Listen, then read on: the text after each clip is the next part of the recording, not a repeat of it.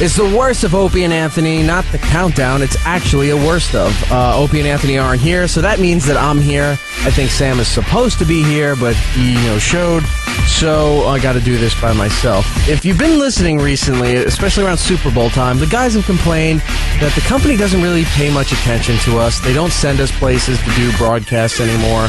We used to go to places all around the country: Vegas, Los Angeles, Boston, Philly, D.C., Cleveland, just to name a few.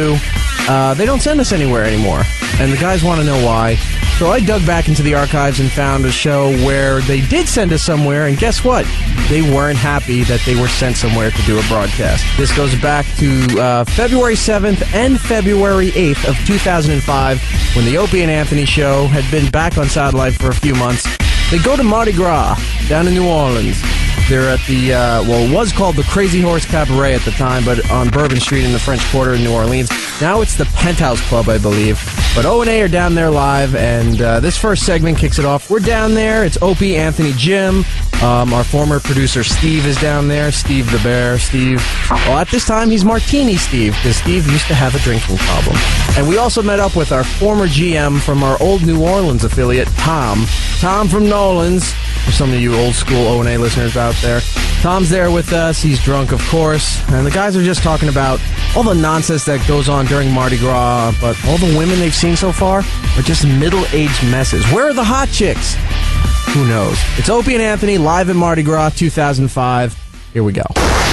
It's the worst of the Opie and Anthony show. We were pretty well hammered and gone by the time we even hit the airwaves. I haven't had a drink yet.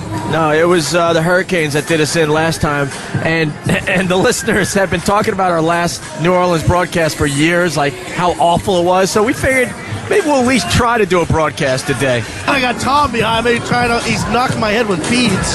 He's really a pro, Tom, at getting the girls to perform for the beats. He won't just throw them down. He's yelling at girls, "Come on, show me your titties. Just show me one. I'll throw you the beads here." He's an animal with these beads. But the problem is, he has no discretion. He wants the fatties to show as well. And it's my God, the girl he got to show just before we went on the air, she had to be about 350 pounds. With no boobs. A slob with no boobs. She was what we call a flatso. Yeah. All belly, no boob. And he got it a flash. Not that we wanted to see it, but he's a professional. He's here every year. He knows the drill. It's like fishing. He has all sorts of beads. He's got the really cheap ones for like the 10-year-old girls where you can't like have them show anything, obviously. Yeah, then he throws the cheap ones down. I've noticed there are a lot of girls throwing like panties down to a girl that was about 12 years old. Stop! What are you doing with her? She did have a nice ass. And then Tom has the really nice beads, and he has the Mac Daddy of beads around his neck that he's waiting for. He almost got a girl to show the clam for the beads that he had around his neck. Yeah, he gets girls to show their boobs, and then he goes for the snatch. All right, who's the racist up here on the balcony? That's all I want to ask. Why? What? I'm just noticing a pattern here. Yeah. When the black chicks come walking by, the beads are getting thrown down to them a little extra harder. Oh, I swear to God, Do you think people are on purpose? Look, dude, throwing... I don't know. I mean, half the balcony is our crew, and then there's another half that I don't know who those people are, but I just saw some beads get rifled at some black chicks. I don't care about the color of their skin, but, some of these girls, the black chicks that have walked up, we saw one look just like Samuel L. Jackson. And I don't want to be throwing beads and seeing the boobies of a girl that looks like Samuel L. Jackson. Throw me the beads! All right, speaking of Tom from New Orleans, let's get Tom on the air. My bra's the one that says bad. How you guys doing? Oh, Tom, there he is. What's going on, Tom? He can't hear. Come on, baby, I need to see some titties. He's tanked. He's already tanked. Look at him. He won't give the mic away. He's fighting with Ben for the mic. I'm gonna let Norton do it again. Stand back over there. Come on, Norton. You know you love me. I do love you. Damn it. I smell him from here. He's awful. He is so hammered. Dude, he just licked his tongue and he just wiped your head. Oh, Norton, you God love damn me. it. No, that's going to drive Norton nuts. We'll have Kenny come away. That's going to drive Norton absolutely Tom nuts. is Absolutely. gone. He is gone. You know what the equivalent of having him lick your head is? Have somebody take you and rub your head in that liquidy gutter down there between the ground and the sidewalk. That's exactly what it's like. The walk from the hotel over here to the their Crazy Horse balcony. Hold on, can we slow down a second, though? Yeah. Because you just said something that was kind of funny, the walk from the hotel to over here. Yeah. That was the first time you left the hotel. I have not been out of the hotel since our plane landed, and we went to the hotel and checked in. We I have checked not in, left. what, 3-4 days ago? I don't even know at this point. It seems like that, Yeah, but it's New Orleans time. Like, a day is like 3 days back I believe home. it was Saturday afternoon we got in, right? I guess. And now it's Monday afternoon. I just left the room. Yeah, I want to start by, the brainiacs that decided that we could just easily get to our hotel on a Saturday night on Bourbon Street. Oh, my God. They had roads just blocked off at, a mile in every direction easily? Yeah, there's no vehicular traffic on these roads. It's all pedestrians packed. I mean, from building to building, across the street, on the sidewalk, in the streets, you cannot even walk, never mind get a car through there. Yeah, so we're in this limo, the whole crew, and all of a sudden there's the roadblock, and we're like, you got to be kidding. And We're like 10 blocks away, and we got luggage and everything. Minimum of a half a mile, and they're like, sorry, you're going to have to unload here and bring your bags to the hotel. We're like, what? Club Soda Kenny jumps out of the limo, shows his badge, says a few things. Next thing I know, it's like the parting of the Red Sea. Kenny is walking next to the limo like a Secret Service for the president. Yeah. And everyone, he's just going, get out of the way, watch your backs. And, the crowd was parting. Our car got to drive through. Right up by the back door of the hotel, pretty much. Yeah, it was perfect. It was like that scene from In the Line of Fire. Yeah, I felt very proud to have Kenny with us. So then what happened was we check into the hotel. I go, all right, Ant, see you later. Yeah. And this is the first time I'm seeing you. Like 2 days later, I finally see Ant. So anyway, you left the hotel for the first time in the walk over here. I don't leave the room because I remember last time we were here. Right. And last time it was a clusterfuck. We all remember that. Didn't we make a pact? We were here, 2-3 years ago, and we said we would never return? We absolutely said we are never ever coming back here again. And but kind of looking back on it, I think it had a lot to do with the broadcast. It was so bad. It was. It's memorable now as being one of our worst broadcasts ever. Right? But people now look at it fondly as that. Yeah. So I think that put us off to it a little more too. The walk back to the hotel last time, we've yet to do that, by the way. I think you guys have, though. You've walked these streets at night. We've been all over the place. We were in some crazy Irish bar last night for the Super Bowl. We'll get into all that. That had a lot to do with it, too, because it is disgusting. Right. Your brother has a photo that he showed me that is the definitive Mardi Gras picture. I don't mean the beads, the girls with the tits, the balconies, the people. Not that. It was one picture he showed me. It was a close-up of vomit splattered on the street with some beads in it. Know what the best part of that picture is? It's like Technicolor. You see how vibrant the colors were? The greens were piercing. And when we first got here on Saturday, my brother and I, the cool part is Bourbon Street is just a complete sea of people. It's like a river of people. You could deal with it for about 10 minutes before you just want to punch someone, unless you're up on one of these balconies, right? So, but the cool thing about New Orleans and Mardi Gras is to go down these side streets. That's where, it's like manageable. Right. And that's where everyone pukes. Because they're on Bourbon Street. They've had too much to drink, too many hurricanes, and all of a sudden they're like, all right, I got to go somewhere and puke, so they go down the side roads. So the side roads are just littered with these amazing freaking piles of puke, and we've been taking a ton of pictures. We're going to make a collage of it. Vomit hopscotch you play when you're going down the side streets. Right. So, you were talking about the walk over here. Yeah. The sidewalks, even though we got up early to go to breakfast this morning, and what happens is they get the crews out with their powerful hoses, and they hose everything down. Yep. You got to see this freaking street at I think we were up pretty early, 8:39 in the morning. I remember from last time we were here. Disgusting. It is putrid. And then after they hose it down, they're not getting on their knees and scrubbing it with a scrub to see brush. some amazing boobs. Oh, there she is. Tom's working this one. This girl is beautiful.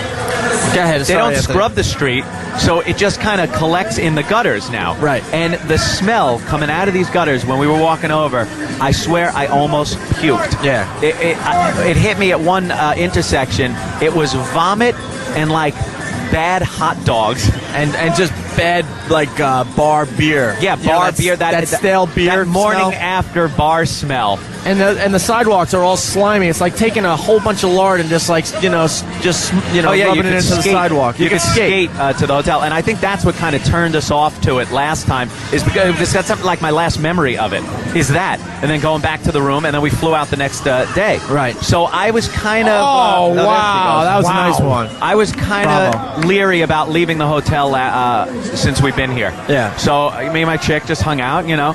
You're kind of in a hotel and you're with your girls, so it's kind of cool. There are things you find to do in the hotel in between getting room service and watching the Super Bowl. Nothing wrong with that. It wasn't, it was nice. But tonight we're going out. And I think we might even stay here at the Crazy Horse because we've seen chicks coming in and stuff. The stage looks nice. It looks like a nice, comfy place. So I think we're going to hang out here and watch some chicks dance. There's nothing wrong with that at all. Jimmy, what's going on, buddy? Just watching all the girls flash. There's really nothing above a 5 here. So far, it's been this is like the daytime flashers, Yeah, it's like the daytime strip clubs and stuff like that. But you know what I noticed too? Jimmy's right. The girls and the guys that are with them, a lot of them in the daylight look like those couples you see on those HBO sex specials where they go to those sex clinics to learn how to give head and use a dildo and have an orgasm. And they're the most heinous people you ever want to see. They're about 50 years old, flabby. That's the type of people you get at this hour. I think later at night it does kind of get better because those people are probably still sleeping. We were talking to some of the locals, and they said that Mardi Gras this year is a little weird. It's a little earlier than usual, so you don't get as many college kids here. Where you get. Is that what it is? You get the nice young meat. There's a lot of middle-aged women just flashing like crazy. Look at this girl, completely topless with the body paint on. Oh, she's painted, got beads on, and she got piercings. Her boobs are painted in like a daisy flower. We saw a couple of women that were about 60 years old. They were wearing nothing but fishnet for shirts. Right. And it was heinous. Like they left looking at themselves going, yeah, this is going to work today. And people were giving them beads just so eventually it would cover their awful boobs. It's like, I look good. Really horrid. So this is the most distracting thing because we're trying to do a talk show, and out of the corner of your eye, all of a sudden you'll see another girl flash. And you just keep talking, enjoy the breasts, and then move on. And then I have to think, what was Anthony just talking about? Some you don't care about, others you're like, oh, hey, look at that. It's funny, all the beer trucks are making their way in down Bourbon Street because it's time to reload in all these bars. Bar supply trucks, everything. And I've noticed that the Budweiser trucks and the Coors Light trucks and the rest of them are so much more important than the lives of these human beings. They get top priority. You see how these things are backing up pretty much right over people. They don't care. It's like they got a job to do, man. They got to get all the bars reloaded. Yeah, I saw one person waving off. There's one of the trucks beeping. I saw him waving off a linen truck, like I guess for napkins and tablecloths. They were waving him away so they could back the Bud truck in place. So you know what the priorities are here. Yeah. Just ask Tom. He knows too. I think Tom's passed out somewhere. Drinking, goddamn. We've been doing the Tom line, the whole time we've been down here. Wherever we are, we're like, you can drink right here in Starbucks. Yeah, it doesn't matter because his big line last time we came here was, they let you drink right here in the airport. Right. And when we landed, I was amazed. There's guys with big beer cups. They got that hand grenade cup that looks like a hand grenade, drinking the hand grenade out of it. The Hurricanes. And you walk around the airport just drinking, and everyone's hammered at the luggage carousel. Tom gets on the bags because he thinks it's a ride, and he starts going around because he's drunk off his ass constantly. So then every place we go, they let you drink right here in the Starbucks. Yeah, let me tell you, they let you drink right here in the emergency room. I don't know about the dentist's office. They might let you drink there, but I couldn't tell you. Dude, we got such a Opie and Anthony crowd out here. It's not even funny. We got Opie and Anthony T-shirts and signs. It's getting nuts. We're just getting started. Why don't we take a break? When we come back, we got to talk to Martini Steve and Club Soda Kenny. Martini Steve's got the... it can only be described as the flaming pimp hat. I heard about Martini Steve on evening number 1. All right. We have so much to do. We're just getting started. It's Opie and Anthony broadcasting live from the Crazy Horse on Bourbon Street. This is the worst of the Opie and Anthony Show. Sirius XM. It's the worst of Opie and Anthony. My name is E-Rock, filling in for the vacationing Opie and Anthony. And, recently we talked about how Sirius XM doesn't send us anywhere, or anywhere good, as they put it, to do broadcasts, to do live remotes, to meet our fans in other parts of the country. Hell, even Canada. We've never even gone there. So I dug up some of the archives and found a show where they did get sent somewhere by then XM Radio at the time. And guess what? They weren't happy that they were sent somewhere to do a live broadcast. We're going back to 2005, February 7th, Mardi Gras, New Orleans, at the Crazy Horse Cabaret on Bourbon Street in the French Quarter of New Orleans. In this segment here, Tom from New Orleans is our former GM from our New Orleans terrestrial affiliate. He's down there. What else is going on in this segment here? Our former producer, Steve, Martini Steve at the time, also becoming Steve the Bear, had a story about passing out drunk at a strip club on the first night that they got to New Orleans. Ooh, Anthony thought he shit his hotel bed. He'll tell that story. Opie leaves his brother and the staff with a $200 bar bill. And Anthony's girlfriend had a run-in with a stripper in the bathroom. Girlfriend at the time, I should say. So let's go back to Opie and Anthony live at Mardi Gras 2005 here on The Worst of Opie and Anthony. It's the worst of the Opie and Anthony show. And we're back with the Opie and Anthony program. We're broadcasting live from Bourbon Street in New Orleans at the Crazy Horse. The Crazy Horse rocks. This place is very, very cool. We're going to have to check out the festivities after the broadcast. Oh, hell yeah. I don't know about going to a strip club with Tom, though, and getting a Hummer in some cheesy office while you're being videotaped. I really don't think I need that. He'd probably say, and not a surprise, I'm the one giving them. I love you guys. I don't even know where that strip club is he's talking about. He said it's off the beaten path. Oh, it's probably around the place that I heard, because, of course, I was in my room, Opie, much of this trip. I just got out today. Yeah, it's kind of nice that you're out getting fresh air finally. Yeah, kind of taking a look around. A lovely area. But I was watching some of the local news here in New Orleans, and 6 murders. 6 murders in one day. Wow. By the way, one day. You don't even get that in all 5 boroughs of New York City nowadays. But I was stunned. There's Tom now in the middle of Bourbon Street holding up a drink. It's a green drink.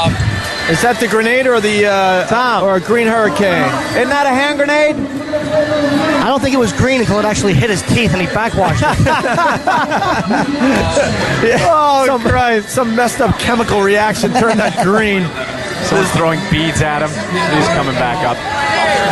The guy's yelling it's a grenade. Tom's drinking a grenade. Oh, it's a grenade? A hand grenade? I wanted a goddamn hurricane. That's it. Leave it. You know something? It serves me right for sending Tom out for a drink order for me. I got you something. Yeah, I know what you wanted, but I know what I want to give you, and that's a hand grenade. By the way, I want to give him a hand grenade, a real one in his mouth. Exactly. It'll improve his teeth. Who are these freaks on the other side of the balcony, by the way? I don't know. I think they're Tom's friends. Those are Tom's friends. Oh, obviously, they're just babbling idiots. They're trying to have a conversation with us, and we're doing a radio While we're on the broadcast. air. You're talking into headphones like, dude, it's a hurricane. All right, stupid. I don't care. It was a question. Yeah, we're broadcasting to the entire nation, but we have to listen to you. I'm trying to get more headphone volume because it's getting louder and louder up here. Tom is losing his mind. Oh, thank you. That's much better. Now I can hear myself. Thank you. All right, good. Thank you, Tom. There we go. All right, now we're all reaching back to the thing and turning our headphones back down a little bit. But let's just that's cool. Okay, that's much better. By the way, Martini Steve is filming us up here on the balcony at the Crazy Horse, and he's got his flaming pimp hat on, Anthony, that we bought this morning after breakfast. This looks like it was made for Steve. Like this hat was put together just for Steve to wear. The flame pattern on it is exactly like the flame pattern on his shirt and his shoes. You know, of course you could pick up flame wear anywhere, but to match the flames exactly from his shirt and his shoes, it was meant to be. And it's one of those wacky Mardi Gras hats. Yeah. It's all black fur, and then it's got like silver Christmas tinsel in it. And then the top has flames, and underneath the brim has flames. And it is the gayest thing I've ever seen. Steve, you can't hear us, right? I would. Did you see the sign in the store? It said if you buy 2 of these hats, you get a free load on the chin. Atrocious. Yeah, he was very excited when he found this hat. Wow, why is Steve freaking out? What are you doing? Freaking out. Oh, he can't get the headphones around my hat. Right. Yeah, we can't get you headphones or the hat. Well, this is what sucks. Once again, we're doing this broadcast. We're literally a foot away from each other, but it's so loud. Jaime did a great job with the microphones and everything, but it's so loud. There's a bar across the way just cranking music, louder than I've ever heard music in my life. So we can't even hear each other. We're a foot away. So Steve has no idea what we're saying. And there's a guy across the street who looks like Patrice O'Neal wearing a big purple hat that just says no cover. Yeah, he's trying to get people in. Usher people in. It's very loud here. It's Bourbon Street Mardi Gras. What do you expect? You know, we got to deal with it. Right. And Steve can't hear us talking, so he needs headphones. I kind of feel guilty because when we got in Saturday night, we all went out, did a little dinner, and then we went to the House of Blues, and then we went to like a kind of just a dive bar, you know. And I was ready to leave, and I think it was Club Soda Kenny and a bunch of us were heading back to the hotel. Steve looked at me. He had a few in him, right? Of course. But he was trying to be responsible, and he looked at me, and he goes, I think I'm going to go back with you guys. And I'm an enabler, I think, because I go, Steve, nah, stay out, have some fun. You're down in New Orleans. Like, he was at that point where he was trying to show control, and he was ready to leave. And all he needed was someone like me to go, yeah, all right, come on back with us. Back, but instead, I'm like, nah, Steve, you know, party. Why don't you stay and have fun? Put that little walnut stomach to use. Yeah, thank you. So that's the last I heard of Steve until we all started getting the phone calls in the middle of the night, 2:30. I think Jaime has one on his phone. Yeah. That Steve passed out at a strip club, and they don't know how they're going to get him back to the hotel. Yeah, I completely fell asleep in an easy chair in a strip club with girls all over me, kissing me apparently, and I have no recollection. Apparently, I was tired and disinterested and that's a good word belligerent. You for it. forgot belligerent. I wasn't belligerent. I heard belligerent. I wasn't belligerent. Is that what you call it? Tired when you're passed out with a drink in your hand? I wasn't belligerent. It was a little tucked I- out. Oh, sleepy. I have no recollection of being belligerent. He kept saying, I'm not going to rape you. I'm not going to rape you. I'm not That going is to rape not you. true. I heard that's true. I mean, that's just a rumor. That is not true. That's a rumor from another city. We're talking about New Orleans now. that didn't happen in New Orleans. But I just felt bad because he really wanted to be responsible and come back to the hotel, and I was the one I think that pushed him over the edge. Like, nah, stay out. Stay out where all the drunks are and all the alcohol is, Steve. You'll be fine. Good one, Ope. Well, I think what Ben was doing was sending the girls over to try to make out with Steve and stuff, even though he was a little sleepy. Yeah, I was a little tired, but I was trying so hard to maintain some little modicum of control, and you know. Someone was telling me too that they finally got you up out of the chair. You woke up for a little while, and we all have these wristbands on. It's the only way you can get in and out of the hotels. And Steve forgot where he was. I swear this is true. Someone said it.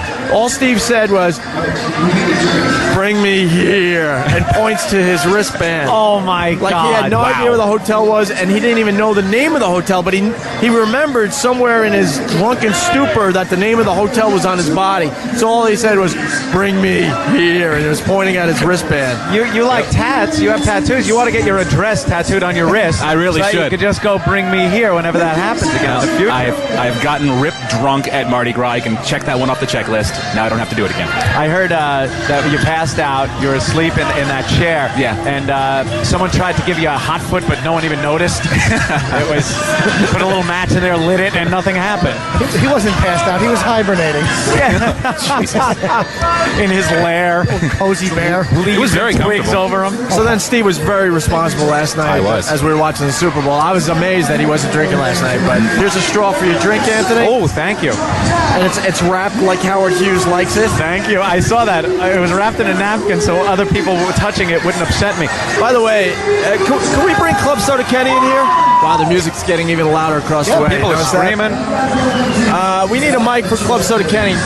Kenny's just looking at us like a deer trapped in headlights. I know. He has no idea what's going on because no one can hear us. Girls are flashing below us. We got Opie and Anthony freaking beer mugs that we're throwing down We're to the people. throwing down and hurting some people. I like the people that actually, we got these, they're beer cups. We throw them down to the people. And sometimes they roll into the gutter, into the sleaze water in the gutter, and people pick them up and wipe them off. Well, To talk about a little hepatitis cocktail next time you drink something out of that. I guess it's a very valuable item. There you go, fatty. Wow. Enjoy. And we're throwing down these great, XM has like 5,000 of these Opie and Anthony cups. They say Opie and Anthony, they have the little caricatures with the Down Yes. syndrome heads. And then on the back it says XM Satellite Radio. So the ground is like littered with them because once somebody misses it, they won't pick it up. Some people do, some people don't. So yeah, they're kind of littering the roadway. Don't you guys hear me popping on the mic every time I say pig? Well, you got to be a professional and know how to say your P's without actually popping them. All right, I was doing the same thing. I'm not a professional broadcaster either. Don't I worry hope I about get it. some Lucy down here. How's that? Excuse me. Club Soda Kenny. Kenny, hi. has made his way to this side of the balcony. Hey, Kenny. I just want to ask for a raise because I have to deal with Tom from New Orleans, Oh, yeah. and I want a raise for this trip. I heard Back about off that. the mic. Let it. You don't have Okay. to. Yeah, you don't have to swallow the mic there. Yeah, what is he really causing you anguish? He's getting to that point Yeah, he is very annoying. Yeah. Can you just make sure he doesn't lick Norton's head? I'm going to make sure he doesn't do anything out of line. All right, thank you. Keep him in line. I just wanted to ask you one thing. Yeah. Did you send a girl to my room last night? No. Because there was a girl came to my room last night. She offered me super sex. Yeah. So I took the soup. Thank you, Kenny. Thank you. I do have to. Did you enjoy breakfast this morning? Don't give the gag away, but did you enjoy it? What, with the homo joint you took me to? I didn't take you there. No, Oh, joint. No, listen to this. the hotel recommended this. Kenny goes, Kenny does everything for us on the road, right? So he goes to the concierge, Consigliere. and asks for a nice place to have breakfast, right? Tom, I need a nice place for breakfast. Tom, you're the concierge. You talk to him. Mike is the manager of this hotel. So this guy suggests this place called Petunias. Petunias. Sorry, Tom, I can't take it at Petunias. You're out. We should have known that it was going to be a strange place because it was called Petunias. Right? So we walk into the joint. It was me and Kenny, my brother, and Steve the Bear. Who fit right in. He definitely fit right in. The first thing we see as we walk in, it's all men as the waiters. Ooh. Dressed in drag with fluorescent wigs and fluorescent eyelashes. That doesn't tell you something right there. They all had big boobies. They had Catholic schoolgirl skirts on. Ooh. With the thigh highs and the F me type boots. And why were you there long enough to even notice all this? Why weren't you turned around and out? Because we were hungry. Yeah, and I must say, the breakfast For man-ass? the breakfast was very nice. Very nice. Why? As soon as we walked in, I'm like, here's 15 to 20 minutes of effing radio. Here's 15 to 20 sig pics. True. They look like female like Oompa Loompas because of the fluorescent wigs and stuff. The food was excellent, but we're looking at these guys like, what is going on here? I was trying to pick out the hot one. Yeah, we're all going, so who do you think's the hot one here? What did you have, Eggs Ben's dick? So then we couldn't figure it out, and obviously we had these looks on our faces like, what are you guys doing, right? And then they finally explained that I guess once a year they have to dress up like chicks because tomorrow's what, Fat Tuesday, right? Yep. So I guess they're closed tomorrow, so it's a big deal, and this is what they do every year. They're known for this, to have their wait staff, dress in drag. So normally they're not in drag? No, not at all. It was a gay joint though? No, it wasn't a gay joint. No, it turned out to be very nice. Very actually. hetero? Yeah, the food was good. Our waiter was like 350 pounds dressed up like this, and he's trying to have a normal conversation with us. And I'm like, could you just get me a refill of coffee, please? Yeah. It was just really Yeah, he awkward. wanted to make small talk. Yeah. So Sounds great. I'm sorry I missed it. Yeah. I said, cut the chit chat, sailor. hey, Steve, did you like the breakfast joint this morning? See, no one can hear us. So every time Steve we want to can't talk to someone, we gotta hand the The only headphones thing over. I heard, the only thing Steve really didn't like about it was they bring the breakfast sausage in their asses. Yeah, thank you. Did you like the breakfast joint today? I did. Well, I like the food. The guys were a little creepy. The A guys little in the- creepy? Oh, very creepy. Yeah, they were very, very strange. Yeah, with their flame hats. Yes, thank you. They did. Well, actually, one of them looked almost feminine except for the Adam's apple. Wait, you found one guy a little attractive. No, I didn't find him Steve's like, attractive. that one's a girl. I'm like, she's not a girl. Look at the Adam's God. apple, you idiot. You just Yeah, think she's not a girl. Oh, You see how easy it is to fall into that trap? Yeah, well. Hey, before you know it, I you guess got your you're right. hand on the back of her. Yeah. Big shoulders. It was good, though. So then I go back to my room, and I saw a disaster in my bed. Disaster. And I panicked because last night after the Super Bowl, we were out pretty late. We ended up on one of these balconies, the Southern Comfort balcony. Yeah. Look at this guy with the Opie and Anthony t-shirt. What's up, bro? And he's ringing an inappropriate bell as he's walking down the street. And he has no idea what we're saying. Yeah. Because they're not pumping the show out to the street. So I go back to my my room to crash for a little while, right? Yeah. And I noticed like what can only be described as shit stains. Ooh. Yes. Where? I got it on my bed. In your bed? All over one of my pillows, and all over like the fitted sheet. Dude, not just a little, like a lot. And the only thing I could think about was like last night when I got home really late from the Southern Comfort balcony and all that. You know, they had those little mints. Right, the mint on your pillow. So, I'm getting ready to crash and watching some more of the Super Bowl coverage on ESPN. The chocolate. The 5-hour post-game show that they did on ESPN or whatever. Right. And I'm like, I'm craving chocolate, so I eat this chocolate thing, and I'm thinking I ate the whole thing. I must have not ate the whole thing, and somehow it got in my bed. Oh, well, maybe when you took a bite, a little piece cracked off, ended up in the bed. But that's what I don't understand. A little piece is going to make that much of a mess? Little chocolate can go a long way. Little goes a long way. I noticed once I had a similar story, Opie. I was eating one of these meal bars, and it was a chocolate chip one, and I'm eating it in bed. And I'm kind of sitting up in bed, and one chocolate chip, now it's pretty tiny, falls down, and it must have fallen and gone kind of between my legs, where my ass would be in my bed, and I didn't notice it. So I go to sleep, and as I hunkered down to sleep, I must have smeared it on the sheet. And I wake up in the morning, I get out of bed and look, and right where my ass was is this skid mark of chocolate on my white sheets. Now, I knew what it was. I knew I didn't crap the bed, but I wanted to make sure my girlfriend knew what it was, because how embarrassing would it be to leave? She goes to get out of bed, flips the sheets over, and sees a shit stain down the sheets on the side her loved one sleeps. So I had to, I'm trying to be quiet because it's very early in the morning, but I had to wake her up.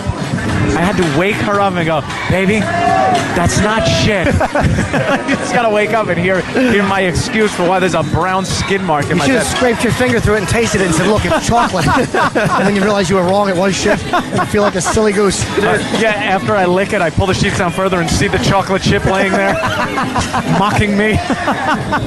I was convinced that this was left behind from whoever was using the room before me. They wash this sheets every time. Yeah, I know, but I'm like, how did all this get all over the place, right? So then I, of course, have to scratch with my, finger, and I got to do the smell test because I'm in a major panic. Why didn't you wrap it in toilet paper and scratch? Because crap, it doesn't come off that finger. That smell will be there for months. I think I was confident enough thinking that most likely it's going to be the chocolate, but I wasn't sure, so I was like, all right, I got to scratch to make sure, and it was chocolate. Wow, look at that. So, hey, that was very nice. Bravo. Redhead with the black roots just showed her big I didn't see him. You missed, Jimmy. She did very well because she's getting just slammed with beads. Oh, literally. Who just threw that? In the head. I think Was that's that my you, brother. Ben? No, it's my brother Brett. Your brother Brett is a pisser. Wait, just to finish the story. So I leave the room, and the cleaning lady was right outside my door, and I took the covers all the way off. So now you see, I'm not kidding it, like a foot, 1 foot long, at least, like a foot chocolate stain, and then it was on the pillow. And I didn't want to, let her off the hook, so I go, oh, there was an accident there. I just want to warn you. What? I didn't tell her. You told her it was an accident? Yeah, I didn't tell her what it was. I had an accident. I thought she said it to you for a second. It really would have been scary. So that was kind of exciting this morning when I got back from the Petunia's breakfast joint. Petunia's. Well, now I go downstairs this morning, and I go out to the Kenny leads me to the atrium outside the hotel. Very lovely area outside. It's like the courtyard. Beautiful weather down here. It's overcast and it's supposed to rain, but the temperature, when you think of New York the way it's been the past couple of weeks, to be in 70-degree temperature is fan-friggin-tastic. Right. I love it. So we're sitting outside, and so we're hanging out, and they're talking about their night last night. And one thing they bring up, they're kind of going back and forth about how Ben and your brother got stuck with the $200 bar bill last night. Right. And I guess your brother Brett had to kick in $100, and Ben kicked in $100, and all of you guys were drinking. And all I had to say was, Opie, what the heck? You make your brother pay for his goddamn drinks? No, that's not true, though. You pull out the Amex, pay the tab. Hold on, that's not true. First of all, I wasn't drinking. But that doesn't matter. I'm not talking about how much you drank. Second of all, I wasn't drinking. You were most of the bar tab. It doesn't matter, is what I'm saying. If your men are drinking, it is your responsibility to pull out that Amex and write it off. It's a business trip, dude. You had to let your brother pay $100. Hold on, for a night of drinking is completely out of line. You have nerve. You don't even hang with us. You're hanging in a hotel the whole time. The first night we were here, I picked up dinner for everybody. Got no thank yous from anyone, but whatever. And then They're too busy calling the papers. and then I looked at my brother last night and I asked him if he needed cash because I didn't know what was going on because I wasn't drinking last night. I had a couple. Dude, I looked at you and asked you if you needed cash. Oh, my brother's gonna throw me under a bus. I gotta know say, it. And it's honestly- amazing because I Wait. looked at him. I go, dude, do you need cash? I gave him the cash sign because I didn't know what was going on. I got to be fair. Yeah. And believe me, I'm happy to see you getting booed under the bus. But he did actually say, "Do you need cash?" It wasn't very loud, but he did actually go, "Do you need some cash?" And I kind of like leaned. I'm like, "What?" He goes, "No." But I did hear it. Nothing. He actually did ask. Thank you. You did ask. Because I had a couple beers with my buddy Bull, and I was hanging in the back with Norton. We had our own little thing going. We had no idea what was going on with these guys. I was just under the impression if your brother is there, there's no way he should have to pull out $100 to pay for a bar tab. That's all I'm saying, Opie. I heard them complaining about it this morning. I'm like, Jesus Christ. All right, here's what I'm going to say. Wait. Dinner on Anthony tonight. I will absolutely take everyone out tonight. If you're even going to hang with us tonight. I'm hanging tonight. Howard Hughes. You know what, though? We got Howard Hughes going to his room because he's worried I about do have to test fly a plane, but I'll be there. He's worried about the puke and the scum on the sidewalk. So I don't even know if he's gonna leave his hotel tonight. But if we're lucky to have Anthony hanging with us tonight, Anthony will pick up the These are the Hughes bill. brothers. Anthony Hughes doesn't want to get germs on his hands from going outside, and Greg Hughes doesn't want to get germs on his hands from pulling money out. I am doing it right now. I am inviting everyone to dinner tonight. Pick out a restaurant. I will absolutely go and foot the bill. Boy, you're gonna actually hang with us tonight, Ant? Gee, I said I was going to hang tonight and tomorrow. yes, he's trashing me, but we haven't even seen him for 2 days. I've been hibernating like Steve. And I flew my brother down here. Okay. That's true. And see, I'm going to get thrown under the bus for this one too, and I did feel guilty. Last minute, I told my brother, "You want to come to New Orleans?" He's always wanted to go to Mardi Gras, right? So we fly first class, which I've talked about on the air before. It's a little awkward for me personally from where I come from, but it's a nice little perk that we have now, right? Sure. So by the time it was time to book my brother's flight, because it was a last minute thing, Boss. there was nowhere. Jokes for donation sign. The guy is walking down the street. That should be Boss's It sign. should be Boss. By the way, what's awkward about flying first class? It's just we've talked about it on the air. It's a weird thing with me. I don't feel like it's just weird. I don't feel like I deserve it and all that from where I come. The only thing awkward about first class is that Ben and Steve actually try to make eye contact when they're walking back through the coach. Yeah. It's like, look straight down into your magazine. Keep going. I'm not used to the first class treatment. That's all. I mean, I'm going to try to get used to it because it's very cool. But So by the time I booked my brother's flight to come down here, there was literally one seat left on the plane. It was the worst seat. Oh my God, that's right. He sat in the worst seat on the plane. Dude, the Brett, worst seat. Fred, explain where you were sitting. I think I was sitting in the bathroom, to be very honest with you. He was in the bathroom. He was sitting on the toilet. I'm the only seat that could not recline, but everyone in front of me was more than happy to recline right in my face. It's that seat that's right at the back of the plane where the wall is, so you can't recline. Yeah, he was the seat right next to the bathroom on the Both back wall. bathrooms. Both bathrooms on Two the back bathrooms. on the back wall where his seat couldn't recline. The Gremlin had a better seat in the Nightmare at 30,000 Feet episode of The Twilight Zone. Wow. And then explain to Anthony who you were sitting next to. I was sitting next to one of God's special friends that decided that. God's special friends. Oh yeah, he likes to drool and he likes to share his drool with everyone else that likes to sit next to him. Oh my God. You had a tart did next have to you? the worst seat on the plane. And his mother sat about a row away from us, and she decided to scream across me to yell at him as he's drooling on me. Well, you had to sit next to amphetamines in the gene pool when she was pregnant. One of those disasters. Didn't she have to tie his shoe or something? She had to tie his shoes. She had to tie it over me. Her breasts are pressed against my face, which wasn't too bad, although she was 70-something years old. That's even better. And they handy. bought him drinks on the plane, too. He had Bloody Marys out the ass. So Keep him calm. Got to keep him calm, right? So little God's special creature was drunk, too, screaming at people. And every 2 seconds, you hear the bathroom flush, and then poof, the smell. And I look down the little aisle, and there's little Opie and Anthony and all those guys with their First nice class. little food. Right. I didn't even look back once. And man. their pillows. I had a little guilt going on. Like, my brother's back there somewhere rowing. I call them the rowers now. Yeah. They're called the rowers, and I couldn't look back to see where you're sitting. In the bilge. Dude, Honestly. you want to talk about travel problems? I understand your seat wasn't good, but dude, on the way in, there were no oyster red crackers for my hot cream of asparagus soup. Oh my God, that soup was really good. No oyster red crackers. I understand the last seat on the plane is uncomfortable, but try eating hot soup without oyster red crackers.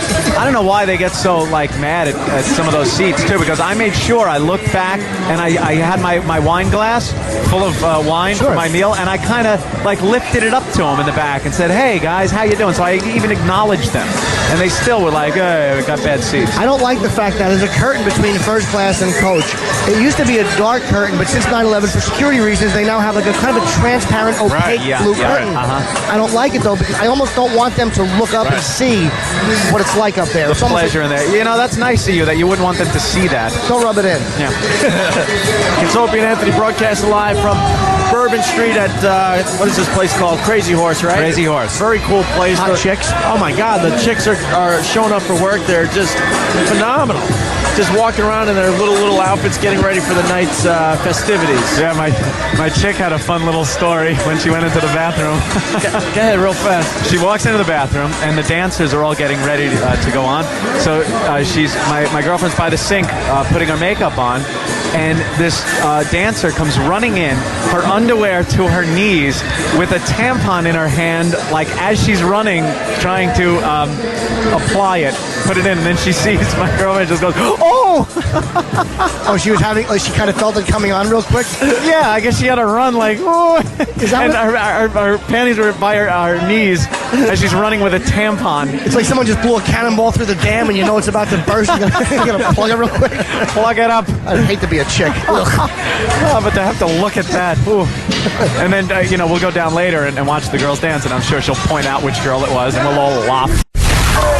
You're listening to the worst of Opie and Anthony. It's the worst of the Opie and Anthony Show. Sirius XM. We're back with the worst of Opie and Anthony. My name is E-Rock. I am filling in for the vacationing Opie and Anthony, and we're looking back at a show that XM Satellite Radio at the time in 2005 sent Opie and Anthony to Mardi Gras in New Orleans. Let's see what's going on in this segment here. The guys are on the balcony and they're hucking handfuls of beads at people to try to knock over the drinks, hit them in the head, hit them in the face. And then we find the stripper who had her period, and we comment on her as well. It's the worst of the Opie and Anthony Show. It's Opie and Anthony broadcasting live from Bourbon Street in New Orleans. We're at Crazy Horse, the Crazy Jesus. Horse. Oh my God, that's a mess right there. Big black guy dressed like a gladiator.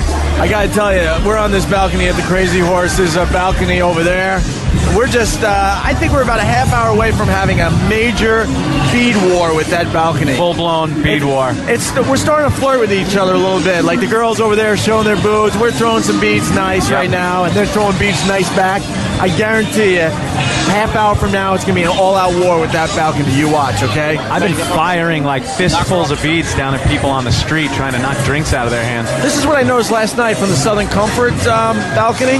Yeah.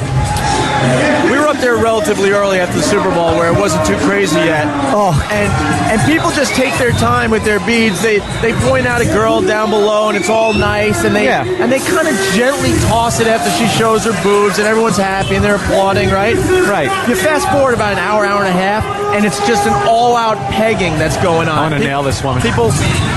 Oh, nice! Did you hit her? Yeah, right in the arm. Pull the fat pig hanging out the car window? Yeah. Good. I nailed it like Kennedy. You almost took out the side window. But what I was saying, and then as the night goes on, it's just an all-out pegging that goes on. People are just trying to, Hurt people. Pretty much hurt each other, Yep. One of them, we just We just took out this nailed car. that woman. They're in an SUV and their windows are open, and we just completely destroyed them. And she's all happy, like waving at us. Yeah. Anyway, it's unacceptable. Kenny has to completely take over from now on. Yeah. And I won't accept anything different. He's And the guy that knows what we need. And what XM has to do, whatever differences or problems they have with Club Stone and Kenny, it's time to get the fuck over it. Because I'll tell you what happened. I checked into my room, right? Everyone knew I was bringing my brother down here. Yeah. There's one king-size bed. And the room is so small, which is fine. I don't really care. I'm not a diva, trust me. But we had to bring up a cot for my brother to sleep. A cot? And there's nowhere to place the cot. Nowhere. And everyone knew ahead of time, but this is because details aren't being taken care of like they should be. Kenny will take care of every detail. Kenny was on the road with Dice for 13 years. He knows this, and it's really starting to get really frustrating that XM just doesn't get it. I got you. You know? So I hear you. And then we called down. There's no other rooms available. It's effing Mardi Gras. No. So we got the king-size bed and a cot. I can't even move around my room at all. I can't. Oh, brother. And then, then to get the phone call from Norton's 2-level suite that could sleep like, 10 people comfortably, it hurt a little. I felt so guilty that I just kind of walked around downstairs in the living room area of my suite going, I'm just sitting on the couch for 30 seconds. All right, I'm done with this area. Let me walk up the staircase. Go upstairs. It's nice and dark in there. I love it. But I'm telling you, one bar of soap in a suite of that size The nerve. is just not acceptable. The nerve. That has to be fixed. So anyway, We're in the nicest hotel in New Orleans, though. There really is no better hotel than the one we're in. It is really nice. it's gorgeous, but, But yeah, it would have been nice to have maybe twin beds in there. and they're sick of us complaining about this stuff, but we keep telling them we know the solution. Just let us. Kenny's the guy. Just Oh, let us wait, do what it. do we got here? Wow, look at this girl. Wow. I can't see. Hold on, Tom. I can't see. Tom is like, Tom, Jesus. Tom just grabbed the girl's Can I grope snatch. Yeah, go ahead. You can say whatever you want. It's satellite radio. He just tried to stick 2 fingers in there. You saw that, right? He cannot grope the strippers. That's illegal. No. I don't blame him for wanting to grope you, but that's just trying to make 2 fingers disappear. Look, and then he just dances away all innocent, like, Yeah. what did I do? What's your name? My name's Jolie. Jolie? I'm the exotic schoolgirl at the crazy. Yes, you are. Look, she's got a little schoolgirl type shirt It's on. recess. It's time to play. Yeah, when do you guys start dancing? We're trying to figure We're that dancing. I just got off stage. out. Oh, really? Really? I'm all hot and sweaty. You are lovely. Gotta love that accent down here in New Orleans. She's a lovely girl. Very nice. Tom, what were you trying to do? What were you trying to do? My girlfriend. You were like, Girlfriend, she's horrified. Vacuum. huh? You don't make me vacuum. Yeah, we got the other mic on, Jaime. That's make me vacuum. She's horrified of Tom. Horrified. We just hooked up, right? Yeah, just hooked up. She doesn't make me vacuum. Ah, is that it? You try to She's make ripping hot. You try to make 2 fingers disappear, though. It's illegal to touch the strippers in that fashion. Ah! Look, that is a pretty pussy, guys. Oh, jeez. Adam, don't do a pancreas exam on her. Jesus. Hey, I got to tell XM, these cups are genius. These really are fantastic, man. Nobody's catching them. Every time y'all throw the cups, nobody can catch Well, them. if somebody misses a cup and it rolls into the gunky water, they just kind of leave it because Excuse me, ma'am. It's time for your pap smear. let me use my dirty alcohol-laced fingers. I'll tell you if you have cancer. Oh, there you go, Tom. Hey, we got someone on the line that was on the plane with Jim Norton to New Orleans. Is that true? Really? Let's see if Todd is still there. Todd, what's going on, buddy? Hello. Todd? Hey, Todd. Yeah, Hey, Todd. on the plane with Jim Norton? Yeah, I was on the same plane as Jim, and I was sitting back in closed coach. Of course, he was sitting up in first class, and I kept on looking down the aisle, and the flight attendant looked just like Noah. And he came up to me, spoke with a lisp, and he said, "Can I help you, sir?" And I said, "Well, I think I might know the guy sitting up there in first class." And he had the nerve to tell me, he said, "Hey, if you want to see Jim Norton, log on to Jim's website at www.eatapullet.com. Who saw that coming? Oh my God, that was the best plug ever. Flight attendant said all that. That guy is great. He had me. I was in the plane with him. Like I felt like I was there. And then all of a sudden I'm blindsided by a cheap plug. Stress Factory this weekend in Eatontown, the new Stress Factory. Thank you, That sir, is for that plug. wonderful. That was fantastic. What a great plug that guy gave. Sneaky bastard. Do you have to get back on stage? Eventually. Look how low her little skirt is. That is so cool. You could almost see. Can I see your hiney? It's so close to ground zero there. Wow. Very nice. Saturday night, somebody shot me in the ass with a BB gun, so I was having people check and see if I had a bruise. Are you kidding? Why would someone shoot you in the ass with a BB gun? They didn't mean to. They shot Jimmy, the you ground like that, and it don't you? ricocheted, and I was just like, well, holy fuck. I was drunk. I didn't feel it. That's terrific. That's amazing. What's up? Yeah, you like that, don't you, boy? Of course we like it, Tom. Boys, one thing you said about me, which is holds true till today, I never disappoint. Do I disappoint? Come on, boys. No, Do I absolutely not. disappoint? No, absolutely I not. never disappoint. Jimmy. Yes, Tom. Wait till later tonight, boy. I'm waiting for it. Wow. That's I great. got you covered, brother. Thank you, My Tom. famous head liquor. Why don't we take his the teeth are like thank the you. Oreo tester. Did you notice his teeth? How awful they are? You can say it. She's making these horrendous faces. We talk about his teeth right to his face. I'm missing my teeth. When you look at his teeth, do you think of Eli Wallach running while the ecstasy of the gold plays in and out of his teeth? Hey, I want to see my tongue trick. Watch. Wait. Oh, look at She that. could fold her Very tongue. nice. It looks like a 3-leaf clover. Wow, we like that. That's great. That's great. You know, She's just so talented, Anthony. I'd like to, love you her. know, I don't know if this is too risque or something. I'll try to clean it up for the air. But that'd probably feel great on a cock. Oh, maybe I should have put it in a different way. I've been told that. Fantastic. You have. Really? That's I a have surprise. That statement's as surprising as Tom doesn't go to the dentist. If he did go to the dentist, he'd attack his teeth with a hose like civil rights footage in 1965 from the other room. They use the same hoses they're using to clean the sidewalk on Tom's teeth. All right. Well, thanks for stopping by. She's got to get back on stage. She's beautiful. We'll check you out later. Yes, she is hot, man. I didn't want to ask. You think she's the one that had the? Yeah, I was informed she is the one That's the one that is having her time of the month. that's on her period. Oh, wow, good. Oh wow, I thought she was really tall, but her stripper shoes are about a foot high. That's why when Tom pulled his hands away, it looked like he had reached his hand into a cherry jubilee. Well, I didn't know what it was. I'm like, hey, Tom, pass me the pistachios. Tom is just the worst. He just doesn't care. Tom doesn't care. He walked right up to that girl and just grabbed her crotch. Yeah. You He's gotta an respect animal. that. Yeah. He's got some redeeming value, doesn't he? They let you finger strangers right here in the airport. I think we got to say hi to Tommy Harris from Engine 23, 58th Street and 7th Avenue there in New Orleans, enjoying Mardi Gras. They wanted a shout-out, Anthony. That's nice. And some kid brought by a framed Cobain picture for me. Yeah, that's a nice photo. I saw it. Ooh, very nice. I got to do a quick hello, too, before I forget. When I got off the plane yesterday, I was met by 3 sheriffs, which was really frightening because I walk up and I see 3 cops standing there, and the one goes, Jim Norton? And I'm like, yeah.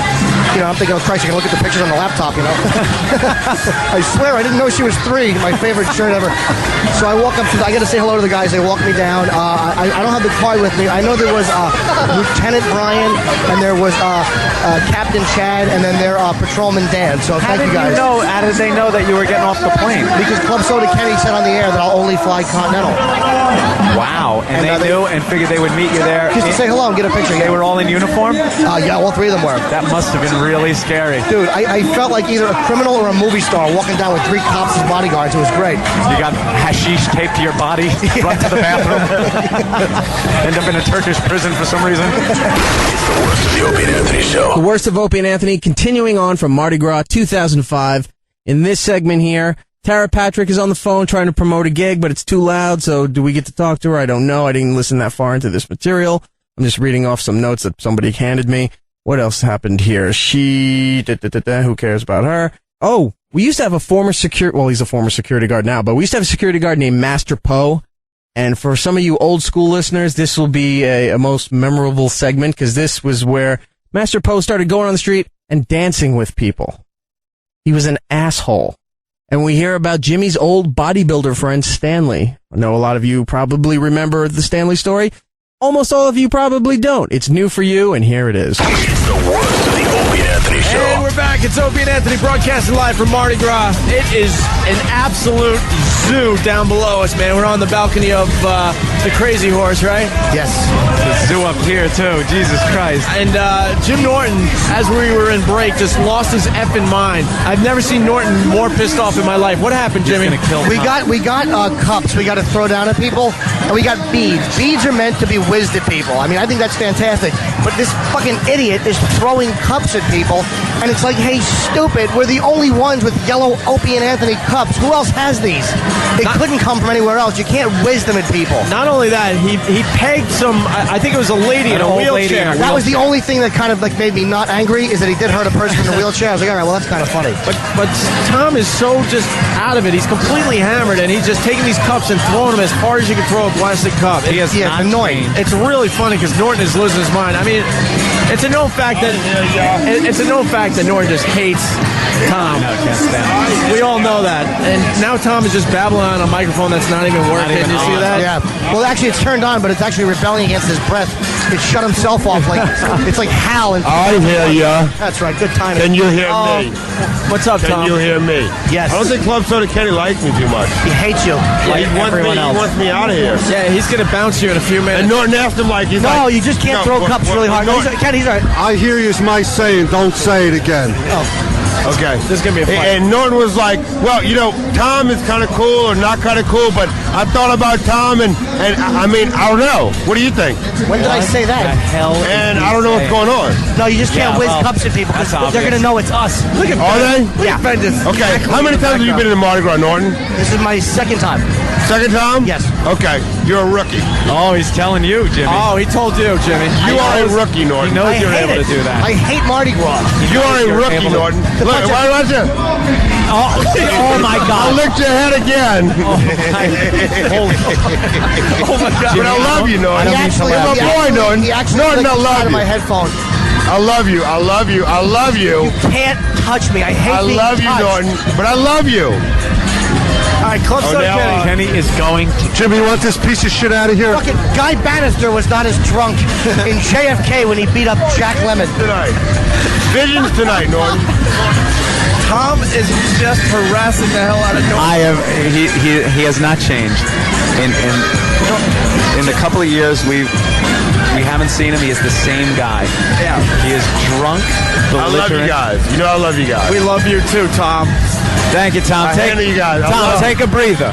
What? Take a little breather. Yeah, in a breather? garage Yeah. with a car running. Take a nice breather. Hey, Take a walk for yourself. All right, thank you, Tom. All right, Thank you. Tom. He's trying to give us the fist or something. I don't know what he's doing. Kenny will throw Don't harass him. another stripper, will you? We're Kenny busy will doing a throw him broadcast. off of this balcony. We've had one chick on the balcony so far, and he's been up here the whole time. Like, can I stop popping on the microphone every time I say pee?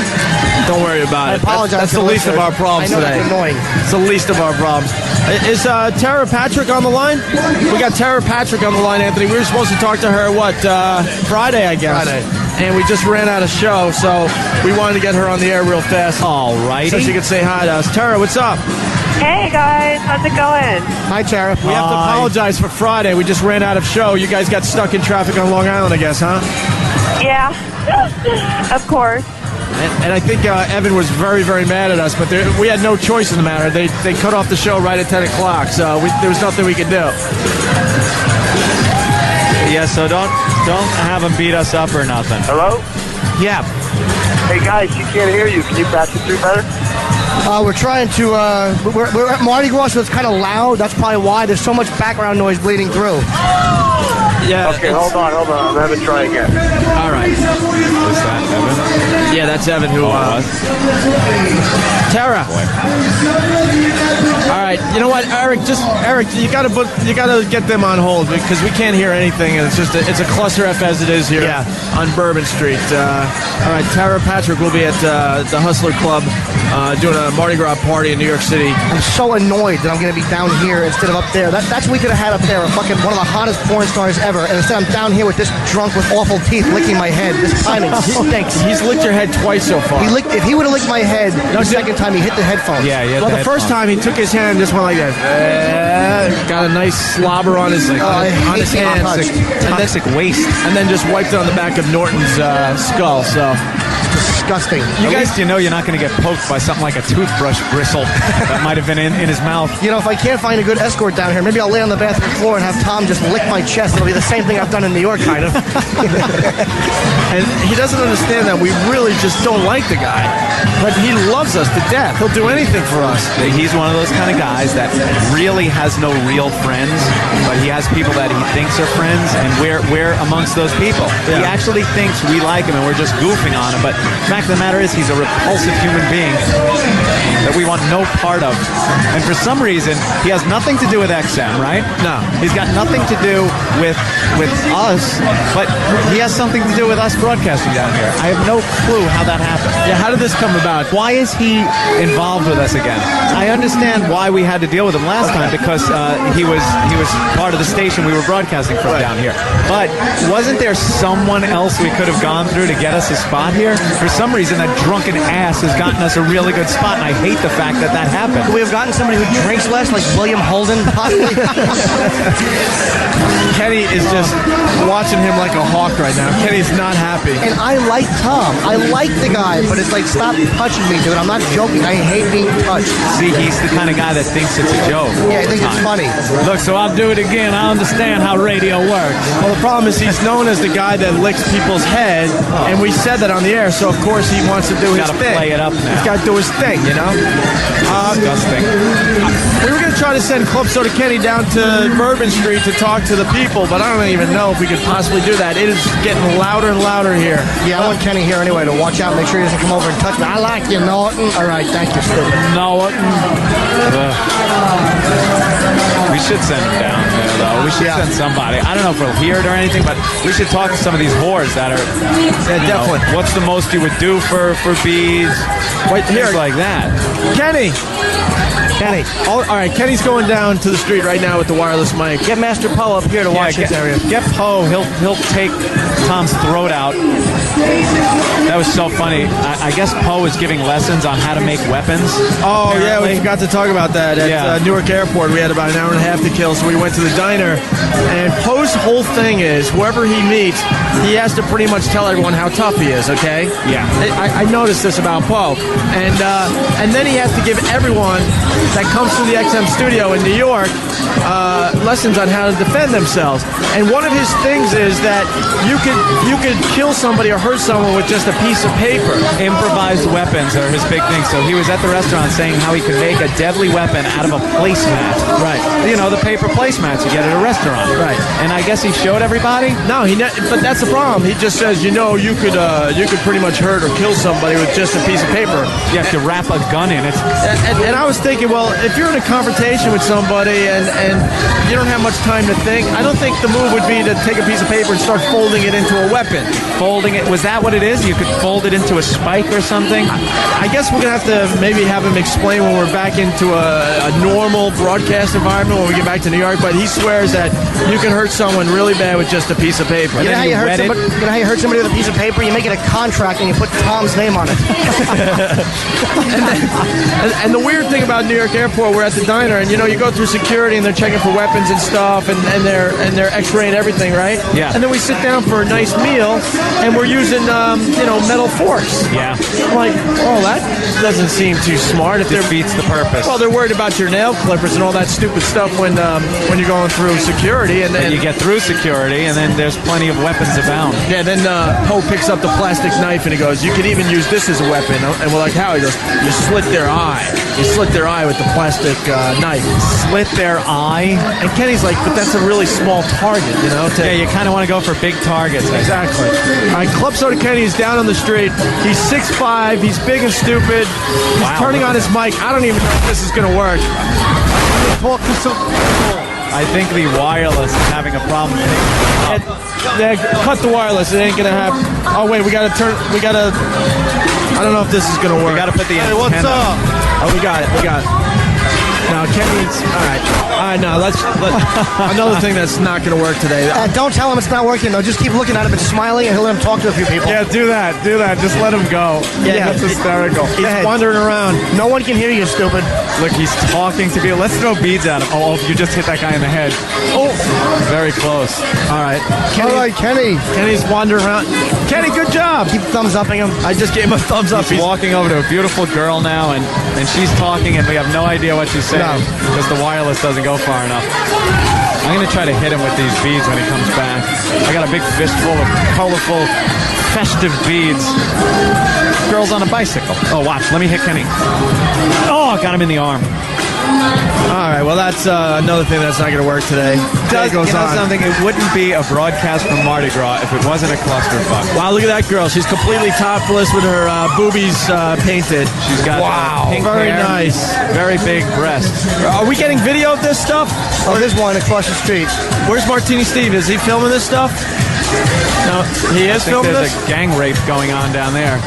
Yeah, it's kind of crazy when a girl like that, walks by completely topless. Then, I mean, guys swarm around, and it gets a little crazy down there. Yeah, looks a little risky for the girls, but that's what it's all about.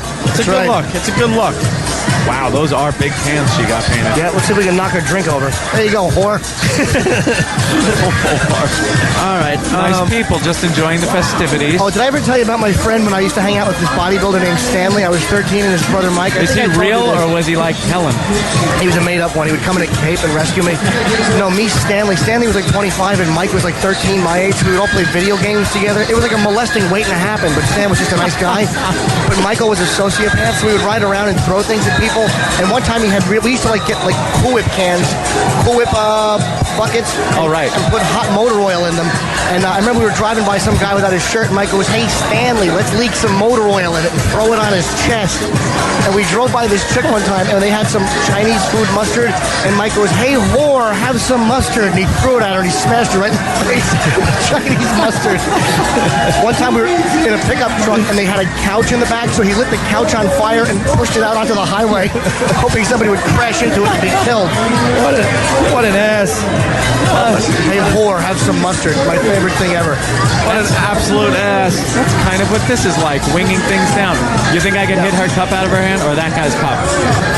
Damn, I'm short. That stunk. You're out of practice. I love the looks you get from these people after you hit them with the beads. Oh, look at that. Those girls look like they washed up on a Phuket beach. All right, those going on. The festivities really, really getting underway now. When do they shut down the traffic? Because there's still a lot of cars driving through here. We keep throwing things in their windows, hoping to knock out the driver so he hits the gas and runs over a crowd of people right in front of us.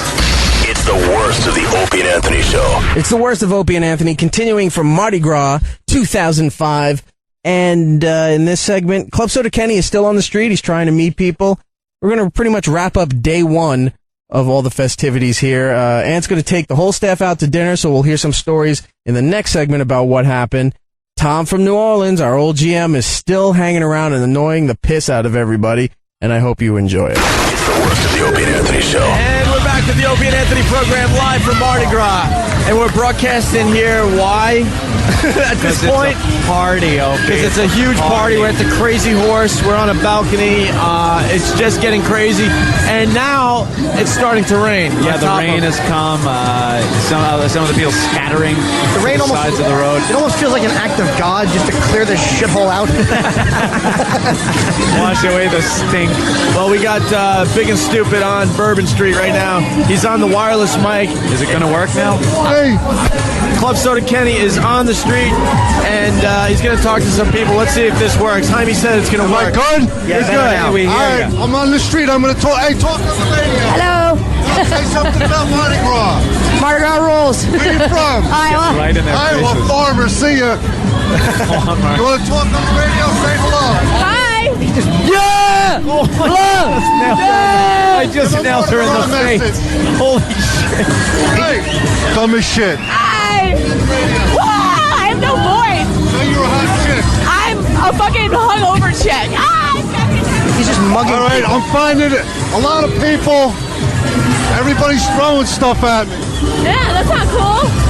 He is just mugging people. Oh, good. It'll be an improvement. He was Let me talking talk to a to girl. some more I chicks. hit her right in the Here, face. say hello on the radio. Hi. The trick is to hit the girls he's talking to. Yeah. He just hit fat Kenny right on the shit. head. Come on, say hello. Oh, God. That just hit the phone. Anthony just nailed the Kissimmee, microphone. Florida. Good for you. Good for you. Hello. Come on, talk to someone. Hello. Hello. Oh, damn. Here, you want to say something from Marty? Serious Satellite? What? Oh, you're an asshole. What is he doing? He's still fucking throwing them at You people. want to say hello on Get the radio? Poe up here. Come on, say something. All right, you got to hit the people in the face that he's talking to. All right, I'm going to find some more people. Right. Wait, here's another Kenny fat chick. live from Bourbon Street. Hi, am I ready? Hit her in the face. What's up? What's going on? You guys are here in New York. You listen now on the XM? Here. Absolutely. Where are you from? New Orleans. Good for you. That's great. Here you go. Have some mustard, whore. Texas. Yes, Texas. Yeah. Did you show anybody your tits yet? Not yet. No, I'm not. She did. You did. No. All right. Club Soda Kenny's getting completely attacked by the beads. Show them your tits. I need some good beats. Don't throw your beats. Go ahead. All right, get us out of this, Jaime. Thank you. We have crappy beats to give out. That is really funny. All the sound you were hearing were the beats hitting the girls in the face. As Club Soda Kenny's trying to interview them. It's starting to rain pretty bad out there. It's turning into like a wet T-shirt contest now. That's not a good thing. No. And it's getting louder and louder. Yeah. Oh, what is this? Oh, good. This is the police department. Wow, people Tooling get out of down the way. middle of Bourbon Street. Wow, these guys don't even slow down for people. Look at this. Why is Grady from Sanford & Son hanging out the back of that truck? I've seen more Gradys from Sanford & Son in this city. Wow, look at this thing. Guy or girl, can't even the hell tell is from that? here. I don't know what that is. I don't know. All right, we're live at Mardi Gras, Crazy Yeah. Horse, Bourbon Street. It's raining. People are getting drunker. It's raining. Oh. It's a mess. Yeah, it is. But I like the smell that's now wafting up from the steaming street from the rain. That's nice. That was actually Tom talking. This guy's got, like, they got doctor's scrubs on, and he's got a big dildo sticking out of his pants, and he's beating girls with it as they walk down the sidewalk. he just beat the ass of that hot blonde right there. That is wonderful. But pretty much anything goes at Mardi Gras. We've seen Yeah. that. I think we should start a bead war with that other balcony over You there. want to start whaling something? We better get some artillery because they really have a lot of big, heavy beads. We got like little BB beads. We've ran The out. girls don't even want them. I think we've ran out of beads. Yeah. Hey, that girl's got a red hurricane. Where? I got some green thing. I want a red hurricane. God damn it. Wasn't the green thing a hand grenade or whatever they're called? hand grenade? It's a hand grenade. What about the hurricane? Yeah, the hurricanes are the red ones. We need a few We hurricanes. need some hurricane. By the way, Norton is late coming back to the broadcast because I saw him in the hall, like negotiating with one of the strippers. I don't know what the hell's Are going you on. kidding already? Norton, I noticed you were negotiating with one of the fine young ladies that works here at the Crazy Horse. Well, I asked somebody how much a lap dance was, and they said for up here it's $40. Are you kidding? Yeah. Wow. So I said lap dance not happening. They got some very interesting rooms up here. They're kind of like cubicles with just couches in them. You notice that? Now, hey, you don't know what's happening though, Jimmy. What's that? That might be a bargain. I know what's happening. He knows what's happening. Yeah. Are you going to taste the local fare while you're down here? Yeah, I'm going to walk around and see what's going on. Yeah. I want a lap dance badly. By the way, where are we eating dinner tonight on Anthony's tab? I'm paying. You pick this plate. I don't care where we go. I just don't want to walk through masses like that. No, we figured this Find out. a good spot. You get off Bourbon Street, and it gets much cooler. We had a great time Let's at go. House of Blues the first night we were here, and then we found out Greg Allman's playing tomorrow night. I think we're going to go check that out after the broadcast. At House of tomorrow. Blues? Yeah. Very cool. Let's go. That's going to be awesome. And then we found this dive bar that was pretty cool with the jukebox. There was nothing going on in there, but the music was great. All right. I don't know. I guess we're kind of wrapping up the festivities here from Mardi Gras. Festivus, Jerry. I can't Festivus, even hear Jerry. myself. Yeah, So it's what are we doing really tonight? We're going to check out the dancers here for a while? I think what we'll do is kind of hang around a little bit after the show, go inside, check out some of the dancers. I want to see how that dancer that's on the rag moves. How I wanna she see figures her that moves. whole thing out, right? To keep from any leakage. After she gets off the stage, it looks like a Japanese flag. What's up with the sirens below us? Anybody? They're looking for Tom, probably. I guess we got to get Tom back on the air. I know Jimmy doesn't want this. He was yelling before. Let's get Tom. When everybody went for a break and I was sitting here, he came over. You gotta get me back on the air for real with the headphones. None of that bullshit on the air. And he's bringing by another stripper, I see, too. Oh, is he molesting her, too? We got to call them dancers, actually. For some reason, something happened with the strippers thing. They don't want to be called strippers anymore. They want to be called exotic dancers. Wow, I'm seeing a girl walk down, and I am going to put these beads right in that cleavage. You're going to give it a shot, Anthony? I'm gonna give it a shot. She's got to have at least double D's. Here we go. Just wobbling. Oh, that was really close. Who did that one? That's the girl I was gonna get, you bastards. All right. You had the shot of the day, by the way. Anthony, you threw beads so hard before that they ended up around the girl's neck and just spun around once and landed perfectly. I got a ringer. Oh my God, what is this mess? What does she want? Here you go. I'm going to throw him a cup. There you go. Take the cup. She could drink her Geritol out of it. Yeah. Her husband's 80. Here, sir. Here's an XM prostate for you. Let's say hi to Tom from New Orleans. How you guys doing? Hey, Tom. You're not supposed to be touching the strippers, or the dancers, I should say. The dancers. Hey, what's her name? Huh? What's your name, baby? My name's Carly. Carly. Wow. She's absolutely beautiful. She is beautiful. Tom, baby. Take your hand off her that, Tom. She just got really pissed off. Yeah. She got really, really pissed. He just casually had his arm around her, and then he just felt her up. I know, he started grabbing her breast. Tom, you gotta do that. You gotta treat the girl with some respect. I do. She's dancing now up here. She could shave her armpits a little bit. Oh. Wow, that's heroin chic, isn't it? Yeah. Does she have a nice hiney? She got a great hiney. How does her hiney look? She won't show it. Then she turned around. Look at that. Oh, Tom's going to stick a thumb in it. Pull out a plum. I've got Steve C. What an awful man he is. He's checking out all the girls. You're like, yo, guys, this one ain't bleeding. What about North Hiney? Oh, yeah. Why does he have to touch? Why is he always touching you, Jimmy? Stop it. Jimmy, I love you. Jimmy, make my week and punch him in his face. Dude, I almost did when he licked the headphones before. But I knew if I did, Kenny would jump in and kill him. Make my week. Kill him. You actually were protecting him by not hitting him like that. Thank you, Jimmy. I will have fun with you tonight, bud. He's patting you now. He's patting you. Patting's fine. Tom, what's the rest of your night going to be like? I think we're going to go out and have a couple of drinks with What's this Jimmy wee and shit? Not you. Not you, it's your girlfriend now. Wow. I got to vacuum and get divorced and then got my girlfriend. Tom, that was going on last time he was here. I know. Where have you been? Well, you're coming tonight. I'm not hanging out with you. You're coming tonight. I'm not hanging out with Opie. you. When was the last time you were sober? Seriously, because this whole Mardi Gras thing happens all year long. Hey, what? This morning at 5 a.m. when I woke up. That was it. You drink every day, right? Yeah. Pretty much every day? Yeah. And Bourbon Street's like this almost every day, right? No, it's just wild every day. No. On the weekends, though? No? Yeah, it's just wild on the weekends, yeah. What's the drug of choice for tonight? Hallucinogenics. Gonna do a little shroom action? Well, hey, Tom. Oh, wait, I'm sorry. I thought that was Tom. Thanks, Jimmy. Thanks, Jimmy. I like him on my pizza. I'm sorry. I was talking to the back of the garbage truck. Hey, I'm done talking with Tom Brady. All right, thank you, Tom. Why don't we take the headphones? Tom, thank you. All right. Away from Tom. You guys are great. Thank you for the great spot here at Mardi Gras. You guys rock. You guys rock, and I hope we party tonight. All right, we'll make sure we do not party with you tonight, but thanks for the offer. Oh, good. His headphones are off. Yeah, we're not going out with Tom. Absolutely not. He is. My chick came up to me and said, "Tom is so wasted." He came up to her and said, "Hey, I am taking mushrooms and I am so hallucinating." Right now, yeah. So he's not even waiting till later. He's already taking some. Oh, he's giving you the finger. You can't hear anything. Club Soda Kenny, remove this guy. He's becoming a problem. Remove him right now. Look at Kenny. If he thinks he's getting me a Hummer, that's not happening. I'd rather have Ope get me a Hummer by giving me Ant. All right, deal. That guy's cup right there. Watch. Oh, that was really close. Close. And then they all look up at me and they want to kill me. I had nothing to do with that.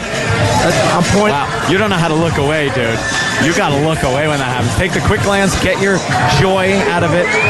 It hit the cup directly, but with the lady in the wheelchair. Lady in the wheelchair smoking a cigarette. She looked like she needed a Opie and Anthony beer mug. That's great. She's in a wheelchair, chain smoking. That's really smart. That's fine. Why don't you throw her down a couple of good feet? Yep. Yeah, this is the end of the program, guys. This is what you get today. This is it. And tomorrow. And tomorrow. It's going to be worse tomorrow. It's going to be louder. You know, and you know what this shows us?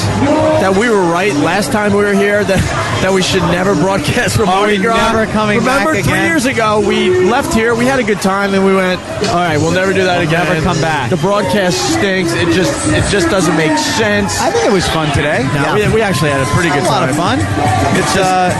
And it's only 3 hours. I mean, Jesus. It's just funny though. Like after 10 minutes, everyone forgets that we're trying to do a radio show, and they're on the balcony trying to talk to us. They talk to you, trying to hand us drugs and guys from the streets. Look at this guy. He's yelling at us and they talk to you. Right, and we can't hear a word they say, and then they throw us the finger because we can't hear them. Yeah, like they're trying to carry on a conversation. We're doing a show here. Right, we're doing a show, and what we think is a show. Hey, what's up? God, we have a lot of fans here. Why are people so into cups? I never knew that was a thing here at Mardi Gras. People want free things. Is it just free stuff? Dude, if you were throwing colon cancer off the balcony, they'd be running with their arms up to grab it. It's amazing. Colostomy bags. Oh, here comes the Asian girl with a tree right through her. Throwing used colostomy bags. Hopefully it would hit Tom in the mouth to make it smell better. Use it as mouthwash. He's the only guy that would go to the dentist. The dentist go, all right, rinse. No, just swallow it. You should take some of these huge beads and floss with it. You know, Club Soda Kenny has a dentist joke, I think. Really? Yeah, I've been reminded that Club Soda Kenny might have a dentist joke. Kenny, all right. Kenny's getting his headphones on. We all love Kenny's jokes. Kenny taking his job very serious today. I like that. Doing it very well. A lot. We haven't seen any flashing lately, Anthony. No, girls are getting free stuff here, is what it is. Kenny, do you have a dentist joke in honor of Tom from New Orleans? I hate him. You don't like him at all, Kenny right? is really not liking. Hey, Kenny, think of it this way. You know how you feel about Tom? That's how XM feels about you. Isn't that awful? That is bad. Now you could kind of see what type of hatred is going on there. Listen, I heard you talk about Michael Jackson the other day. May I make an observation? Certainly. Do you know what the difference between Michael Jackson and acne is? What? Acne comes on your face after you're 13. Wow. Not bad. Very good. What about the dentist joke in honor of Tom? Oh, you know what time a Chinaman goes to the dentist? What time? Tooth hurty. Tooth hurty. Yeah. I get it. Thank you, Kenny. All right in the drink. Dude, Anthony it was threw one a direct hit right that went right into in the guy's drink. and hit him. One hit him in the face. The rest went right in the drink, and he is pissed. That was a good one. He is pissed. What a direct hit. Now he's throwing him back at the wrong side of the balcony. Good, that's fine. Wow, We're all did that- broadcasting. I'm holding cups. Did that hit perfect? I'm glad I got a direct hit. Dude, that before we was left the air. that actually went right through to Governor Connolly's back. See, why didn't he just throw the beads at him while he was coming up instead of waiting for him to turn on Elm? That was a tough shot. Hey, that balcony's getting a lot more action than we are as far as the girls flashing. Yeah, because we're not asking for it. We're just kind of giving the girls stuff. Let's get Martini Steve on the air before we get out of here for the night. Martini Steve. Oh, an open cup walking by, and I missed it. Martini Steve, you ready to drink tonight or what? We'll see. We'll see. I've been very responsible the last 48 hours. I don't know how much longer I can keep this up. Well, it wasn't 48 hours, but Super 36. Balls. Hold on, I gotta bounce this thing. Bounce it hard, Opie. Don't hit anybody with it. Bounce it. Come on, bounce. Oh, hit the roof, and there it goes. Point, Down point, the point, point, into point, the point. squeeze. You know that's coming back up at us here at the balcony. Steve, you gonna have a couple martinis tonight with us? We'll see. Maybe. Good. Maybe. Ant's paying if he doesn't go back to the room. Oh, really? I'm out. It's on me. I'm going out. Oh, really? I'm out tonight. Fantastic. fantastic then. Oh, now they're looking at me. I was going to wing it into her drink. Why don't we wrap this mess up that we call the Opie and Anthony program? Is that a kid or like a fidget? A fidget standing next to the big guy? Yeah, and then I pointed, and then that guy who I believe is the father of that looked up and gave me the look of death. No, it's a father and son. It is a son. Yeah. It kind of looks like a little midget. It looks like like a little Webster actually. It's like a mini version of the father. Oh, he's leaving the kid alone. Oh, no. See, that's the mother there. All right. Why don't we wrap this up like we said about 5 times? It's Opie and Anthony. Cowboy hat. We'll do this all over again tomorrow, live from Bourbon Street in New Orleans. It's Mardi Gras. And, thanks for listening. Blah, blah, wait. We'll see you tomorrow. No, I'm not waiting this time, Jimmy. This is the worst of the Opie and Anthony Show. Sirius XM. It's the worst of Opie and Anthony. My name is E-Rock. We're playing back Mardi Gras 2005 for the Opie and Anthony Show. This is day 2 of the 2-day broadcast from down there for Mardi Gras on Fat Tuesday. Our former producer, Steve C., Steve the Bear, Martini Steve, who used to have a really big drinking problem and sobered up, and who knows what he's doing nowadays. But at this point, he had food poisoning from going out to dinner last night. Master Poe is still out on Bourbon Street trying to teach girls how to dance. He's touching them. He's putting stickers in places that he shouldn't be putting them. We hear about all the horror stories about going out to dinner. And once again, our former GM from our New Orleans affiliate, Tom, is there, grossing out everybody, and everyone hates him. This is the worst of Opie and Anthony. The virus, Sirius XM. It's funny, we moved the show inside for now, and then we're going to go out on this balcony. And I was looking at Anthony before the show, and Anthony goes, I will never be back here again. Yeah, we've said that in the past. We said it last time we were here. For some reason, we came back. Technically, I think it's working better, but the same stuff that kept us from wanting to come back again is firmly in place. Yep. The stench, the belligerent drunks, and I'm just talking about our own crew that we brought with us. And I looked at Steve. I didn't mean that, Steve. Yeah, thank you. I appreciate it. Steve is under the weather, and it's not because of alcohol poisoning today. Nothing to do with booze. He ate something, I guess. I guess he has some kind of food poisoning happening. And I'm scared because I had the same thing he did last night at dinner, which we'll get into in a minute here. And he's really sick. He's got the Pepto-Bismol and Bismo. Pepto-Bismol. And he's way under the weather, definitely. Green. Wait, it has nothing to do with the drinking. No, it has nothing. No. Maybe that olive was bad in the martini. Yeah, that one olive and that one martini. No, there was nothing. I don't, and it may have something to do with my little reduced anatomy. That's true. Making this.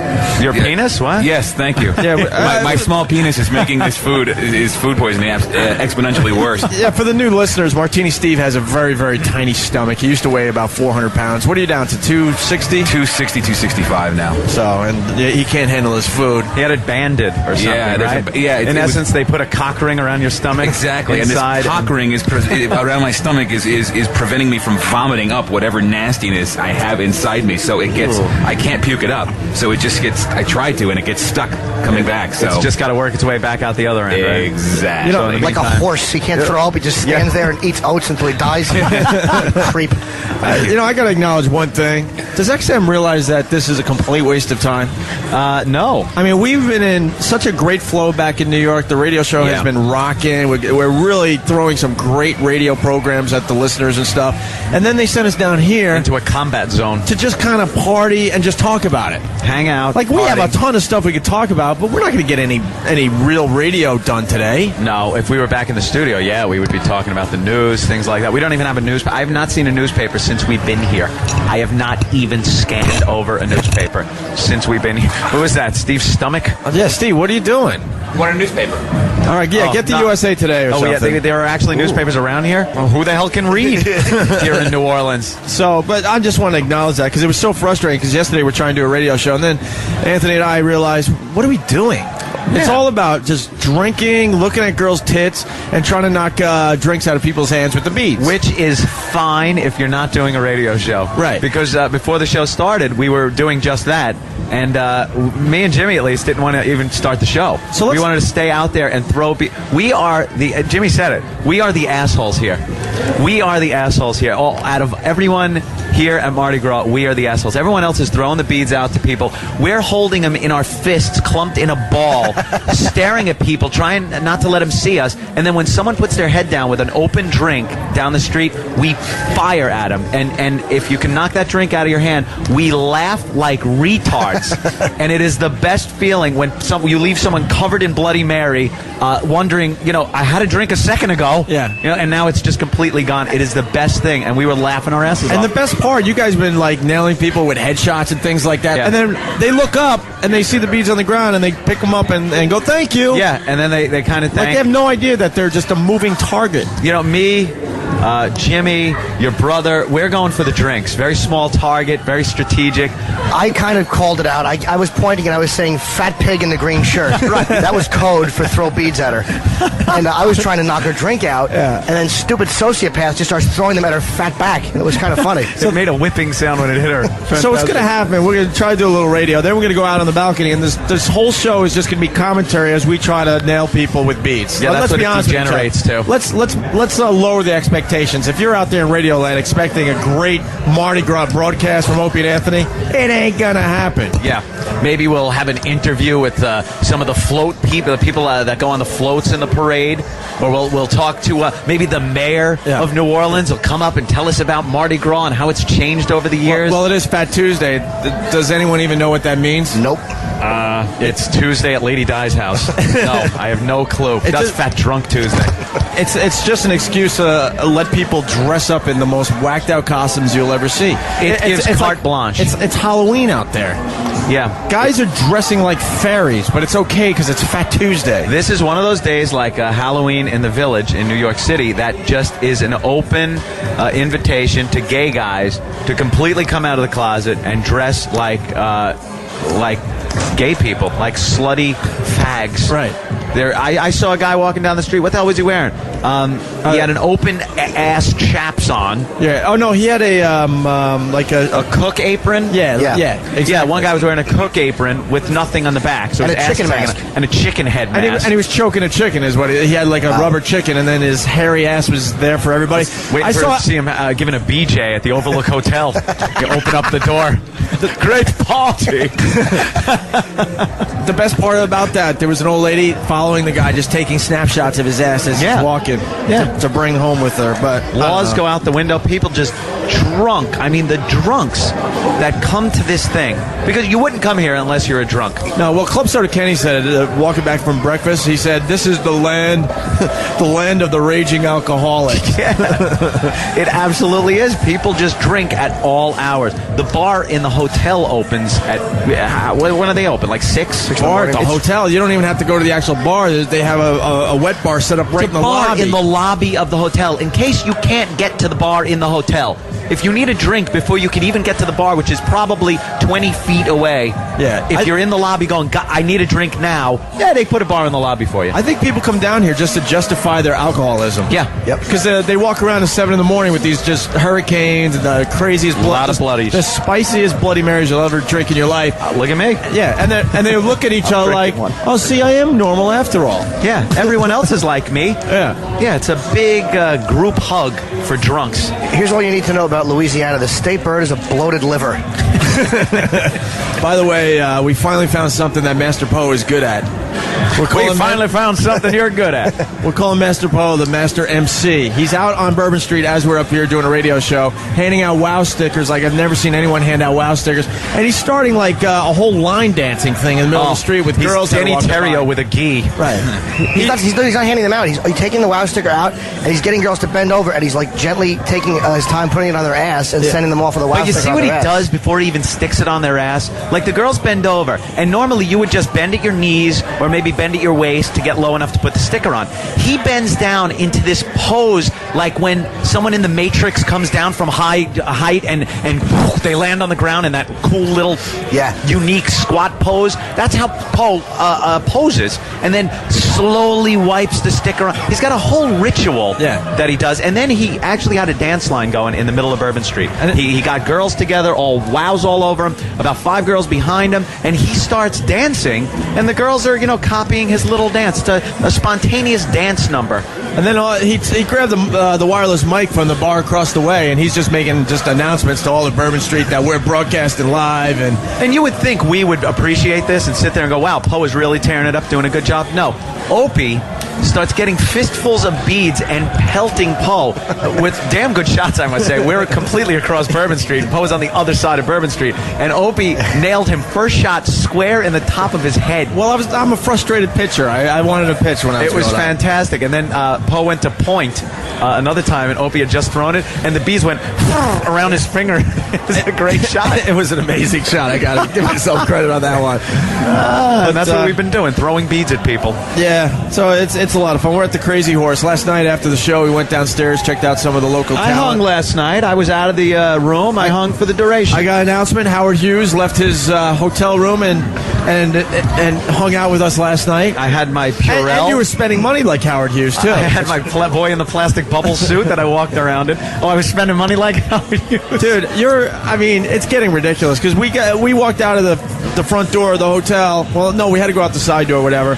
And the smell was too bad for Anthony, so he wanted to walk all the way around the block, even though we had to go 30 yards to the left. It was so disgusting when we walked out of that hotel. The stench of vomit and garbage, and I would love to be able to really convey that to the audience, but you can't. This is a smell that you cannot even convey. Picture maybe if you just were up vomiting all night into the back of a garbage truck and Tom from New Orleans breathed on you. And then dump stale beer on the puke. Yeah, stale beer on the puke. Have you used your hotel sponge yet? No, I haven't. They give you sponges for your shoes to wash your shoes off. In every room you get a little shoe sponge that you could use to wipe off your shoes. All I know is I had to wash my hat off last night, which is saying something. I had gunk on my hat. And when gunk is spewing up that high, God knows where it was coming from. I think that was last night when we... what did we do last night when we got back to the hotel? Oh, that's right. We stood out on the balcony and threw beads at people. we somehow got into the Southern Comfort Party and then just elbowed our way up to the balcony and started just throwing beads at people. Kenny absconded an entire box of beads. It smelled like cat urine. They smelled like cat urine, the beads. Smelled like cat piss. So we had big fistfuls of these, and again, we were just throwing them, heaving them at people's drinks, and cackling like idiots. Norton is having a great time with this, because you usually don't like to hang either, but you found something you're really into. I'm loving it, dude. You're obsessing about just knocking the drinks out of people's hands with the beads. All I'm thinking about is what time the first break is so I can begin pelting people with the heavier beads that we have. We have good, heavy beads. Oh, I called one that I had before. I was with Brett, Opie's brother, and I was like, dude, I got the Bunker Busters, and just wadded it up. It was the size of like a cantaloupe in my hand. And some guy walked by, and it's really hard to miss when you got beads like that, because they just spread out when you throw them. And I nailed this guy, and I swear to God, he looked like it just zapped and disappeared from his hand. He had no clue where it went, what happened. And again, the laughter ensued up on the balcony as we hide like faggots. Yeah, we did just cowardly duck back. We duck back so they can't see us. My brother's a good shot, no? Yeah. Oh, he's been scoring some great hits. Yeah. Great hits. It's a fun game. Well, we after the show, we went downstairs and got some lap dances, hung out with some of the strippers and stuff. And then, what? I was trying to, I actually felt like I was staying away from you guys, and I didn't mean to do that, but I was trying to stay away from Tom from New Orleans. Now, Tom set this up for us here on this balcony, got us a great spot. So for that, thank you, Tom. For anything else, you're a mess, a disaster, and a pain in the ass to hang out with. So right after we're done with the show, and during yesterday's show, mind you, he was constantly annoying us. Yeah. Constantly annoying us. The times you heard him annoying us on the air, that was only on the air. Off the air, he was constantly annoying us to where Club Soda Kenny was ready to just treat him like beads and lob him into the crowd. Just a pain in the ass. So when the show gets done, we all go downstairs to watch some dancers. I sit down with my girlfriend and Jimmy. You guys are still upstairs for a little while, and I came down so quickly because I didn't want to stay up here with Tom. So we sit down there, you guys gather in the corner, and Tom goes over by you guys. So now I didn't want to come over there and hang with Tom because he's a pain in the ass. So I'm just looking over occasionally, watching him molest the dancers, just grabbing them like a bowling ball. His fingers are wandering into their ass cracks. They're all upset. They're going to jump off of him. I got to tell you, though, he's got the move because he makes it look like it's by accident, but he knows exactly what he's doing. He was feeling up girls. He was like, rubbing their intimate areas. He's grabbing crotch. And then the girl will get pissed off. He's like, oh, I'm sorry. Like he acts all naive and stuff. But he had to move down. I saw a girl push his hand away from her crotch.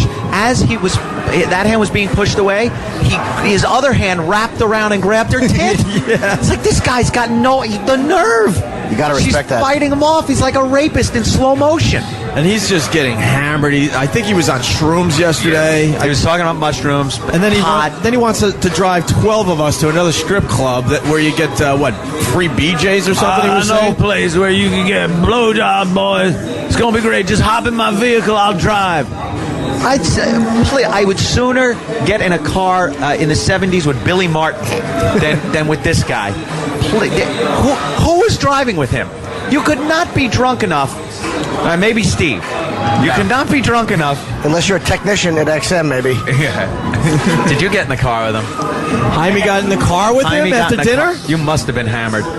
Or either that or you didn't see enough of Tom to understand he was... I was called in, told I got a surprise for you by a certain person who's downstairs dancing like a fucking monkey right now. I won't mention his name. Paul, I got a great surprise for you. You gotta meet me. Go to the place where you guys were having dinner. Yeah. Pops out of his, whatever. He was laying on the fucking floor. Tom, hey, let's go party, guys. And I'm like, oh, shit. That was my surprise for the night. And then you had to get in a vehicle with him? Needless to say, it was really shitty. Wait, you drove with him? No, he wasn't driving. Somebody else that guy was driving. Oh, that's even worse. I'm sure I'm gonna love him today. Is that the guy wearing the same shirt he had on last night? Exactly. My whole goal at dinner was, because he's a super fan, was to piss him off to the point that he'll never listen to us again. Oh, this guy. You really pissed him off. We are at this place, and all they're talking about is show, and I'm like, look, beautiful girls. What are you doing? Yeah. Well, I went terrible to night. sit next to him at dinner. Yeah, we'll explain. And he didn't shut up about the show. So then Anthony is a man of his word. We went to dinner on his tab last night. Yeah, well, you didn't finish the story downstairs. Oh, there was more to it? I'm sorry, go ahead. Oh, Tom then gets...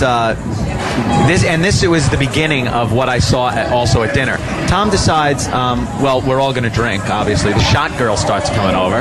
And he's like, come on, shots for everybody. Shots. We're all doing shots. So I figured those things are pretty small. And the sour apples are really good. My girlfriend was having a couple. I think Steve, maybe. Mm-hmm. And so we do all the shots up. Give it to the shot girl. And we start, looking at the dancers and talking again.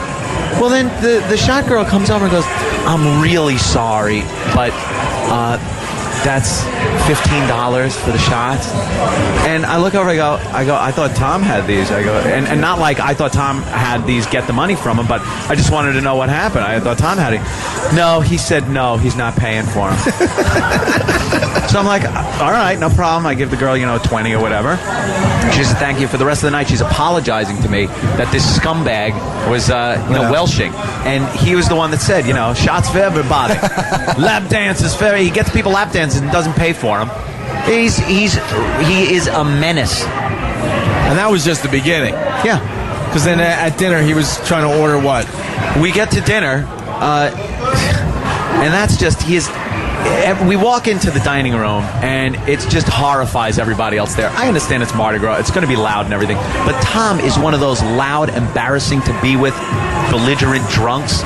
And he's just ruining everyone else's night that's trying to just maybe get a couple of minutes away from the crowds on Bourbon Street to steal away with his girlfriend or something. And there's Tom. Let me tell you, I fuck her in the ass. Yeah. Oh, God, Tom, what? This couple was sitting real close to us. Was a whiz at the host of this place to sit him right next to our table. Ruined their evening. The guy with the eye patch? Yeah, the guy with the eye patch comes in with his chick. They sat him right next to us. Dining room had plenty of open tables. For some reason, they're right next to us. They got to listen to Tom. So we sit down, we get the menus, and Tom goes, the waiter comes over, Tom goes, all right, let's get one of every appetizer on the menu for the table. Like we're all gonna, like the big man's gonna order everything, and we'll all pick at each other's and stuff, which I fucking hate. I hate dealing like that. You get your menu, you order your appetizer, your main course, your dessert, whatever the frig you want. You order it yourself, you eat it yourself. If you want to share with someone, fine. But and let's make it clear, Tom knew, and everyone else at the table knew that you were picking up the tab because we talked about it on the air and stuff yesterday. So that was his first move. I didn't let it go for 2 seconds. The second he said it, I go, Tom, wait. You paying for this? He goes, no. I go, good. Then order your appetizer, your dinner, and everyone order theirs and deal with it that way. Because you know what happens? You get the big shot. He's acting like a big shot that orders an appetizer, one of every appetizer for the table. It ends up a big pile of food that completely goes to waste. Or there's something you want that Tom all of a sudden takes his filthy fork and shoves it in it, and now I can't eat it because it went into his mouth, which is a whole nother story unto itself. Filthy maw. That horrible hole. And I told him no. So everyone, orders individually. That's the way it's done. So the waiter, I guess, brought over Steve's appetizer and inadvertently put it in front of Tom. Tom takes that fork and digs it into the appetizer and starts eating it. And Steve goes, where's mine? And Tom goes, oh, I think I got yours. And goes to hand it back to Steve. We all lose it. Because who the hell is going to start eating out of that? It's like eating a kibble out of the dog's bowl. You're just not going to do it. Yeah. Awful man. Digging it in, trying to pass it back, and then Ben actually ate out of that. Yeah, Ben was drunk enough to start eating out of Tom's plate, which all of a sudden made my girlfriend almost puke. Yeah, she actually put her hand over her mouth and said, I can't look at him eating out of that. Everybody was that you were eating out of his plate. Yeah, I'd rather eat ravioli after it was dumped in a septic tank. How did you just dig in and munch? First of all, he hardly touched it, and we're in New Orleans. Hardly. Trying to sample a lot of food. The food is fine, but after it's been in his mouth, it wasn't his mouth. If a fork goes into half the side of the plate, fork goes into his mouth, fork back scrapes in, teeth, contaminated. I'm with these guys. I mean, his teeth are so awful, you just can't go there. Mushroom-laden gums and green teeth. I gotta ask. I have to ask Jim. What did I do to you that you would give? Well, wait. Before even that, he dropped his phone into his soup. Right. He was fumbling with his phone the whole night. Tom had it out. I think he was calling Opie. No, the phone rang. It was right. It was the Crazy Train ring, Ozzy's Crazy Train. Yeah. So he kept holding it up, going, "Look, Norton, I love you, Norton." And you hear Crazy Train playing because that's his ring. And he's so drunk, he starts fumbling his phone, and it was slow motion. I saw him trying to catch it and gather it up, and it's bobbling off of each of his fat little drunken fingers, and just plops face first the phone right into his creamy soup. It was crawfish biscuit. Crawfish biscuit. His phone just goes splat, and he's like, "Oh damn!" So then Norton decides to do one of his gags, and he gives Tom my cell phone. Well, Tom was asking for my number. He's like, "I want to call you, Norton." So I want to test right. if my phone works. So let me get one of your numbers. And I of course said sure, of course, and I gave him Ope's cell number, so he just continues to call Ope. It was great. At dinner, at the table, over and over again, he's leaving messages, even though he's like 5 feet away from me. Hey, Opie, how you doing? How's your appetizer? Could you imagine sitting with this idiot at dinner, people? It was a nightmare. So you shouldn't have picked up your phone, by the way. Someone gave him my cell phone number, and I'm like, go ahead, call. That's my own cell phone, my old cell phone. It's not mine. So he starts dialing it, and I feel it vibrating in my pocket, and he's looking at me, and I won't even acknowledge that I feel it. Dude, go ahead, that's call my old number. Keep calling it. My phone was on the table, just bouncing around because it was on vibrate. It was pretty obvious that he nailed it. So yeah, Opie. So I'm like, you know what? This is funny and all, but I got to teach him a lesson because I know what was going to happen. I know, it's all good here at Mardi Gras, but we're going to get back to New York, and I'm going to get drunken phone calls from Tom over and over again. So I don't know how I got him to give me. He handed the phone to me. Oh, that's right. Okay. To mess around with it, and then I handed it to your brother, who then handed it to you. Right. Trying to get the soup out of it. Right. So now we knew it was like. Now when I saw Opie with his phone, I know I've seen it before, and I'm like, oh, this is not good. This does not bode well for Tom's phone. So then I go to dial numbers, and I erase my number, right? Right. And then I just proceed to dangle it over my huge glass of water. It was one of these big, huge mugs of water, like a tumbler. And I went, oops. Oh, but don't you do it. And I went, oops, dropped it right into the water, goes to the bottom of my tumbler of water. And the whole table is like, oh. That phone sank like a 5-year-old at Tommy Lee's house. Wow. And it was great because you could see it was lit up. And then as it hit the bottom of the water glass, you just saw it go like the lights on the Titanic before it went under. Yeah. It just kind of blinked a couple of times and went dark. Oh, Opie, give me my phone. And then he's trying to get it to work the rest of the night, which it didn't, much to Opie's glee. Oh yeah, I almost got him to give it back to me a second time because I was telling him I used to work for a cell phone company and I know what to do to dry out your phone. He was so close to giving it to me again, and you guys thought I was going to just throw it back in the water. At that point, I was just going to smash it right in front of him on the floor. Smash it on the floor. The guy just hung up, but someone from New Orleans was trying to get on the show. He said that Master Poe got a wow sticker on TV down here. He did. He got on the 3 o'clock. It was being taped for the 3 o'clock news. We didn't know if he would get on, but he did run right in front of the camera. So well, someone in New Orleans here saw it on local TV. Poe's an animal down there. He's an How animal. many people were murdered overnight, Ant? Did you watch I didn't catch the news? murder report. I got home and passed right out, man. Yeah. I was exhausted. You're listening to the worst of Opie and Anthony, Sirius XM. It's the worst of Opie and Anthony. My name is E-Rock, and we're playing Mardi Gras 2005. In this segment here, we're at the Crazy Horse Cabaret in New Orleans. We're continuing to throw beads at people's drinks and at their faces when they're not looking because we're bored and there's nothing really else to do. Master Poe is down on Bourbon Street just dancing and annoying people, but this time we turn on the wireless mic while he's down there making a jackass out of himself. And for some of you old schoolers, this is the birth of O&A Party Rock. It's one of those linger longer moments, and you're going to hear it right now. Origin, if you will. This is the worst of the Opie and Anthony Show on Sirius XM. And we're back with the Opie and Anthony program, live from Mardi Gras. We're out on the balcony at the Crazy Horse. It is just a sea of people down there. Oh, jeez. And it has begun. It has begun. Yes, the pandemonium. It's a lot more crowded today than it was yesterday. The sun is kind of poking through the clouds, so it's pretty humid and wet. And you know what that means? It's like soup down there in the streets. It's people's soup. You got the steam and the puke rising up from the street. Yeah. It's kind of, very humid up above. And look at this. Look at that hairy animal. An animal. A lot more people, though. And I'm noticing, too, now don't call me out on this, but a few more hotter chicks today than there was yesterday. A lot more hotter chicks. Which makes them worthy of throwing some beads down. That chick is wearing like a Steve C. flaming Mardi Gras hat, only it's purple. Wonderful. And she obviously knew someone was trying to knock the drink out of her hand. Now I have some very heavy, clear-colored beads in my hand, and I see an open drink below me. It's a guy drinking out of a boot-shaped big plastic glass. Oh, you knocked that out of his hand, And Jimmy. I wish I had a rock. There it goes. That's a good one. Goodbye, fucker. Did I hit him? Dude, he's looking up at me, and he wants to kill me, and I had nothing. It bounced off his hand and swung and hit him right in the face.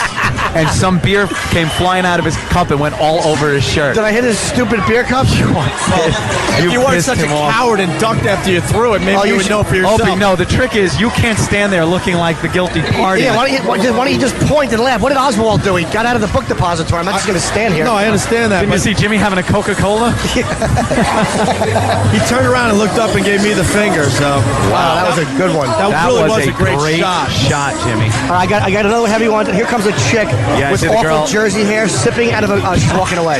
Yeah, she's getting out of range. It's a weird thing here. They got to be in perfect position. They kind of fly into your trap. You know what I mean? And if they kind of zig to the other side of the street, you get a little disappointed because some of these people have these huge cups and they're a great target. Anthony, you should try and knock out that cell phone right there. You know something? We've left this little crowd in the middle alone. They're guys that just decided in the middle of Bourbon Street, they're plopping down with a cooler and ice and beers, and they have open cups and everything, and they're just drinking in the middle of Bourbon Street. You know why? I just realized why. They're fans of the show. Yeah, and we've completely left them alone, so they're watching us pelting other people. They're kind of in the safe zone. Before the first break started, there was 3 black guys walking by. They worked for a catering, and there was one. They all had food wrapped up, and I threw a big bomb trying to knock some catered food out of their hands, but it bounced off, unfortunately. It really is the game to play if you're up on a balcony. Dude, we are the dicks. We are everything that's wrong with Mardi Gras. They're all drinking and having fun, and we're being just Look at the other scumbags. balcony. They are all hanging over, and what they do is they hold a bunch of beads in one hand so people could see them. They take them off one at a time and nice gently throw them down at people. We're hiding and throwing like a fastball down. Okay, look at this whore right here with the red glasses. See her? No, the chick, with the red glasses and the big cup. Okay, here we go. Go ahead. Goodbye, drink. Fuck! Oh. Mister. Oh! And they're all... There was like 5 shots we threw at her. Dude, that girl's going to have a lump on the back of her head. Her boyfriend got a little pissed off at that. Too bad. We are truly scumbags. All right, you guys, really fast. We got to go to Master Poe. He's on the street. Oh, Poe is on the street, of course. Costing 2 girls. Let's see. And does his mic work? Nope, he's just yelling and no one can hear him. He's yelling into nothingness. Of course he is. All right, we can't hear him. We'll try again in a minute or two. We can't hear him. Look at him. He's still going. He has no See idea. the guy with the band hat on? Where? Hi. Oh, he's They're looking waving up. now. Jesus Christ. Oh, I was just they're going starting to throw the beads back. I was going to throw a bunker buster. Watch this. Oh, right in the beer. Perfect What a shot. It landed. Someone's wearing like almost like a Mother's Day parade outfit, and someone threw it right in her drink. That is. She was able to hold on to the drink though. Yeah, but she's wiping beer off her fat neck. gonna That's try right. to- Beat it, stupid. Oh, I'm going to try to get rid of... See that guy right there? Oh, perfect shot. Some guy had a drink. Ant just dropped the purple heavy bunker buster beads over the guy's wrist, and he got beer all over himself. And another guy that was able to hold on to his drink. Wow, are we just the worst? The women are more likely to drop their drink. They seem to be able to hold on a little bit less. Their fragile little wrists just give out under the pressure. But the black guys never drop their drink. No, isn't that amazing? Yeah. And of course, yesterday, Ope is aiming at people in wheelchairs. Yeah, that was a little much. Yeah. I have another huge fistful of gold beads here. See that fat woman right there? Where? She's double fisting right there. Watch this. I'll wait till the baby carriage goes by because I'm nice. Yeah. Oh, it hit the cup and she held on to it. She probably thought it was a chicken like the fat bitch. Okay, here comes a guy with an open beer holding a chick's hand. He's got beads on. All right, who's going for it? Oh, you hit him in the face. Brett. And I'm just looking at my brother. I actually just look away like I didn't do nothing. Pilot to Bombardier. You throw them cups. Don't give away our beads. There you only go. have 5. Look at this staggering drunk. There's a staggering drunk eating a hot dog right there. Where? He's got a full beer right there. I don't see him. See him, Jimmy? Right there, Jimmy. Oh, yeah, I see him. Your brother just threw it and missed. All right, here's a guy right below us. He has looking at Elvis glasses. Yeah, that's a good one. And a really bad, he's looking up now. All right, now he's not looking up. I got to itch. I just act like I was itching my head. Nice shot right in the wrist. Wrapped around his wrist, but didn't quite have enough energy to it. Yeah, there's nothing better than this. People who are listening, you don't understand the beauty of just throwing things at people. Are you going to throw these? There are these, we call them Dago beads. They're like, they're red, white, and green, and they are so pointy and sharp they could actually do damage to somebody. Yeah, but you can't curl them into a ball. Oh, you can't? You got to throw it like Oddjob throws his hat and hope it takes someone's head off. Like a buzzsaw. The weird thing is, none of these people have any idea that we're just beaming them with the beads. No. They all look up all happy, like, hey, yeah, give me some beads. Yeah, I'll take some. Thank you. I have probably the biggest beads I've thrown yet. Oh, my God. These are really heavy. I can't fit them all in one hand, and I am going to wait for the ideal situation. It looks like Hands Across America if you did it with Down syndrome children. That's how large those beads are. Okay, I have a big fistful of these beads. I need somebody for target acquisition. How about that guy's holding an Opie and Anthony cup, so we don't want to get him. There are some people that are very smart and they have covered cups. We don't go for that. We don't go for the cans. Right there, open beer. He's pouring a giant Coors Light in a red shirt. I see him. He's a little far though. Yeah, well, he'll get and now he's looking up. So Damn it. wave at him. All right, when they wave look, stupidly. it's okay. See this guy right there? Oh, someone just threw at him. Yeah, he just missed him. Yeah, I think Brett threw at him. I'm waiting, and You gotta wait for the all right, perfect he opportunity. just put his head down. This guy right here, Yeah. in front of us with the white T-shirt. Yeah, should I do it? Right there. It is so crowded Oh, down someone here. else threw again. All right, now they're looking up. Now they're looking up annoyed. No, stupid. You want to come up, you dumb? Oh, girls want to come up. The 2 chicks want to come up, so let them up. You know what? I've been telling people not to let people up. The 2 chicks? The guys I've been telling not. Maybe chicks, but Yeah, come on up. No, Ben's saying no. Ben's saying no for some reason. because guys come up here. I got to tell the fans also, if you're down here at Mardi Gras and you want to come up, it ain't going to happen because other people ruin it for you. They come up, and it would be cool if they just came and hung, but they don't shut up about talking about the friggin' show 2 hours after the show's over. It's still blah, blah, blah. We just go, shut up. There's a guy with a King's hat. He's wearing a King's crown. What about this guy with the red cup? I'm going for him. Wait. Oh, yeah, that's perfect. I'm going for him, dude. All right, you got the huge... Oh, bunker buster. Wait. Where's the red cup? I don't want the chicks to grab it, though. No, those chicks... Oh, baby carriage. Watch out for the baby, Ben. Oh, my God, Ben. Ben is throwing it at infants. I didn't need to throw. I was trying to hit the guy's cup. Why don't you throw a coat hanger down? Here we go. You just missed the baby and the baby carriage. Now he's looking up. Oh, he looks like Tom, doesn't he? Yeah. Not really. He's on 2 feet. All right, Anthony. There's a chick over there I'm going for. Big tits. Goodbye, drink. Shit. Oh, you hit a guy in the face. Nice shot. You got horrible aim, Jimmy. No, I don't. I have very You good were aim. doing much Jimmy better makes it before up the in show. Jimmy makes it up in quantity. He's like a Gatling gun. Just keeps firing. Of course, something's going to hit eventually. I don't see any opportunity. Okay. What about? Oh, we already threw it, fatty. There's a chick over there with nice big cans, wearing an awful black cowboy hat, and she has 2 pieces of like a boa coming off each end of Is the that hat. girl topless right there? Yes, she is, Anthony. All right, I'm going to knock the drink right out of that fatso's hand. If there's a guy with his hand up, he'll try to grab the beads. I can't do it. All right, go ahead. Try to get fatty with the feathers on her head. No, I can't because she's looking up. And there's too many people looking up now. Yeah, they'll grab the beads. Sometimes you get a perfect shot, and someone grabs it right out of midair. Ruins the whole thing. Bullseye! Oh, Jimmy. Bullseye! Jimmy just got a 1-quart cup of Budweiser out of some guy's hand. Oh, that poor son of a bitch. And it was full. Oh, you scumbag. And all the Opie and Anthony fans down there all cheering like crazy. We have a group of about, 30 or 40 fans just kind of hanging out, checking out the show from below. And as soon as Norton took out that beer, they went nuts. Excellent shot, down Jimmy. there. That guy's on to you. Some guy was taunting. Someone hit his drink with beads, and he was taunting like, I still have my drink. Norton had the shot of the day, so that was a great shot. It really was amazing. You guys, we got to go to Master Poe again if he's paying Let's see attention. if we can get to Poe. Well, hit him in the head so he knows we're going to go to him. That's your job. Oh, you got him in the shoulder, Jimmy. Yeah, I'm good. Master Poe, we're going to give you another shot. Yeah, you're on, Master Poe. Master Poe's down on the street of Bourbon Street. He's the master MC, and here he goes. Let's see if this is going to work this time around. He's trying to turn the microphone on. He's using the mic as Sorry, it's on.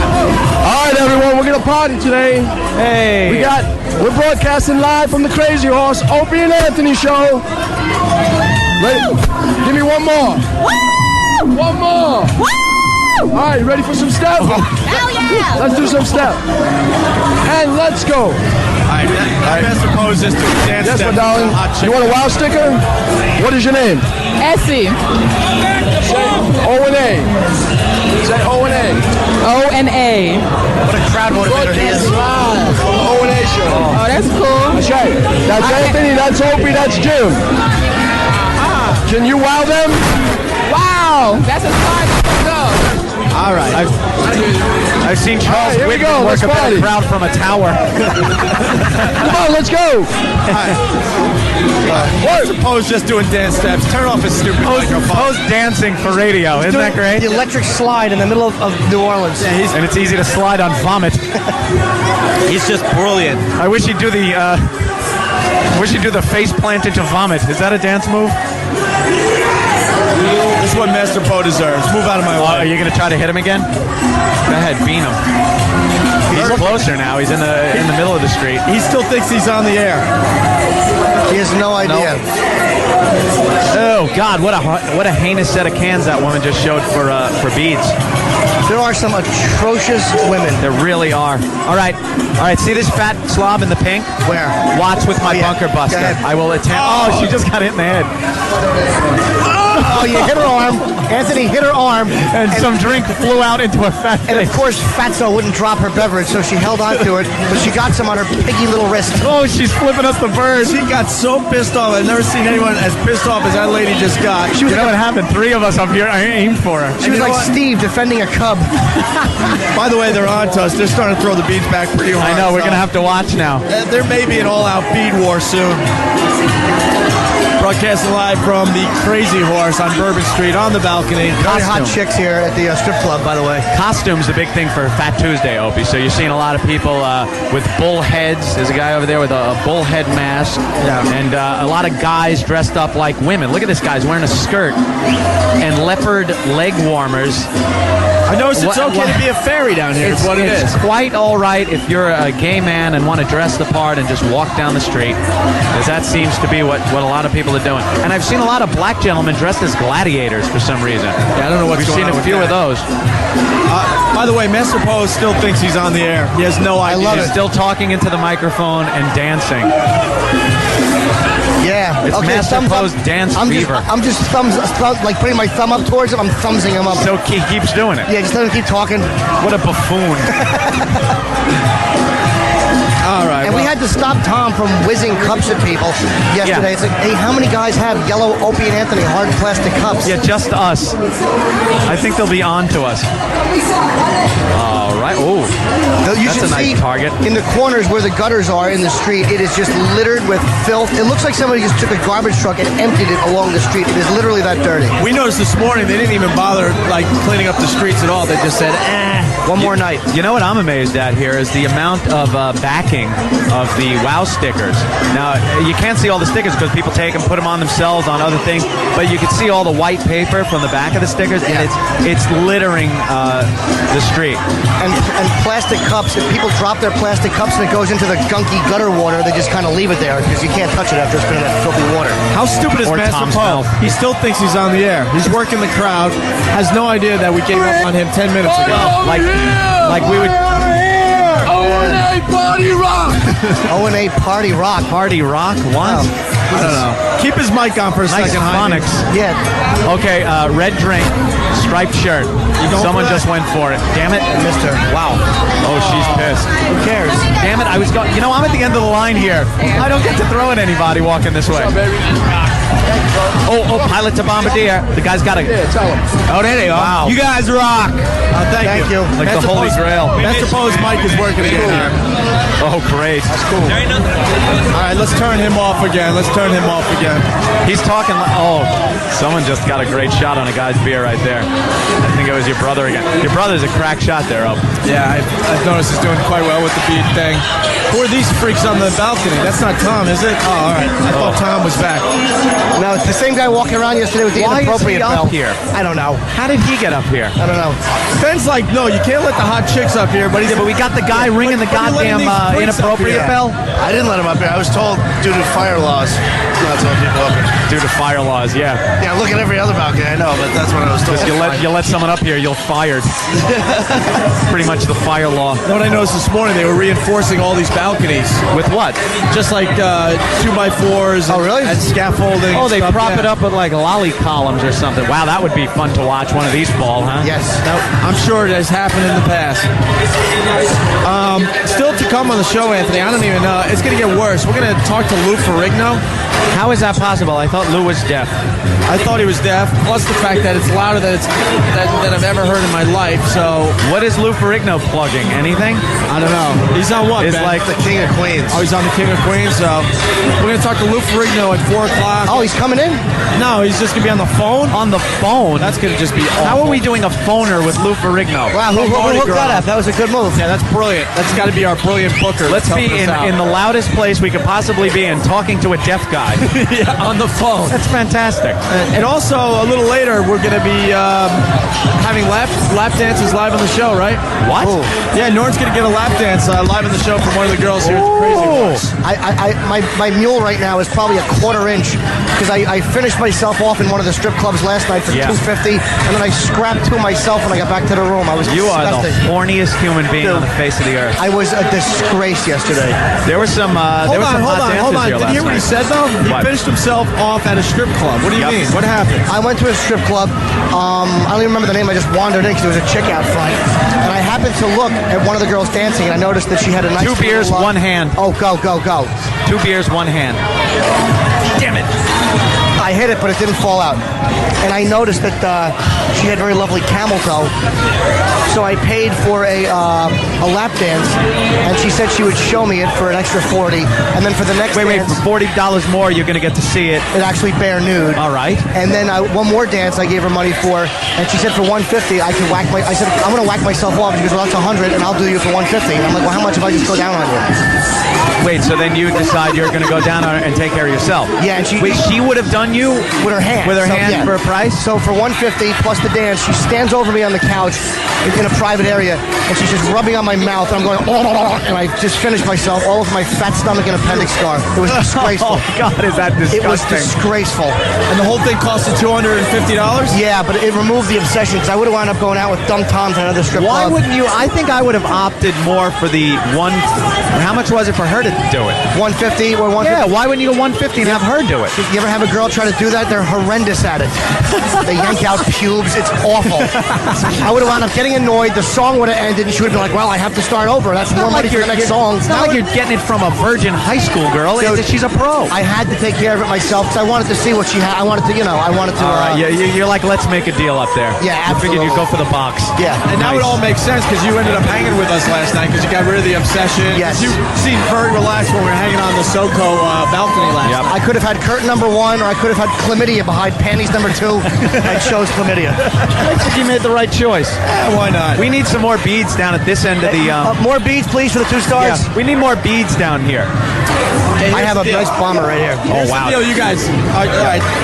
I gotta find somebody. All right, as you're looking for a person to take out with your beads, we're gonna take a break. We're at the Crazy Horse Mardi Gras, Bourbon Street. We got some ladies that want to meet Jim, so we'll go back inside so we can have Jim get a lap dance. How's that sound? All right? Very nice. Nice. Just a minute, ladies and gentlemen. I think something is happening. This is the worst of Opie and Anthony. Sirius XM. It's the worst of Opie and Anthony. My name is E-Rock. We're playing back the live shows from Mardi Gras 2005, combining 2 days into one gigantic mess.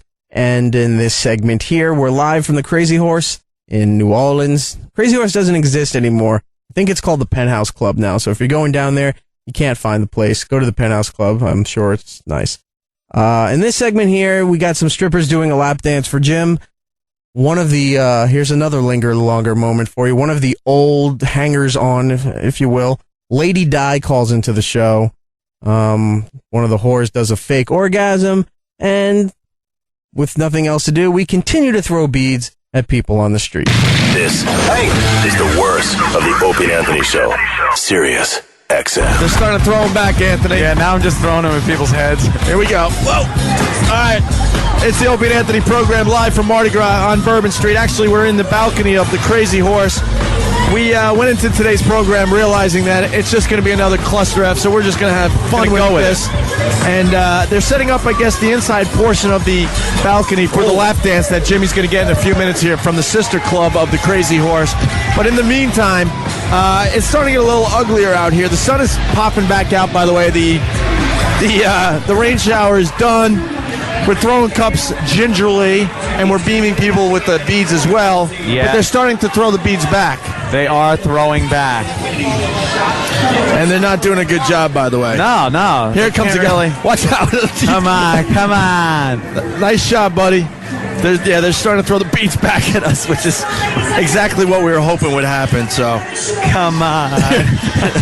Now it's an all-out beed war between us and our listeners. It's going to get really dangerous. It really is going to get ugly. All right, there you go. Anyway. Watch out for flying debris.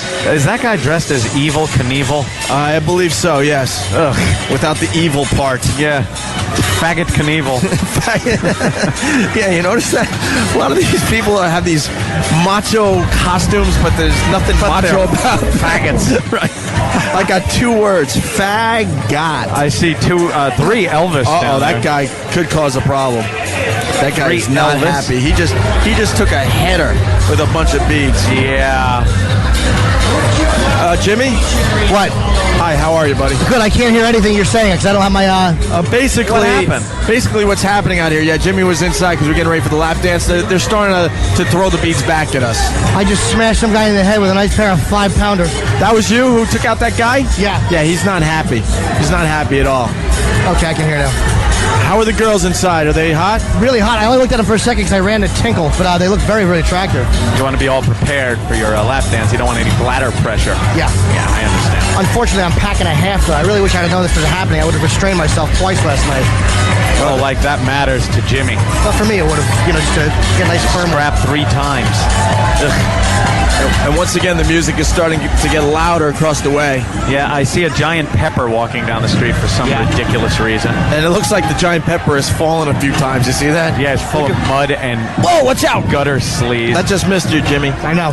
He was trying for Jimmy. He was definitely gunning for Norton. These guys are definitely getting more aggressive. Oh, come on. Let's see what you got. He's winding up. He's winding up and... Hey, nice toss, actually. Wow. Oh, this could do some damage. I just noticed, I don't want them to let them onto this, but if one person throws as a distraction, another person can throw and whale us really good because we're distracted looking at the one set of beads. Yeah. So we got to really be careful. Got to watch each other's backs. Yep. Overlapping field of fire. All right, let's save these. This is going to be a nice weapon later. This is like the sniper scene from Full Metal Jacket. The naked lady beads, we'll place them right there. Those for are later. good, yeah. That'll really hurt. Yeah, look for a baby carriage. Throwing it at infants. Wonderful. All right, why don't we go back inside and get the lap dance done for Jimmy? All right. Oh, wait, look, titties. Where? Never mind. Here. They weren't that good? Oh, they were awful. Gravy stains. It looked like they could have been pretty good. Watch out, Jimmy. No, that's why I said look, because she looked like she wouldn't have been that bad, but they were really awful. All right, we're going back inside. Jimmy's making his way inside. We got 2 girls that are going to give Jimmy a very nice lap dance live on the program. Steve, Steve's going to tape the lap dance for FoundYourMusic.com and OpieandAnthony.com. I noticed this occasion is really for a lot of older women that, like, once a year can come out and show their boobs because no one asks them to all year long. Right. So this is like they're coming out. And the other thing, most of the boobs, I'd have to say 95% of the boobs from a balcony look really good. Ooh, really? Well, because you're looking down on them, you know what I mean? You can't see that gravity's taking its toll and stuff from above for some reason. That's true. Except that you have noticed the 2 to 3 foot cleavage from time to time. Big, long, nasty cleavage. Look at this. From behind, these girls in the Catholic schoolgirl outfits look like they could be really hot, right? Yep. They turn around, they're like middle-aged women. Look at this lady. She's got to be 55 years old. Oh, here you go. And then look at the guy that she's with is dressed as a teacher. He's got a ruler in his pocket and a pocket protector. That was really creepy. All right, I hear Jimmy. Jimmy, you're all set in there? Oh, yeah, man. I'm sitting here right by the couch and just really waiting for my lap dance very eagerly. Okay, we're going to make our way back in. Jimmy, just start babbling. We'll be in there in a second. Well, the chicks are here. I haven't met them, but I've kind of seen them, and they are really attractive. Yeah, I'm going to have to snag a look at them when... Yeah, really hot. They're wearing civilian clothes, though, so I'm hoping they put on something like maybe panties or something a bit more revealing. Well, that's their regular clothes have to come off, I believe. Yeah, I would hope so. I'm going to come running in there now. All right, Ant, we'll hold the fort. All right, I'm all set. I'm in perfect position to check out this lap dance. Mardi Gras really is a chance for fat, ugly pigs to feel like attractive girls. Like, they now know what it feels like to be ogled and to be wanted, and it's really like a place for awful people. Yeah, they have no problem showing, their boobs, their pussy at times. They're all for it, the middle-aged women. You notice that, Anthony? Oh, they love it. That's what I was saying. It's like this is their one time a year to come out. Why is this wet? Ew. Why is the couch wet? Is it wet? Water was... Feel it. Is it wet or no? Just sit down. No, it's not wet. Oh, okay. What is the matter with I don't know. you? I thought it was wet. You're absolutely insane. I really am a weirdo. It's the driest couch ever. Oh, hi, Ant. Maybe it was, used or something. 3 men just sitting on the couch talking. All right, Ben's picking up a microphone. So, Ben, what's going on here? We have some ladies. They're going to be at the Gold Club. It starts tomorrow night. It's the G-String Awards. Of course it is. It's a 4-day event, right? At the Gold Club Cabaret. The Gold Club's great. We went there the other night. This place, Steve fell asleep.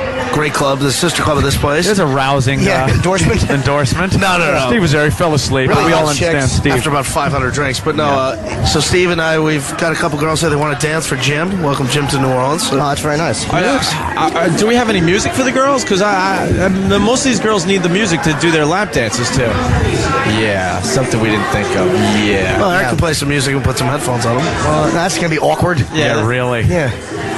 No, maybe very low. We can play music from back there. The girls can just dance and There's give music us a little more outside they of an can hear. image. You know what? Bleeding in. You know what? They're pros. They'll figure it out. Yeah. They'll figure it out. If they can hide their revulsion from my fat stomach, they can certainly pretend there's music playing. Let's bring the girls in. They're not going to be able to hear us because it's so loud. We got to say that again, Anthony. We all have headphones on. That's the only way we're able to communicate with each other. Put my sunglasses over there, sweet angel, if you don't mind.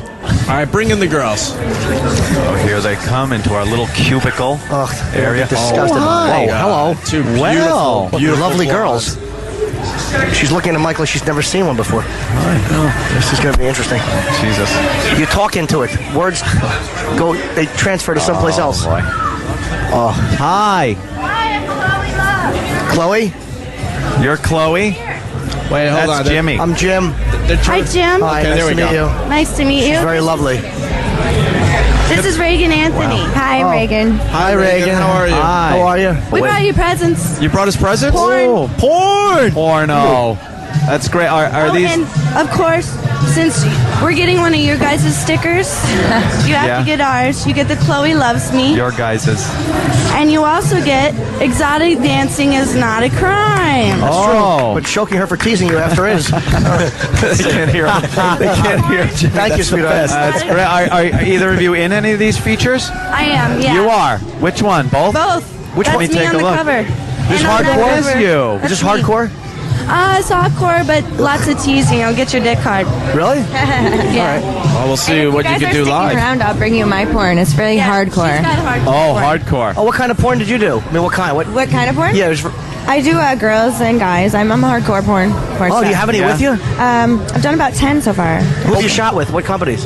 VCA. Okay. Actually, Mike South. He works for Hollywood Video, and one with Wicked. And what are you known for in your pornos? Anything? Anything special? What's your Yes, specialty? my oral skills. Your oral skills. What makes a your good oral egg. skills better than most? You know what? I don't know, but everybody says I have a little tongue trick that I do. Yeah. Oh, how about that? Very Those are nice. all in conjunction with Playboy. Oh, cool. Oh, I work with Playboy. So yours are not really hardcore, but hers vivid and wicked. And that's They won't cool. let me do hardcore right now because of all the Playboy stuff I've been doing. Understandable.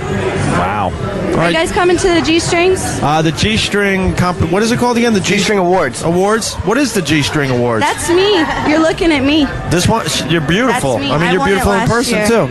What is it though? What's the competition? Just dancing? I can't hear you. I'm sorry. What is the G-string Awards all about? Is it? It's it's become, you know, one of the best competitions in the industry. It's the best of the best are only invited. It's 4 categories. It's porn, showgirl, magazine, and is it 3 or 4 categories? It's 3. It's porn, showgirl, and magazine. Mackerel. I'll say. Yes. So it like the elite of the elite come to our contest and show off their wares. and show off their wares. Is this is not the first year, is it? No, this is the 5th year. Because my buddy went to it one time, and I'm like, dude, how hot are the chicks? And he said, you wouldn't believe. Yeah, we're pretty hot. Hold on, move your arm so I can see her breasts. Oh, wow, wait. Wow, lovely. Wow, very nice. Goodness. Are you guys Bravo. coming? Yeah, now Absolutely. About 30 seconds. That's wonderful. Can I watch? You girls want to dance for Jimmy? Well, we had planned on it. That would be very lovely. We have some Yeah. music ready if you want it. All right. Let me Okay. step. I'll step over here. Where are you going, sweetie? Well, I want to give Jimmy room. Yeah, we. All Okay, right. I'm We're gonna true take friends, this off Jimmy. now because We're gonna gotta give you the take whole our tops couch off. here. Hold on a minute. We're getting off the couch. You girls just go nuts, all right? Anthony and I will try to describe what's going on. Can you guys do this without music, though? Well, there's music outside. All right, you can hear the music? they hear Okay. it. Should I leave my headphones on? All right, Anthony, 2 really hot blondes. They got the white beater T-shirts on and jeans and little sneakers. They're and coming off. I know they're coming off. Oh, here they go. And the wife beaters are coming off, Anthony. The one girl is topless. Wow. Oh, boy. She's got lovely breast implants. Oh, they're really lovely girls. All right, they're both topless at this What's point. that, ma'am? Spread the legs, Spread get the- comfortable. Do you know Okay. the drill? Yeah, I'm fine. Can we? I don't want to unplug this. I'll be an on-the-field reporter here. Holy Toledo. Can I take these stupid headphones off? Here, Yeah, sure. Yeah, I'll mic you. I got the wireless mic, Jimmy, if we need you. All right. Slouch. We got to be able to get to your toys. Oh, see, he's slouching in the couch, so his All right, you ready? he's very relaxed. Oh, wow. One of the girls now pushing her breast into Jimmy's face. Jimmy's whole head is disappearing in between cleavage. You know what I noticed? Jimmy's not really breathing, though. He's just kind of like holding his breath as the boobs are just being rubbed up and up and around his nose and his eyes. He's going for a kiss. He's stealing a kiss on the girl's shoulder. Now the other girl's straddling Jimmy. Yeah, dry humping Jimmy's crotch area with her ass. Huh? He's got a chubby. He does have a chubby? Because he was complaining Don't that talk he about was his gut. He's trying to enjoy himself. He was complaining that he didn't I think don't think it's his gut. you feel it, right? Yeah, it's a chubby. Yeah, because he whacked off 3 times last night. He didn't think he could get Oh, a I chubby like for you girls. Can you go 3 times with a girl? Probably, yeah. I mean, but last night I was just so lonely and annoyed at myself. I had to just scrap on my computer 3 times. You're coming home with me then. Oh. You can hardly feel it. It's nothing there really yet. Oh. How come you're both wearing jeans? Don't worry about it. Wow. That'll change in a minute. They've switched positions now. Does he have a chubby? He does, actually. I can feel it in there. And is it a good chubby or what? Yeah, it's good enough for anal. Hey, Anthony, there's something you don't hear How every about day. that? It's good enough for anal. Jimmy, let me try to get a mic in there. Well, she gave it a good description. It's good enough for anal. That's actually a bumper sticker I'll be selling at my shows. Are you ready for a butt view? Yeah, a butt view would be fantastic. Oh, I love that. They're taking a slight break so they could get their jeans off. Jimmy, what do you think so far? They're the 2 of the hottest chicks I've ever seen. They're fantastic. 2 really hot blondes. They're showing the brown eye right now. Well, can I say it? I Ooh. promise. I'm sure it's nice. Why do you hate it? I don't like it. Why? Because it's like not round enough. What do you say? It's not hardcore porn. You've been naked before in front of guys. I'm not going to be rude. Yeah, Jimmy's negotiating, but the one girl doesn't want to take her jeans off, Anthony. I have a feeling it might be... do you think it's on time? Yeah, I think she's just coming up with an excuse. Anytime there's a girl or 2 in there, one of them has the... Hey, what are you doing to that other girl there? We have to describe for the radio. I'm being naughty. She's being naughty, Anthony. She's rubbing her jeans. Well, she's she just went south. Jimmy, you have a very good viewpoint there. What's going on? Well, the one girl is doing exactly what I'd like to be doing to the other girl. Yeah. It's really sexy. I really enjoy this. Do you enjoy that? I do. I love having oral done. Oh, that seemed to be a little ticklish, Anthony. A little tickle. Okay, are the jeans coming off now, or is that more of a tease thing today? Very sexy. All right, Yeah, I won't take them off. all right, there you go, Jimmy. What do you think? Oh. There's the butt. She has. Oh, does she have a great? Oh, she's sexy. Just say it. Her lips are so sexy. Yeah. You just saw the lips from behind. Is it? No. Yours aren't pierced? Thank you. Pierced. Look, I'll show you a piercing. Jimmy, she wants to show you her piercing. Look at that. Oh my God. Look at. Can you pull them down? I won't touch. I just want to see. I don't care. I don't care if you've washed, showered. Oh my God. They haven't shaved today, Anthony. How hot is that? What do you think? That is One is shaved, one is amazing. not. That's They are both amazing. So attractive. This is really, really frustrating. That's wonderful. Very sexy girls. Lady, see if his chubby's doing a little better. Is his chubby still? Yeah, his chubby's still there. Still, is he getting better, or Huh? is his chubby getting better? We could do more with him, but we'd have to take him home. What? They want to take you home. I would like that a lot. Don't tease, because he'll leave the broadcast. I will walk off this dumb radio show in 30 seconds. He will leave right I'll pay now. for my own flight back. I'll fly U.S. Air and I'll sit on the wing. You know, we have our car here. You just go back with us. You have your car? Yeah, and I'm driving. I would actually let Tom. I would sit on Tom's lap on a motorcycle right now to go home with these 2, and I'd put my nose in his mouth so he can breathe through it. Wow. Very nice. All right, Jimmy, grab that microphone. Very nice. That was a nice lap dance, huh? Yes, Chloe and Reagan. Chloe and Reagan from... What films can people see you in? What films can people see you in? Angels of the South, Melted Pink, and Blowjob Girls 2. Blowjob Girls 2. I love the title. Melted Pink, Anthony. That's great. What's the plot of Melted Pink? Don't know. No, She doesn't know. Don't know. just come in, do your part. Yeah, exactly. Let them cut it. All right, very nice. Okay. Really nice girls. Let's hear it for the girls. Really They're hot. Beautiful. Very sexy. Absolutely job. beautiful. You wanted to go back outside and throw some beads, Anthony? Sure. Yeah, we'll do a little more of that, I guess. Oh, I'm in love, dude. Hold on, we got a very important caller on the phone here that wants to say hi. Let's go to this here and say hi to. You know I'm a buzzkill. You know that, right? No. Just you know how hot. Buzzkill. Oh, God damn it. We just had hot girl on our palate, and you're washing it off with this I'm dog not doing crap. anything. I'm just asking, how you join the Mardi Gras, that's all. How do you join the Mardi Gras? Yeah, how? Lady Di, you would fit in perfect down here. Yep. It's the land of the raging alcoholics. You would lead the parade down here. Oh, she could be the What? float. If I ever went to New Orleans, I would definitely go over there. And you wouldn't come back alive. Well, I don't Every know day's about that. Mardi Gras for you. You're drunk. No. So, Be do you get a nice. job? You got a job yet? Actually, I'm going right now. I'm going to classes to get a job. Classes to get a job. Here's yes. the new thing. What classes are you taking to get a job? Well, what happens is I have to go over to a place, and I have to be there at 9 o'clock, and we have to be there until about at least 11:30, 12 o'clock. And they're giving us classes on, how to get a job and everything like that, whatever. What type of job are they giving you classes to get? Well, whatever's available for me. So instead of filling out applications and interviewing at places, you're going to a They class? send you to places to put in an application. And where is this school? It's in New Jersey. All right, yeah, the listeners are calling like crazy, and they're saying, please get rid of the cooler.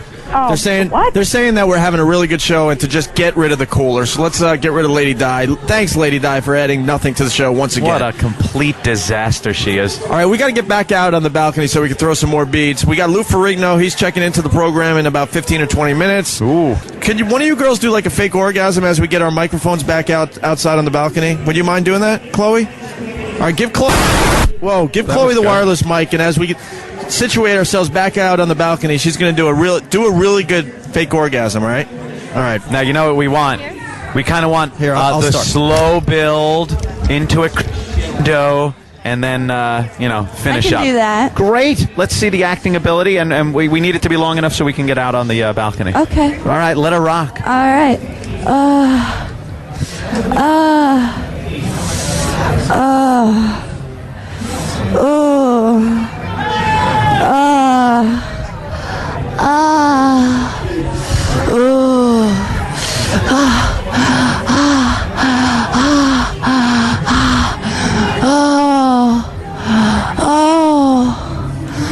Oh yeah. Oh. Ooh. Yeah. Oh. Yeah.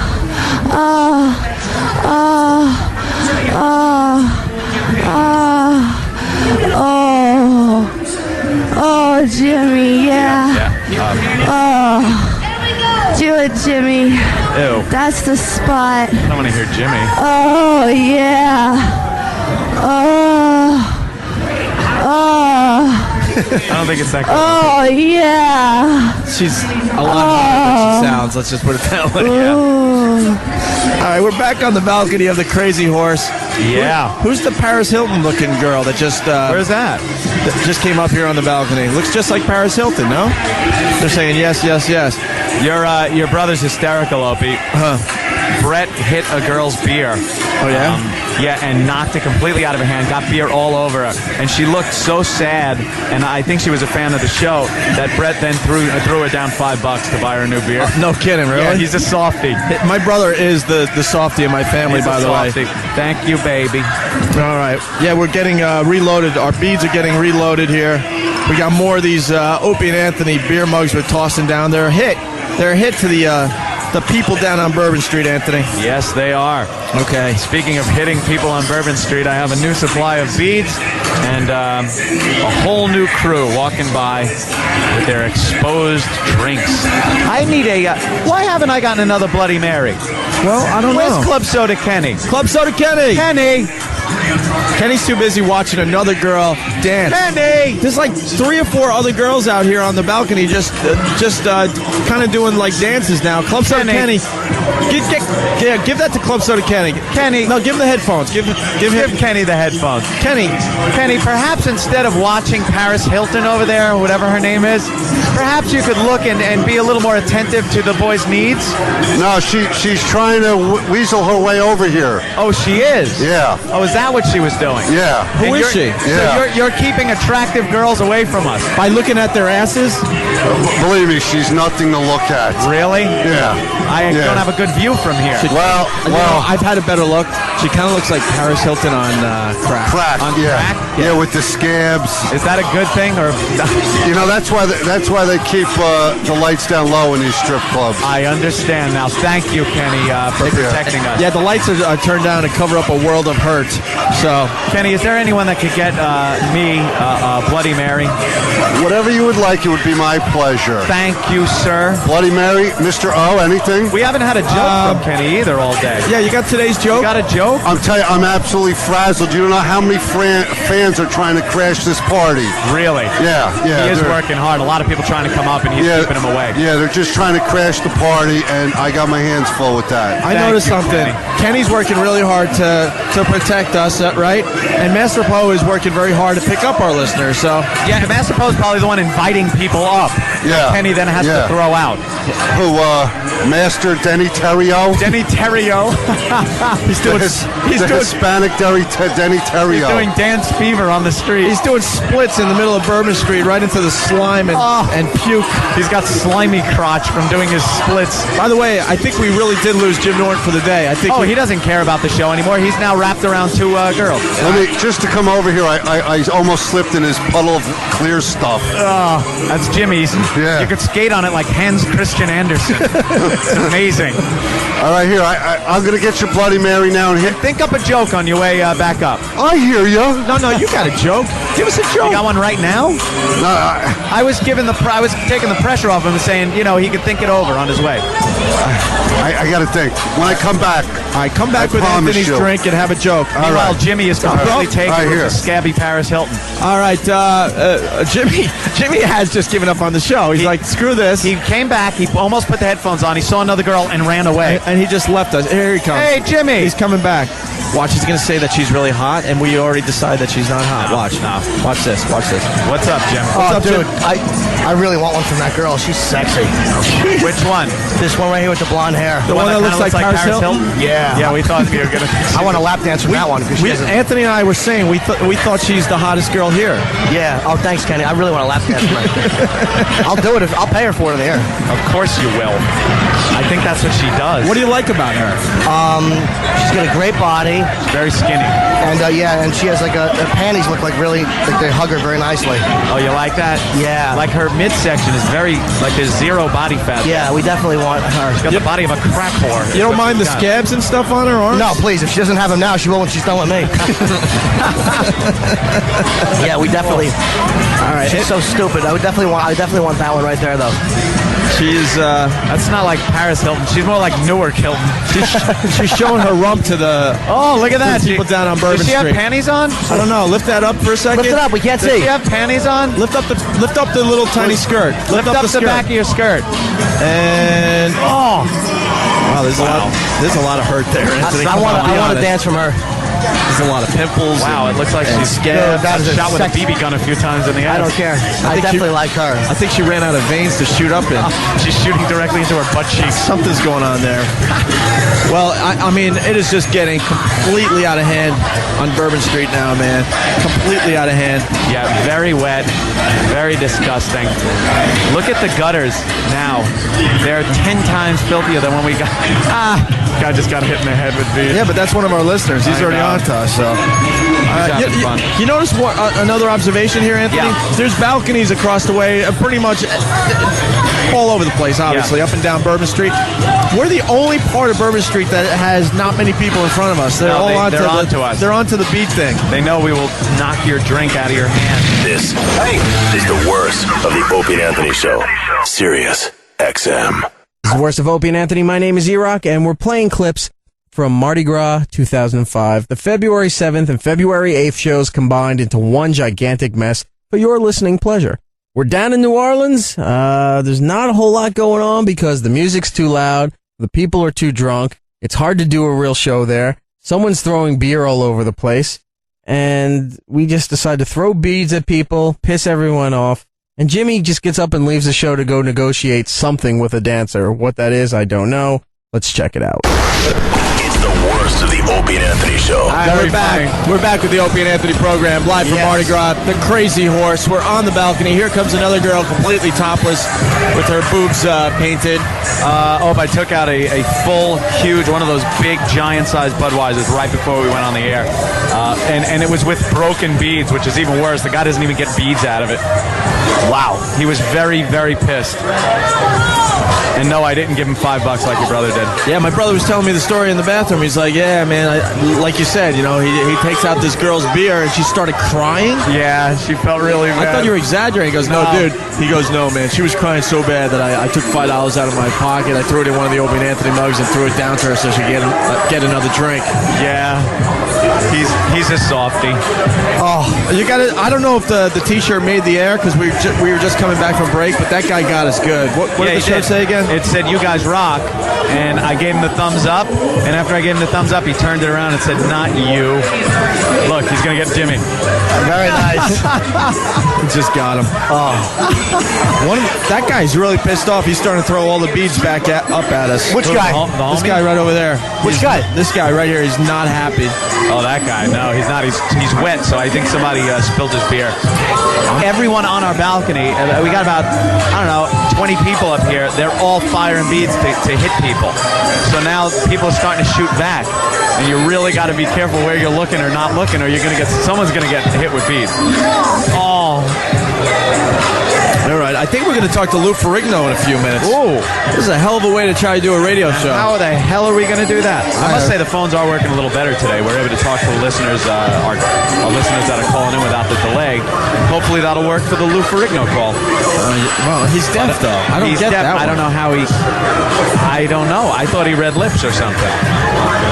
I'm trying to get my brother on the air, but he needs a headset because he can't hear us. Where's Poe? Is he still dancing on the street? Whoa, watch out. I haven't seen him. Oh, they knocked your equipment over. He knocked my... that almost took you out, Jimmy. That's all right. That was a close one. He spilled my coffee. That's all right. I'll pick the beads up and throw them right back. Knock that guy's wizard hat off. No, he might have spent a lot of time earning it. I'm going to do that to the poor fella. Someone grab Brett.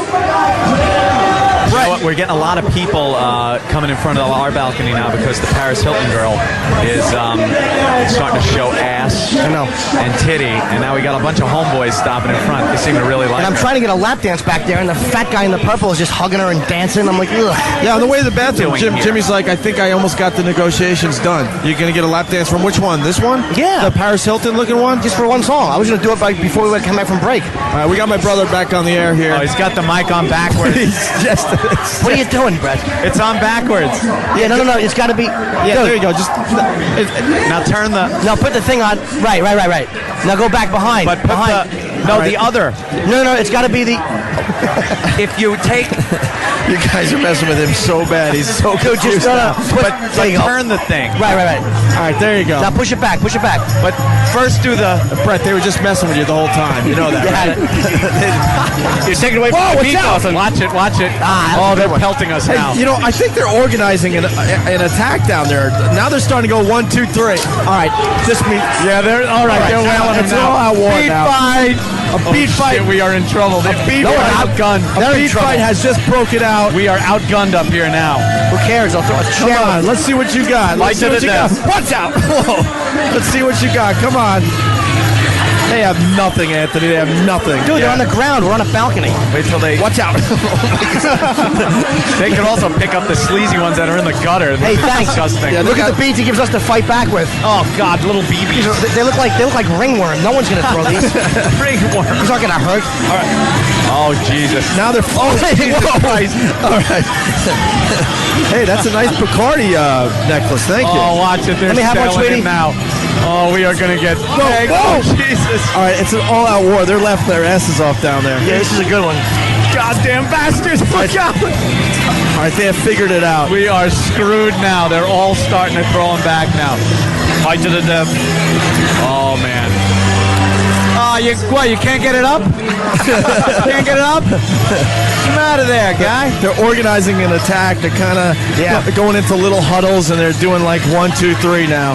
Yeah, they're all shooting at the same time.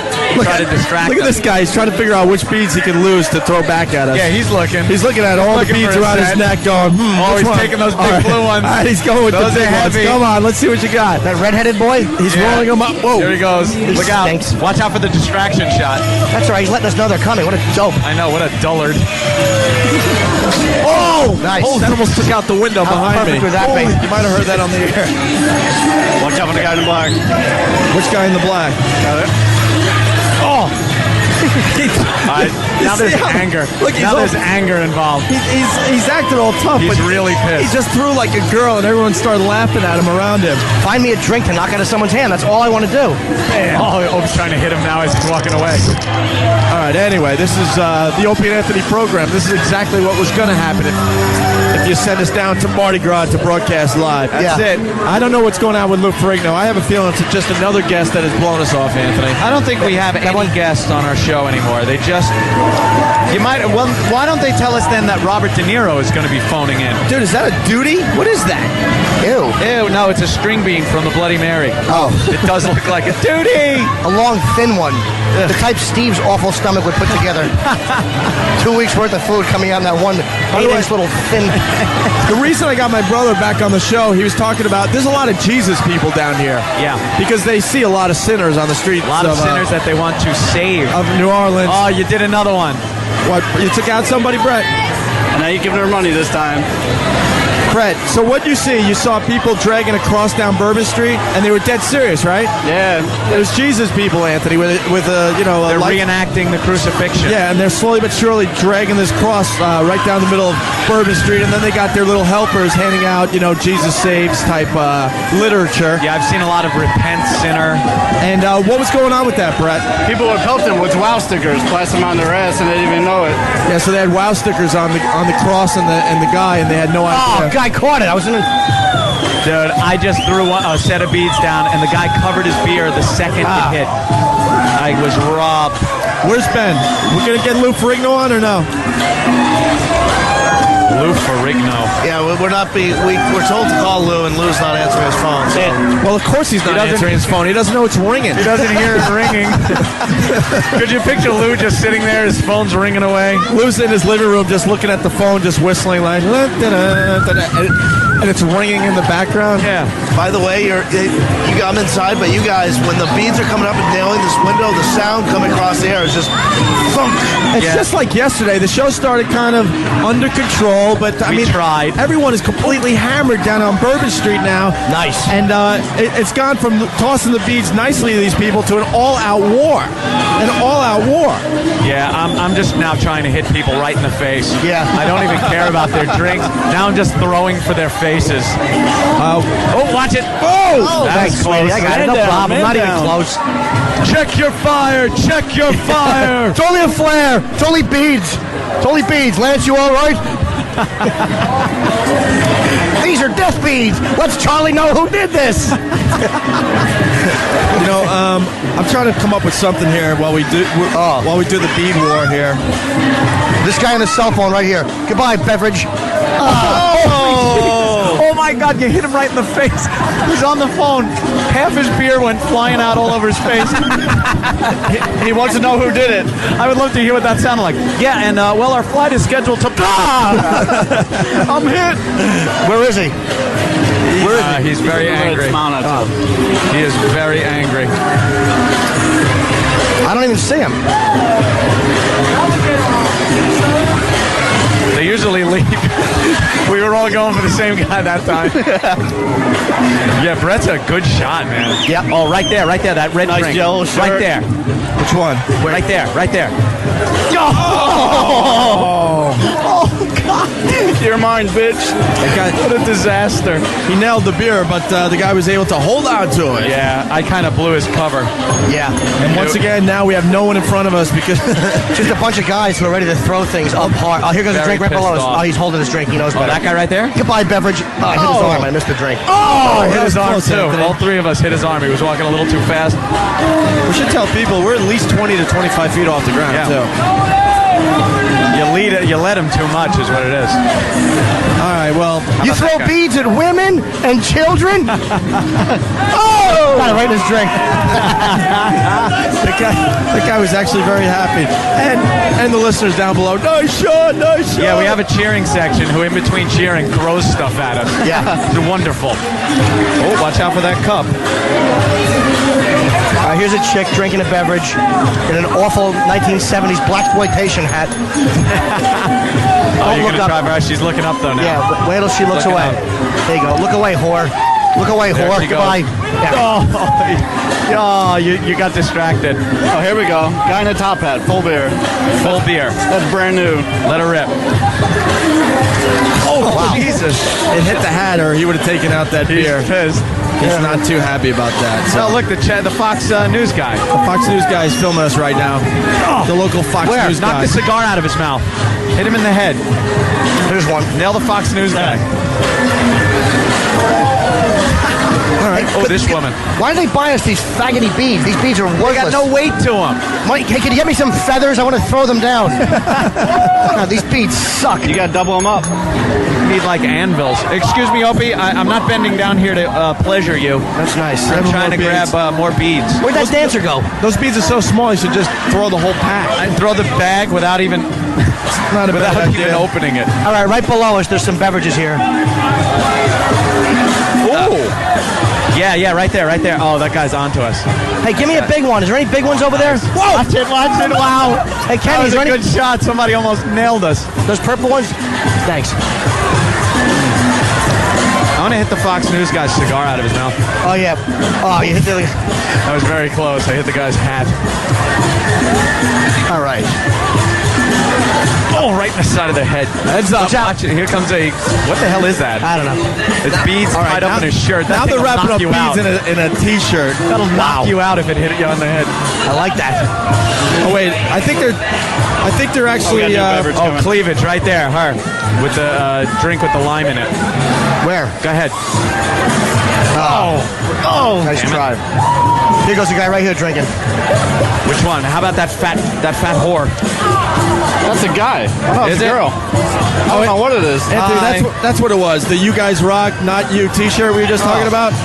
I think they want us to sign it because there's a Sharpie in the T-shirt. very here. good. All right, very nice. Oh shit! You know this sounds like absolute crap on the radio at this point, right?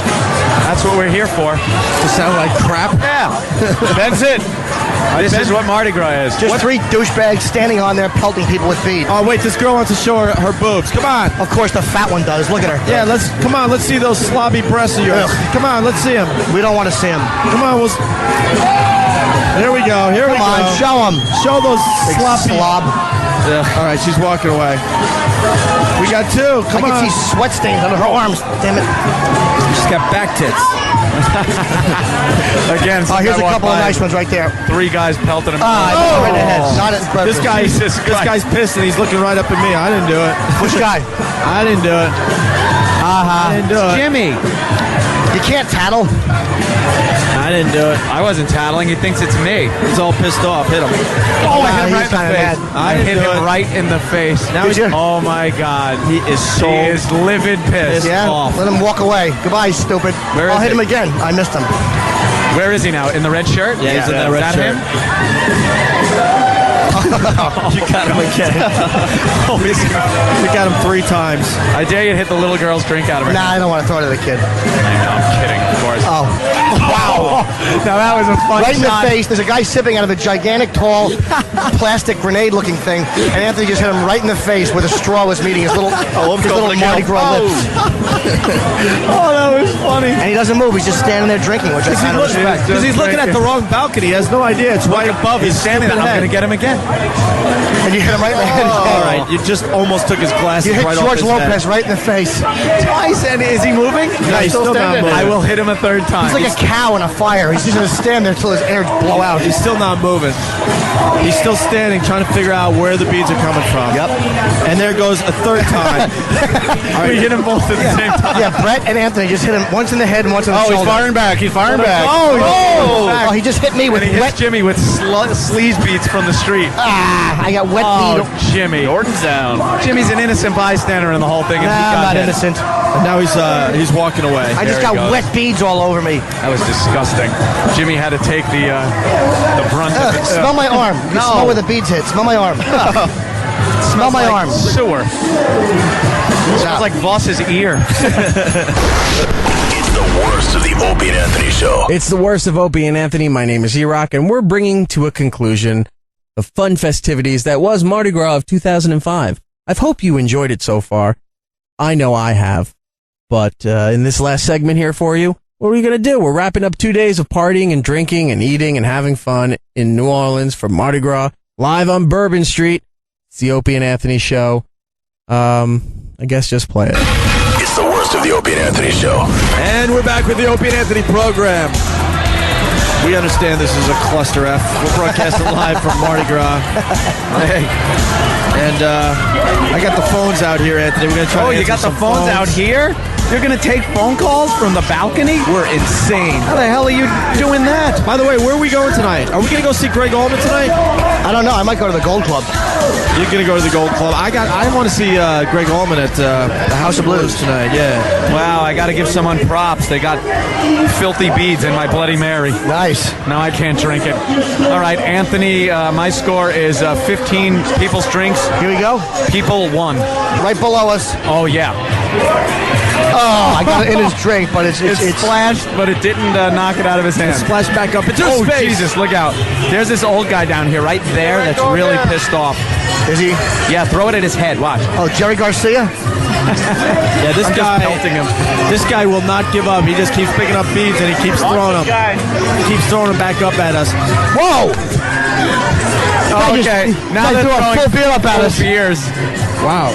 I just got showered by that beer. That guy and his fat girlfriend threw up a full beer. Or Which guy? The beer might have taken out the phone system. Okay, thank you for that. There's some angry, but we made some real friends here today. Now they're pelting us with beer. He threw a full beer can up. I wish it would have went through the window. I gotta give up on the phones because it just got showered with beer. Oh, now it won't work? Sorry about that, Jaime. Yeah, I can't answer phones anymore. They're really starting to throw the beats like crazy here. You know what I'm saying? There's an old codger, this old curmudgeon that's throwing beads back up at everybody here on the balcony. And your brother just grabbed a handful of beads and as hard as he could threw them right at his head. Like he's not taking any guff. Let me try the phones again, Jaime. It's amazing. Jimmy's feeling the itch. You know that. Yeah. Wait. He's done with the you want a program. Jimmy update? Yeah, Jimmy what's update. going on? Club Soda County, yes. I think he's spending some cash as we speak. As we speak. During the show, he decided he's going to get some. You know he's got no willpower. Now here's the deal with Jimmy. I mean, he is a sex addict, and when he gets the urge, he will put everything online. Yeah. He doesn't care. He'll walk off the radio show, and he'll take care of the itch, and then he'll be back, and then he'll be able to enjoy the rest of the radio program, and then he'll be able to enjoy the rest of the night. We But understand, when he gets the addiction in his blood, he can't help himself, and he's off to taking care of business. Yeah. Did he go with the Paris Hilton girl? The ugly Paris Hilton. The Yeah. Paris Hilton on crack girl? Yeah. Paris Econo Lodge. Yeah. I understand him, though. If we would tell him to stay here instead of do that, he'd be totally worthless to the show. Because his mind is just completely taken with getting sex. Yeah, there's no way we could talk him out of it. No way whatsoever. He's a sex addict, is what he is. Everyone knows he's got that addictive personality. He can't do any type of drugs or booze anymore because he's just too addictive. And sex is the one thing he hasn't sworn off. Yeah. And now, he, like anyone else that's addicted to something, doesn't matter, work, something like that, he's off now trying to get sex. Because I was amazed that he went out to dinner with us last night, but he said, he took care of business in one of these strip clubs, and he said he was able to relax and just hang, and I saw that. That's what it is. It's just a matter of releasing for him, and the girl doesn't even have to be, she has to barely be there. Yeah. As long as he's got his hand, he's a happy man. What are the odds that XM will allow us to go back on the road after this broadcast? Not to Mardi Gras, that's for sure. We did, what else did we do remotes from? Where else have we been? Vegas. Vegas was fine, see? Vegas was good, and we're going to be in Los Angeles 2 weeks from today. Right, but it's just, Mardi Gras is just drunks hanging around throwing beads. And they're everywhere, too, because we set up this little area where we can broadcast live, but all the people inside, they're completely hammered. They're crawling on our couch. I think people are having sex on the couch we were just broadcasting from only a half hour ago. That's why when I was sitting on there, I was a little, skeeved out. Yeah, you were worried about a booger. Yeah, I know, and I'm sitting on Jizz couch. I have no idea what has been going on that couch, but you can only imagine. Club Soda Kenny, what's going on with you? I'm just trying to keep the fans in line, but I just wanted to thank you guys for a wonderful trip to Mardi Gras. And I want just the fans to know how terrific you fellas are. Well, I don't think we're that terrific today, but that's okay. We were stressing about yesterday's show, and then we realized, there's nothing we can do to make this better. It's just a cluster up. It's one big booze fest. Oh, these are drunks that have a midlife crisis. Yeah, this is the land of the raging alcoholics. We saw more guys dressed as fairies today after breakfast. Kenny and I are like thinking, anywhere else you dress like a fairy, you're going to get laughed at. But down here, you're like, wow, man, that's cool. You go. Yeah, it's completely acceptable. Someone just got a Bloody Mary knocked out of their hand and was very angry down there. And he was very angry to get an empty Opie and Anthony XM cup in return. Yeah, I mean... are they guarding the door down there, by the way? Because there's a few people that really want to shot. Probably want to punch us in the head. Yeah. Hey, Jimmy's back. Yes. What happened? I got a lap dance. It was very nice. From what? The Paris Hilton girl? Yeah. How was it? I'm leaking stuff. I'm leaking good stuff. I want to see that. Lump in his pants. Why are they yelling and screaming up here now? Well, look at that guy dressed in... He's dressed in a skirt, and he's got pigtails and a goatee. Yeah, but, it's acceptable down here. All right, well, look at the streets. I mean, it is. I haven't seen so much garbage in my life. Well, now I don't... And there's also a lot of beads on the ground. That's terrific. Cut it out. You know what the scary thing is? How long is it going to take them to realize they could just... And how drunk they can get before they realize they can just pick up these sleaze beads and lob them up here and pelt us with disgusting street sleaze beads. I hope they don't realize that. Now, they haven't been able to really organize down there. No, they really haven't. So, what's our schedule, by the way? We're flying tomorrow, and then we do Real Radio again Thursday and Friday? Thursday. I think tomorrow's our travel day. Okay. And then Thursday and Friday back live, 6 to 10 in the morning. Oh, Jaime's like, nice. Jaime, what happened? You're just getting pissed off? Jaime's pissed off because I think we wrecked his laptop. Yeah. So he just handed us, the Mac Daddy of beads, bags and bags of beads. We didn't wreck his laptop. Some troublemaker did. We're just trying to have some Mardi Gras fun. All right, everyone is digging into the beads. Going for the heavy ones, too. Now we got heavy ones. All right, let's see what these guys got. It will not be a safe drink. All right, watch this little orange soda go. Is she too young? How old's that girl there? Is she young? I won't hit her if she's young. Okay. Well, if she's drinking a soda, that could be an indication she might be too young. All right. That old guy is still down there, and he's winging beads up. Look out. Here comes another one. Where is he? Look at this. This brother is a perfect target, but no one will take the shot. Where's the old guy? The old guy is just, I don't know. All right, here we go. Oh, holy crap! Best Holy shot of the crap. day. Very nice Best shot. Best shot of the day. 2 days, dude. Dude, I just got a couple walking Very down nice. the street with 2 drinks in one in each hand and knocked the couple of drinks out of their that hand. 2 drinks, It shot of was the day. a boyfriend-girlfriend combination. Both very nice. Both enjoying themselves, holding hands, and they both had a hurricane, and you knocked out both hurricanes. Both of them in one shot. Now I got to try this lady right down here. No one's gonna beat that shot. Oh God! You just hit her in the chest. You just hit her in the chest. It was him. It was him. You can't be a dick. It was him. What's wrong with you? It was him right here. It was him. Don't rat him out. I'm getting him back for. That's not get. You can't break that. That's a cardinal rule. You can't do that. shut the no, fuck can't up. do that. No blaming anyone. All right, see this guy here with the drink in the backpack. He just turned around. Damn it. Cup of coffee in that guy's hand. What do you think? Where? The Vikings. Oh, coffee is hot. Here we go. Oh, you hit him I spilled a little of it. right in the head. If he didn't have that stupid faggoty choking Vikings hat on, he would be wearing hot coffee on his wrist and forearm. He took a headshot. These beads are the perfect size, man. All right. The sounds of Mardi Gras. Look out, they're firing back. See, so the brothers with the big ganja leaf necklaces around their neck. Yeah. Smoking the reefer. And that was before they got here. People shuffling by. For some reason, they're really looking up at this balcony when they walk by. They can sense. I think they're on to us. Yeah, they're firing. They're back. organizing. They're organizing. They're organizing. Come on, let's go. Let them. Nothing.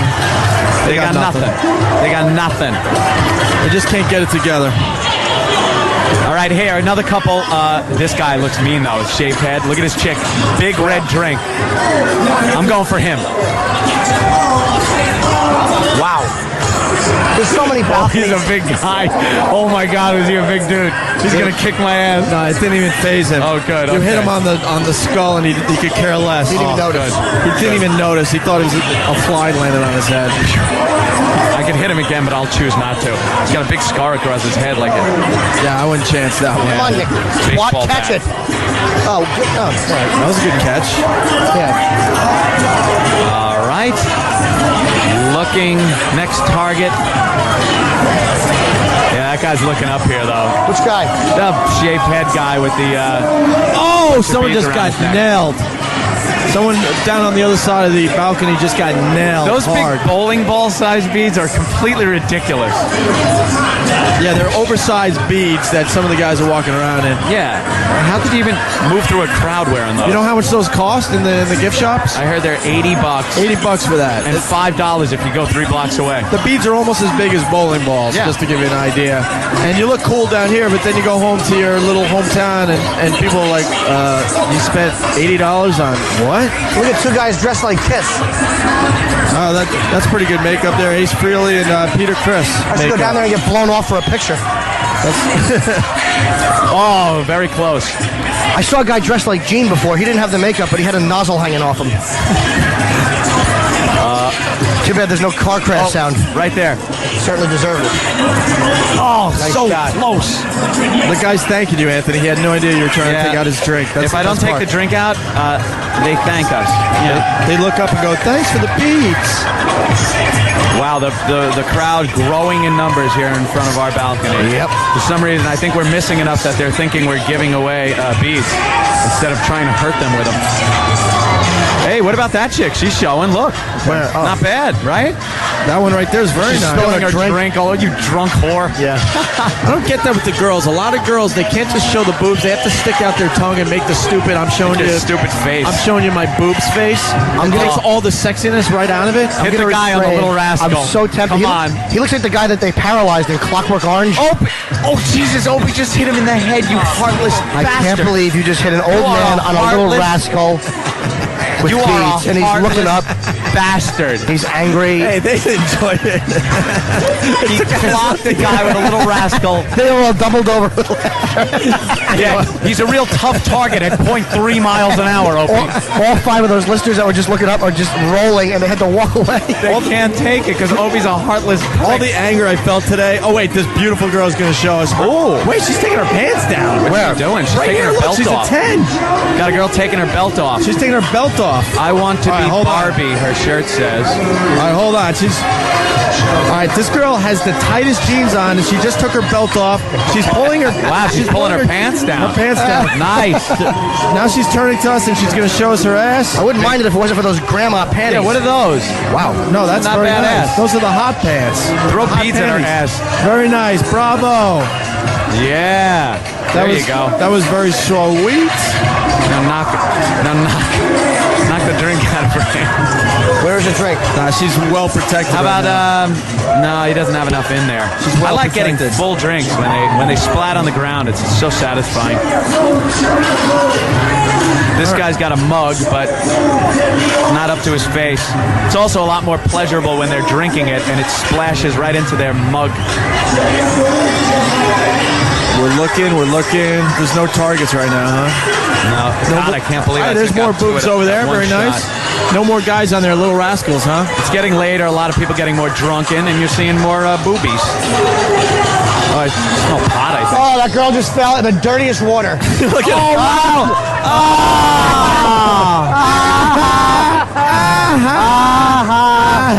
Oh, she is pissed. Oh, she fell in that filthy, awful water. She just slid on her ass. That's going to be all in her private area. Yeah. She will not be happy. Come on, one more good target. What are you telling us, Steve? Need it. I'm addicted to screwing these people's drinks up. All right, guy in the gray shirt right here. Pink drink, gray shirt. Where? All right 3 there. of us. No, wait. Green armband. Oh, wait. Oh, I forgot that guy right there. 1, Go. 2, 3. Oh, he missed. Oh, damn it. Did we get him? No. Oh, no, she lost her drink. Oh, she dropped hers. Yeah, there she is. She's all pissed. Oh, look at her. She's looking around. She can't believe it. She's yelling. She's yelling, screaming. That's what you get, whore. She has no idea. She has no. Look, they're looking around like trying to figure it out. Here, you want these? Yeah. Oh, she's she's yelling. So bummed What out. happened? What happened? She's screaming at us. Who cares? Oh, is she crying? Good. What happened? Beat it, stupid. What You're happened? 15. You shouldn't be drinking. All right, she She's lost her crying. drink and she's very, very upset. That's the sign of a true alcoholic. Oh, she's mad. Well, we're just about done with our Mardi Gras broadcast from the Crazy Horse. Is that what we were doing? Yeah, I thought for pretty some much. reason we were just hanging out with these stupid headsets on. Okay. Oh, there you go. Oh, she's so upset. What a sour puss. Yeah, she's still bummed out over there, huh? I want to now get her friend's drink out of her hand. The one that's being Or videotaped? how about the guy's Coke right there? Dude. Oh, she's mad. It's going to go right into her face. Oh, it actually landed right on his drink. Wow, now she's pissed. Now she's taking the beads off her neck and slamming them down to the pavement. Anthony. You know why? Because it hit his Coke and splashed soda into her face. all over her face. I don't know what happened. She's yelling at us. She again. is pissed. Why doesn't she just move on? She doesn't She's get it. crying. She is so angry. She's crying. Oh my God, is she crying? She's And they're standing there, so I'm going to throw another one at that guy's. Wait, the just make same sure that drink. no one looks up. All right, hold on. Oh, she's covering it. I won't even look at her though. I'm like looking like I have no idea. Look, she's telling her boyfriend there to cover the drink. Cover the drink. Cover. Here we go. Okay, see it? It's exposed. She's yelling at us. She's so angry. Look, they're distracted now. Watch. Oh, that was. Oh, damn it! I came up short. It was perfect. That's a horrible shot. I don't know why they will not move on. It's stubbornness. They're just not. Okay, here we go. They're defiant for some reason. They're trying to show that they can. Oh, it went around her neck. Oh my God, you got it right around her got neck. the beads I don't know on what her. happened. No, she's wearing the beads. I'm trying to give this couple a Hegel lady. I don't know. She's all pissed off. Are they mad now? They're getting mad at us. Who cares? Watch They've been this. mad. I don't care. I'm gonna take out her video camera. No! Oh my God! Screw it. Oh Jesus, Opie. That's a whole bag of beads you're throwing. Is it No, around? don't throw the whole bag. Don't do that. Don't throw the whole bag. Nah, oh don't my do that. God, you're Don't do that. insane. I'm Someone taking that sees you girl's doing drink that. out. I'm taking her drink out right now. Take it out. Oh, you just missed. Damn it. You just missed it. So close. All right, pick it up. It's right there. She's taunting me. Here you go. Here, take those. There you go. Oh, Christ. There was liquid in this one. Right there. Beer. Rain. All right, Anthony, we're going to wrap up the festivities here from the nice Crazy shot, Horse on Bourbon Street. it. All right, go. We're out of here. Bye. Oh, Jesus, what's that smell? This is the worst of the Opie and Anthony Show on Sirius XM. Hey, Bob Kelly, What the hell is this? are you auditioning for the Blues Brothers movie, Are or you fucking going to court? what are you doing? Let's hope he winds up like Belushi. What do you got? So he's got some VHS tapes. And you're looking skinny, by the way. Oh, Bobby. Hi, how you Very guys handsome. Hey. I just wanted to drop these off. And the reason why I'm dressed like this is probably because after I give you these, I'm probably going to have to get a day job. So I figured I would actually start getting used to wearing a suit and tie this is and gold. shaving and showering in the morning. I'm sure this is gold. I have 3 tapes. The first one, not so bad. This is me as a VJ, like an MTV VJ, on the Burlington Network, which was a college network, only pumped into colleges. No. My first month in New York City. Very good-looking young Bob Kelly. Okay. Very bad. I'll take that one home. Wow. People are getting into this old school bit, man. I love it. I have number 2. Yeah. These are the 2 first movies I ever did. Last Night at Eddie's and The Koala Bear Kid. Ew. The Koala Bear Kid? It's actually, if you see the movie, you'll understand the name. Okay. What does Koala Bear mean, douchebag? The Koala Bear Kid actually has a cameo performance by a good friend of the show, Billy Burr, who looks like a redheaded Mexican in this. And the second one is actually, I am the romantic lead. My name is Dylan. And in the Koala Bear Kid, Bob? In the Last Night at Eddie's, I'm the romantic lead. I have very long hair, very young Bob Kelly, very gorgeous, Very sexy. And one of my lines at the end is, "I love you, Allison. I always have." Very bad. And this third one, it took me all night. To actually decide to give this to you guys. Dylan. I swear to God, I prayed on this one. Because I didn't know if I should give you guys this, because this is the one you've been waiting for. Oh yeah, This by far, my wife who loves me to death, who is biased, couldn't watch this last night. Couldn't watch this. Wow. Tape. What was he, you set from the cellar Saturday?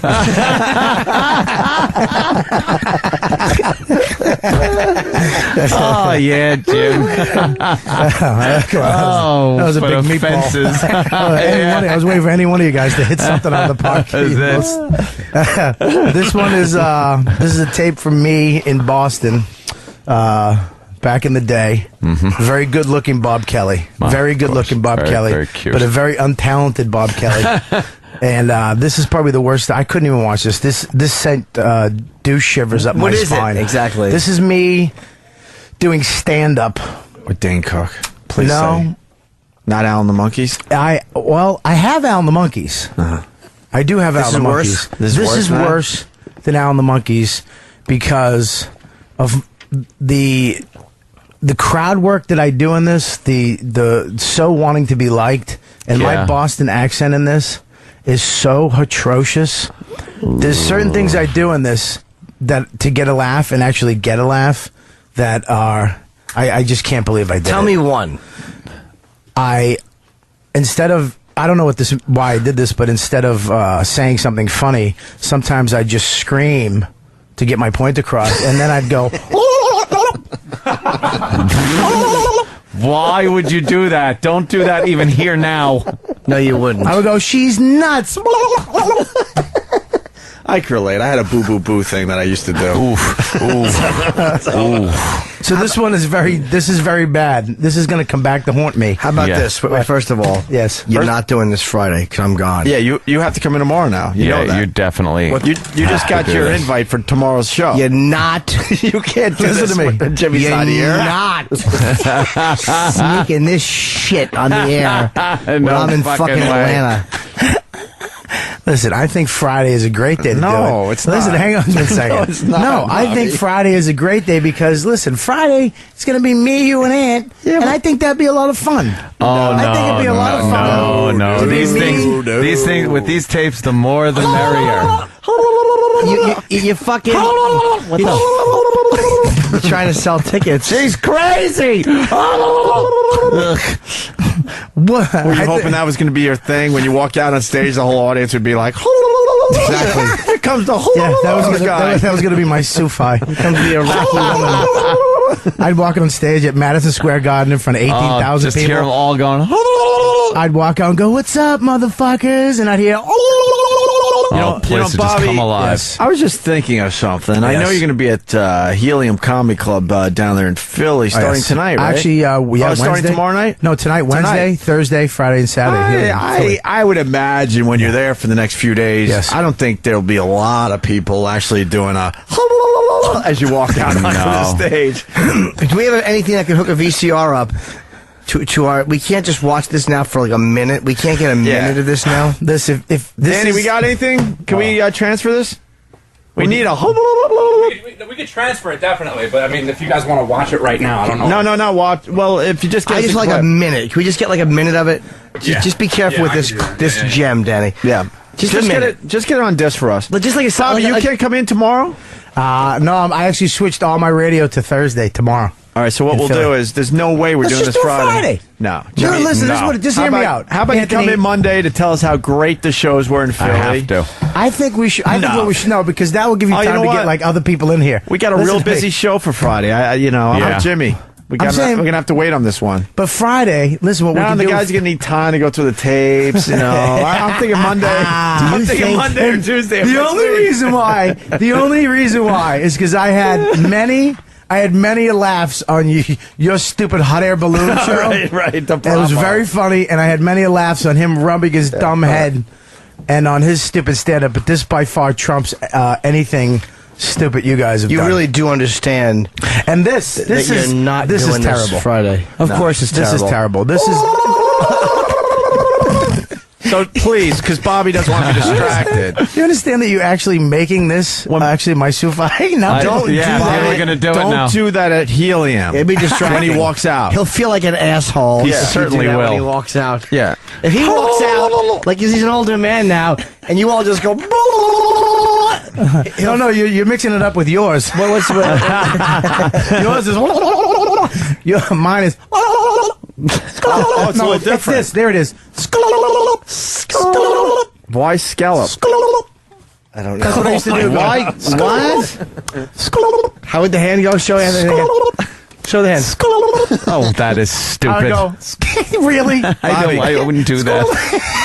Bobby, we're trying to trump each other with awfulness. Yes. So if we get that on the air, Yes. I will finally bring in a boo boo boo for everybody. Wow, that's brave. I ended every phone call back in the day with a boo boo boo. Something like that. That Jimmy did. Something like that. And then it followed me everywhere. I would do bar gigs, and people would come into my face and do the noise. How did you do that? Like, how'd that start? I don't. How does remember. anything become that? I don't know. It started out with I was doing a hacky thing. After every phone call, I would go see ya, and then somehow it morphed into a boo boo boo. Like, bye.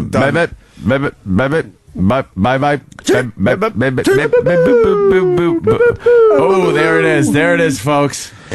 But anyway, So we'll do this next week, Bobby. We gotta. I think it's hurting my I think chest. I think you should. I think you should do it Friday. No, it's not happening. Because guess who won't be here Friday? You're not going to be here? Guess who won't? Why? Just call in. I'll be away. Do a call-in. The call-ins are always good. Can I just tell you something about that Yimmy? Yeah, what, Bobby? I can't stop saying it. Really? And in the It stupid is Call fun. of Duty 4 thing, that's all. Every time we win a game, everybody goes, Yimmy. I can't stop You saying didn't get it. the hand motions down. What? I can't stop doing it. I want to fucking have a pet, a Yimmy pet. A Yimmy pet, Jimmy. I just That wanna- animation's hilarious, though, isn't it? The puppet show. Dude, it's got it. Fat Bob Kelly is one of my favorite stuff. I can't stop doing Yimmy. Wait till we do our real animation festival. We're still getting the details together, but it's going to rock sometime in May. Going to sell out a joint with hopefully a very cheap ticket for everybody. Oh, please. All right, Bobby, hand those tapes over because we got to finish. Wait up a minute, this you're crap. not playing it right now. No, I want to hear one moment of it. We're trying, but I think those guys are meeting. They got a really important meeting they're doing All right, so right you're now. not. Wait a minute, because I'm not leaving this fucking studio if that's going to play. 1 minute of it. I only want 1 minute if they have it. Yeah, let's try for a just minute. 1 minute. All right. Because I want. All right, hand those over, Bobby. What year is this, Bobby? This had to be. What'd you say? Nothing. By the way, Use Ladbag writes, holy crap, Steve is reading the same article I'm looking at. It's like having a faggot in your brain. From Steve C. This is when I. This is. What the fuck? Making noises. I actually remember that. Huh? I remember that. You're not as far away from that as you think. What year is this, Bobby? This had to be. We got to get out of here. Right after the Al and the Monkeys broke up. So this is a Robbie. Had to be 96, 95. All right. Somewhere around there. Good enough. Our next performer, ladies and gentlemen, is a dear friend of mine and a very, very funny young man. He's a winner of the former winner of the WBCN Comedy Riot right here in Boston. Also a finalist in our big Jay Leno NBC Tonight Show contest that went on to the Nationals. He's the one. He's the only. Bobby Kelly! Bobby Kelly! Kelly! I hate you already. Bobby Kelly! This is so bad. What's up? What's going on? How you guys doing? Cool. Welcome to Saugus. Isn't that like a wicked queer name for a town, though? Saugus. You're not really cool and come from this town either. Like, my name's Frank Neal, and I work a construction worker, and I come from Saugus. I like Saratoga spring water. Saugus. Did you see Gus? Did you see Gus? I saw Gus. He saw Gus. Oh, no. You didn't just say you saw Gus in Saugus. Oh, all right. I saw Gut and when it just walked out. There he goes. Oh. What are you going to go? Pee on your body in Peabody? Peabody? Exactly. You're gonna go tell yourself to do something, which would be boss a ton. In a few minutes, you're going to be able to see Gut in Pizza Hut. Where did he go? Where is he? You gotta see him in these tapes too. He had all of his hair. He was in shape. Like he actually like he looked like really good. That's how I met him. He was a stud when I met him. Saw Gus. Let me know, Bob Kelly was a stud when I met him. And the Boston accent, wow. You see Gus? I saw Gus. I saw Gus in Saugus. Too bad there's not a town called Get Killed. Fucking asshole. And he does the same bit kind of recently with Massachusetts with the how it sounds girly. Yeah, Massachusetts. Massachusetts. Yeah. So sorry, Bob. Look at him. Oh, come on back in here. I'm not sure if it's an evolution. It's so difficult, isn't it? She can. Busboy outfit. Listen to me. I don't know if I'm He really does look like he's going to cater something later. I know. And judging by this, he should be. Oh, this is only a taste. We got to get the boys on this sometime next week. We're going to get all the highlights of those video cassettes. Is there another second on his? Can I ask a question? Do you have the part where I go? No, I wanted to get in here as soon as possible, so I only cut the first two. What are they casting for? Reservoir Hogs?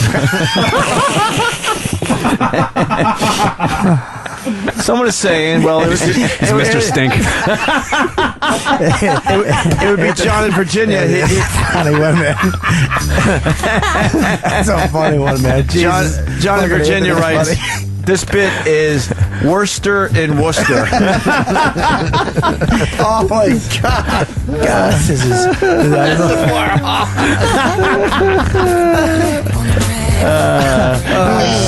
Gus. Saugus. Thomas Overbeck from Dallas. Bob Kelly's a massive two shits in Massachusetts. oh my God! This is from the first 2 seconds of this. Dude, let me tell you something. I watched this last night and said, "This is what they've been waiting for. This is the goal. This is what they've been waiting for." Yeah, why'd you wait for fucking 5 minutes to 11? Listen, Matt Lamb from New York City. The quality of the audio is terrible. Thank God, because actually hearing it clearly would be worse than pancreatic out of cancer. No one puts baby in the coffin. Oh, shit. Oh, no. I had the time of my short life. But I see the end of my life. Oh, that's horrible. I won't even see spring training. Ooh, terrible. You know, at least he could look at the good news. What's that? Doesn't have to pay his taxes this year. I hope he does it April 16th. Day after. That's sad. God, hey, wait. Bob, we have another second. Just another taste of Bob. Yeah, little Bob Kelly. I was having a laugh. Just another little touch. Just another one of these. Another one of these. Just a little something. Yeah, just something to nibble on. Just a little something for the palate. Yeah. Oh, we're going to do this Nibble on. justice next week, Bobby. You understand? Oh, this is great. You guys go through it nice and slowly and just bring out the best of the best. Let's see I'm what going happened to to Africa Gus. next week. I'm doing Doctors Without Borders next week. Are people paying to see you? Like I couldn't think of the word for this.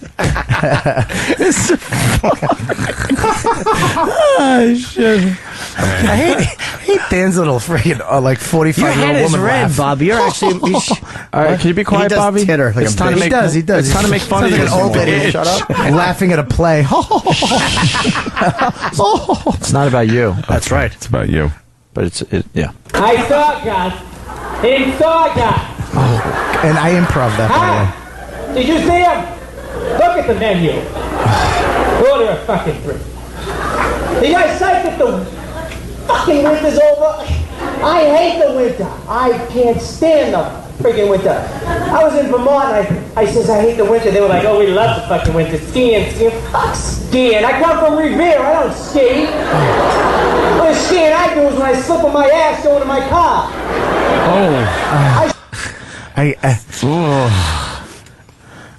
I can't do this. Slip on my ass going to my car. That's what I do. My card, Harvard Yard. Come on. I can't do this. I can't do Oh, wow. Skiing. Hey, I'm from Revere. Slip on my ass going to the car. All right, fucking Lenny Clark. Jesus Christ. You sound like Lenny. Dude, yeah, at least I grew out of it. Did you Get out of all your clothes. Oh, fuck. I was so eager. He was like, You got a little greedy. I did get greedy. You got a little I'm excited sorry, on that. Bobby. No, you should have slowed down because that was a good one. I know. I like to have Pebbles cereal, you know, Roxbury.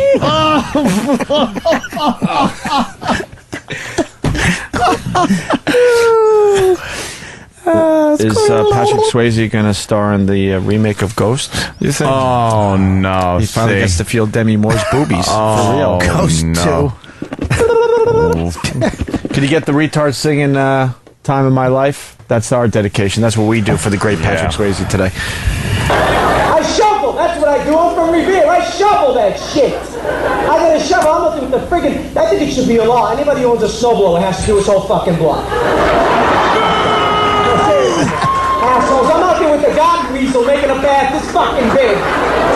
Just enough for my feet to get by so I don't get snow in my shoe. My grandmother's yelling out the window, Bobby, what if somebody fat wants to come by? Make the path bigger. Like me, if people don't get fat from the ankles down, no up. No, people get fat from here up. You ever see somebody with big fat fucking feet, you know? Susan Powder, stop the insanity. You got fat feet? Oh, God. That's actually... God cursed you with fatness Susan because of Powder. your old act. That material is actually not that bad. That little hunk right there with the shoveling for fat. That's all right. It That's isn't tolerable. bad. I kind of like that. If Who someone's you got are a is snowblower, they shit, should do though. the whole Yeah. fucking block. That was funny. He said, who you are. Yeah, I mean, like, you know, so I don't get snow on my shoes, you know, Yeah. shovel case, fat people come in. That's all right. I Yeah, mean, that wasn't bad. Yeah. Squarehead writes, the queer from Revere. I can't even listen. I don't know how you guys do this. I don't know how you No, do there's this. gold in them are hills. Hey, now enjoy. This is the worst of Opie and Anthony. Sirius XM. I mean, it's no Twisted Sister. No, apparently Twisted, right back into the fray, into the rock and roll fray, Opie, with a song called 30. And we like D. D's done our show a few times. Yeah. And, we don't mind the guy, but wow. he's a very talented guy, but wow. Yeah, it's a new song from Twisted Sister called 30. Lyrics are reminiscent of Jimmy's They're Back. They're back. It is pure hokiness, this, from what I've heard. Pure hokiness. This song is horrendous. Where I think the theme of this whole thing is, they when they turned 30, they thought, that was it. Over the hill and stuff. Now that they're way past 30, they're realizing, you could still rock, dude. But that's an old concept. No shit. You know when that was relevant? When Mick Jagger turned 30, like, holy shit. But he's still rocking. Now that you got the Stones still on tour and they're in their 60s, this is not relevant to anything. No. And the way they went about it. Pretty much every rocker is over 30 at this point. A majority of them are. Yeah. But the way they go about it, it's like Metallica. Awful. Those guys are what, mid-40s at this point, Danny? Yeah, gotta be. All right, so they're in their mid-40s. So Dee Snider and Twisted Sister, they're going to come out with a song called 30, and it's supposed to be relevant? 30. Metallica is rocking hard, and they're on their way to 50. I think what they're saying is that they're not 30. They're so far over 30, and they thought 30 was like, going to be the wall. Plus, shouldn't he have written this song about 15 years ago? Yes. How old is Dee Snider? He's got to be pushing 50. Yeah, exactly. So why does he have a song out called 30? Shouldn't it be called 50 and then maybe it all makes sense? I don't really know. Does anyone know? We got to listen to the lyrics. D's 54. So he's 54 and he's singing about being 30. You got to listen to the lyrics, man. All right. Well, it's released as a bonus track on the 25th anniversary edition of Stay Hungry. Why do you need a 25th anniversary edition of Stay Hungry? The one you got, isn't it still good enough? What's wrong with the one you got? What could possibly make it more important? Doesn't have 30 on it. I don't get that when it comes to movies as well. 25th, anniversary edition of Star Wars or whatever. They usually throw something in there. A little something. Like Sling Blade. You want to hear a little Is that piece of released this? today? What? It's already shipped. It's on Blu-ray? its way to my house. Yeah. Sling Blade? Sling Blade on Blu-ray is out today, everybody. I want to pick it up. Why do you need it on Blu-ray? To see Carl in HD glory. And there's little extras. But you don't really need to see that movie in Blu-ray. Oh, yeah. Well, it's not, it's not like action-packed with effects and everything, but, if I have a Blu-ray player and I'm going to purchase a DVD, I might as well get, the current format. Yeah. All right. I do have to acknowledge the Cry, Cry, Cry song might have fell flat. All right. Are you catching a lot of shit? It might have fell a little flat. I could give a shit about freeing the children and crying. It just sounded like a song from another era. That's all. Yeah, an era gone by. What is that spill of wine? Like that type of, just kind of that. It's just a chill. Groovy. You're just grooving, smoking your dope. Yeah, man. Yeah, maybe if we were all stoned. Wait, you're surprised that the band who has giant hair, wears makeup, and made a record called Stay Hungry wrote a corny song. Yeah. It's just that it is reminiscent of Jimmy's. The whole concept is pretty much we're back and better than ever. We're back together forever. Scott M. from Hog Look at Lars's forehead. Scott M. from Hog writes, even when they had long hair, though, he had that forehead. Yeah. The album was Stay Hungry. Maybe the song title is actually Thirsty. You want to hear a little of this? Do I ever?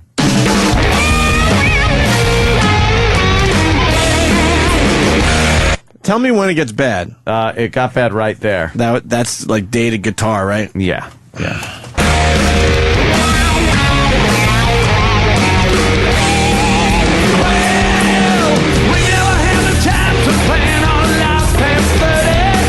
All right. Sing. Can we get the lyrics to this song? We never had the time to plan our lives past 30. So now here's what it is. It's not 30. They're past 30. Way past. But they never thought about planning anything past 30 because once they hit 30, you always assume once you hit 30, it's over. But they realized, dude, they're still rocking even though they're way past 30. Like 30 was that wall. But are they really rocking? No, not at all. They're schlocking. This is horrible.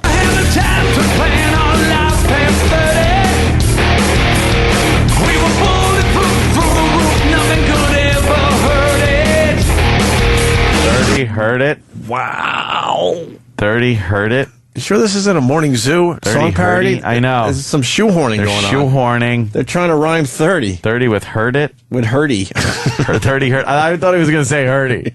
I swear I thought he was going to say Hurdy. Who just said Hurdy? But we love D.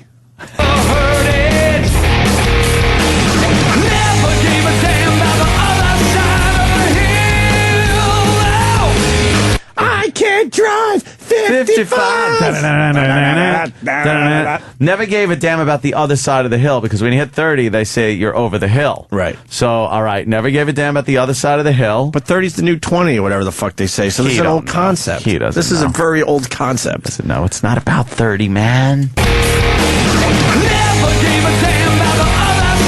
Let's play a game. I love games. Raise your hand when you hear another song within this song. Okay. Because we got the Sammy Hagar I Can't Drive 55. Yeah. And you can play along at home. Probably on one of the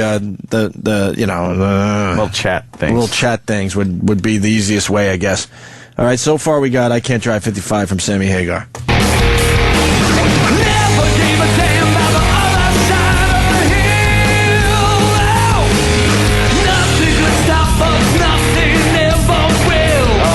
Oh my God. How about another take? He forgot the lyrics. How about another take? Nothing ever will, man. Did you hear that? Nothing's going to stop us. He ran out of steam singing that line. This is horrible. I hear a little poison in there. I wish there was a little poison in there. I want some specific songs, though.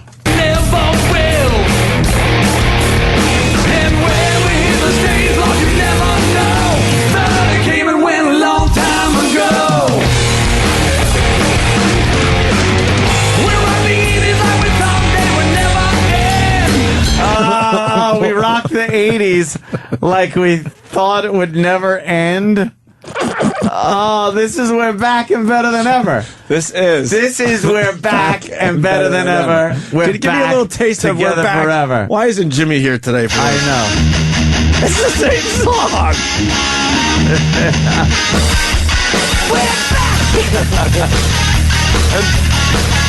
Yeah. We've been away for a long time. We've been through changes, we've played some games. The more things change, the more things stay the same. We're a little bit older, but we ain't much wiser. We're back. We're better than ever. We're back. We're back. Together forever. We're back. We're back. We're better than ever. We're back. Back. We're back. Together forever. Yeah, that's a little Jimmy's We're Back. Yeah. And the similarity is amazing. We can still bring the house down like we did way back when.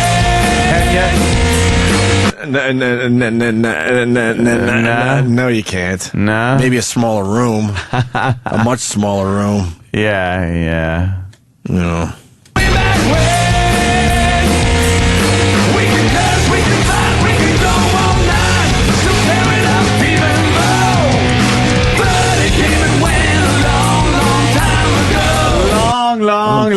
Long time. Wow, it's like D took Jimmy's song and kind of twisted it around a little bit. Well, he is Twisted Sister, Yeah. so come on. They're also saying Motley Crue, Girls, Skip the Trucker. Yeah, there's a little girls in there. And someone is saying they ripped off the guitar riff from Helmet's song, Unsung. Really? That's an AF song, Ed, huh? Oh, wow. Yeah. Helmet, Unsung. Helmet. So alive, nothing but no road on our minds. It was a rocked out, knocked out, sold out Joe every time. Know that. No what? I don't even understand what you just sang there. Just a rock. There was some mumbling in there. They're 25. They're playing. They're rocking, dude. Rocking, they're not paying attention. That 30's getting Fuck closer. it, who cares? It's over the hill, man. We're not even thinking about that. No, we're just living 25. Yeah. Then what happens? It was a rocked out, knocked out, sold out Joe and the time. Know that. Know that. We were jukebox screaming every night we make our stand. Yeah. Running through the night, headed for the promised land. You know what that is? Vagina? Is he talking about vaginas? I don't know. We were rocking it, heading for the promised land, which I think is a girl's vagina. You know where that? Because he goes, you know where that is? Like, where is that? It's her pussy. Yeah, it's her pussy. It's her snatch. It's her snatch. It's her little snatch. It's her love pocket. Because they're 25, still alive, rocking. And it's her smelly toggle. This is so bad. It is Jimmy's song that he goofs on. Yeah. This is. I can't wait to play this for Jimmy. It's got that same feel to it. The lyrics are bad. The music's atrocious. Sister oh my God. Pain Who from is Vince Neil's fat solo fuck? album. Who is the fat fuck? Trying to squeeze it. Like D's got the hair and the makeup on. Like he's still trying to, Well, D pull tried that to keep off. himself in shape. And then the other guy looks like Bob Buckman in drag. Yeah. Who's the guy all the way to the left, though, that is just not fitting in his spandex like he used to? Wow. Well, not surprisingly, Steve knows who he is. It's the bass player, Mark Mendoza. It's Mark Mendoza. It's Mark Bulldozer. And that dude looks like Paul Stanley. That guy. Oh, yeah, a little he Paul looks like Stanley Paul over Stanley. there. Wow. Jesus.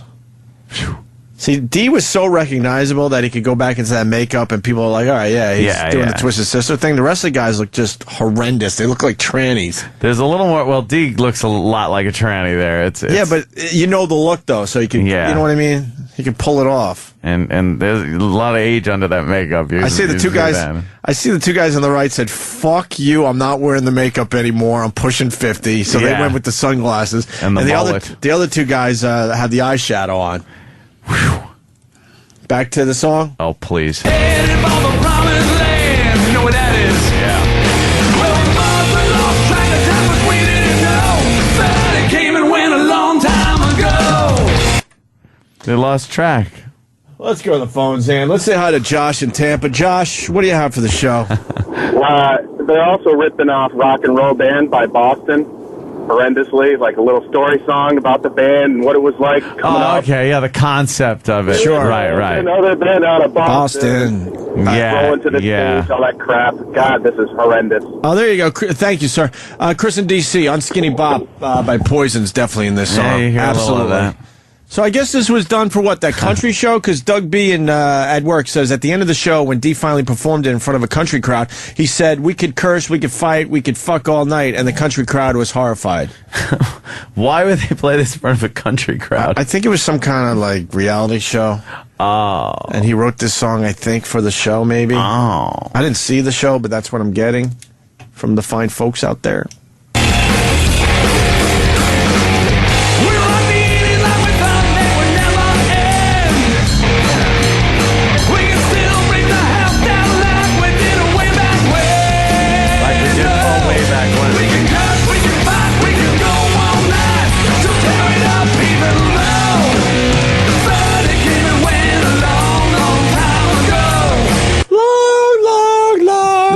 Long time.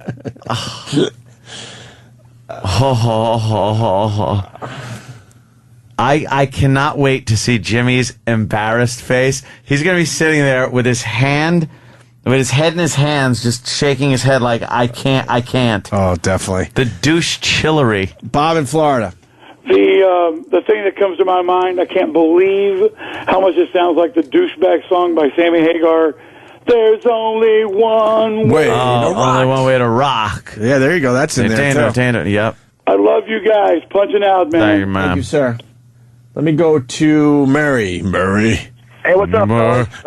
If you listen, right before you started the game, they started a song like "We're Gonna Be Together Forever" and stuff like that. I just pictured the lyrics from Laverne and Shirley, and them kind of sitting there with their chins on their hands, daydreaming about the old days.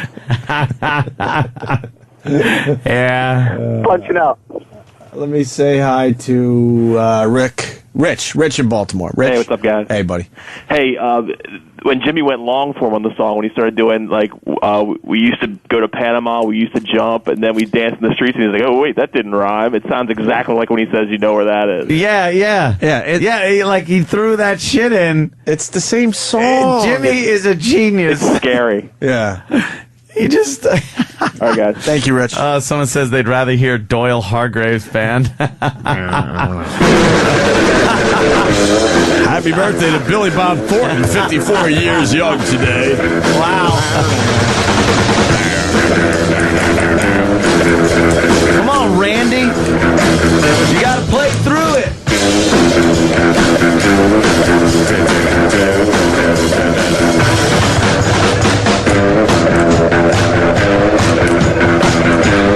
Yeah. Here it goes. I guess a little surf guitar. Oh, shit. You gotta play through it. You gotta play through it. There ain't no fucking band, Randy. You tuning son of a bitch. Randy. John Field from Wilmington. Jim Norton should sue the shit out of Dee Snider for copyright infringement. How great would that be? Jimmy's goof song and he gets money out of it.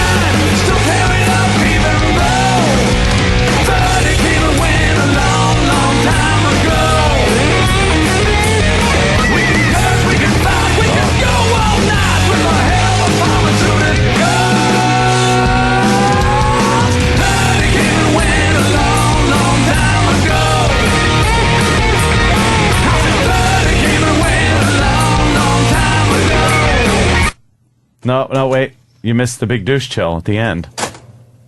Shit. You really want it? Yeah, there's one big douche chill at the end. For real? Yeah. That's what people are saying. Okay, hold on.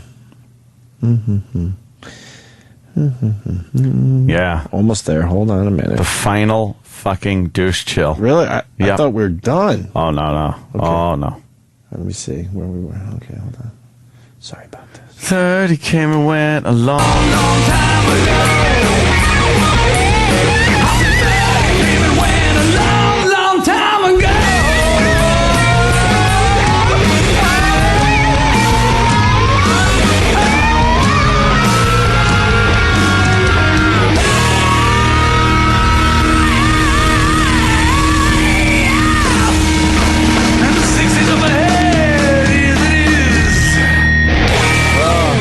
And 60's up ahead, yes it is. Whew. Whew. I don't care. My jokes don't go over, I don't care. Boo! You get nothing. You lose. Good day, sir. Bad Case of Loving You's coming in. Oh, yeah. Absolutely. Let's say hi to Dan in Minnesota. Dan? Hey, guys. Hey. I was going to mention the middle of that guitar solo, the second half of it, which was just horrid, by the way. It resembles the Meow Mix jingle from the 80s. Meow Mix jingle. Meow, meow, meow, meow. Can we get that? Which is also a C.C. DeVille lick from the Talk Dirty to Me solo. Yeah. So, it's pretty brutal. All right, thank you, Dan. How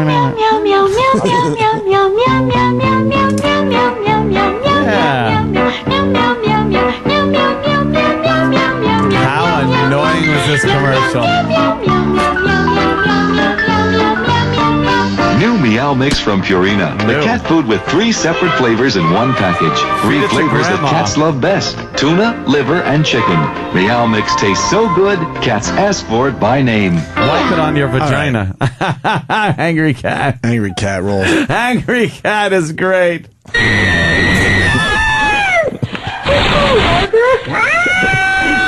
You tell me that's not an alien.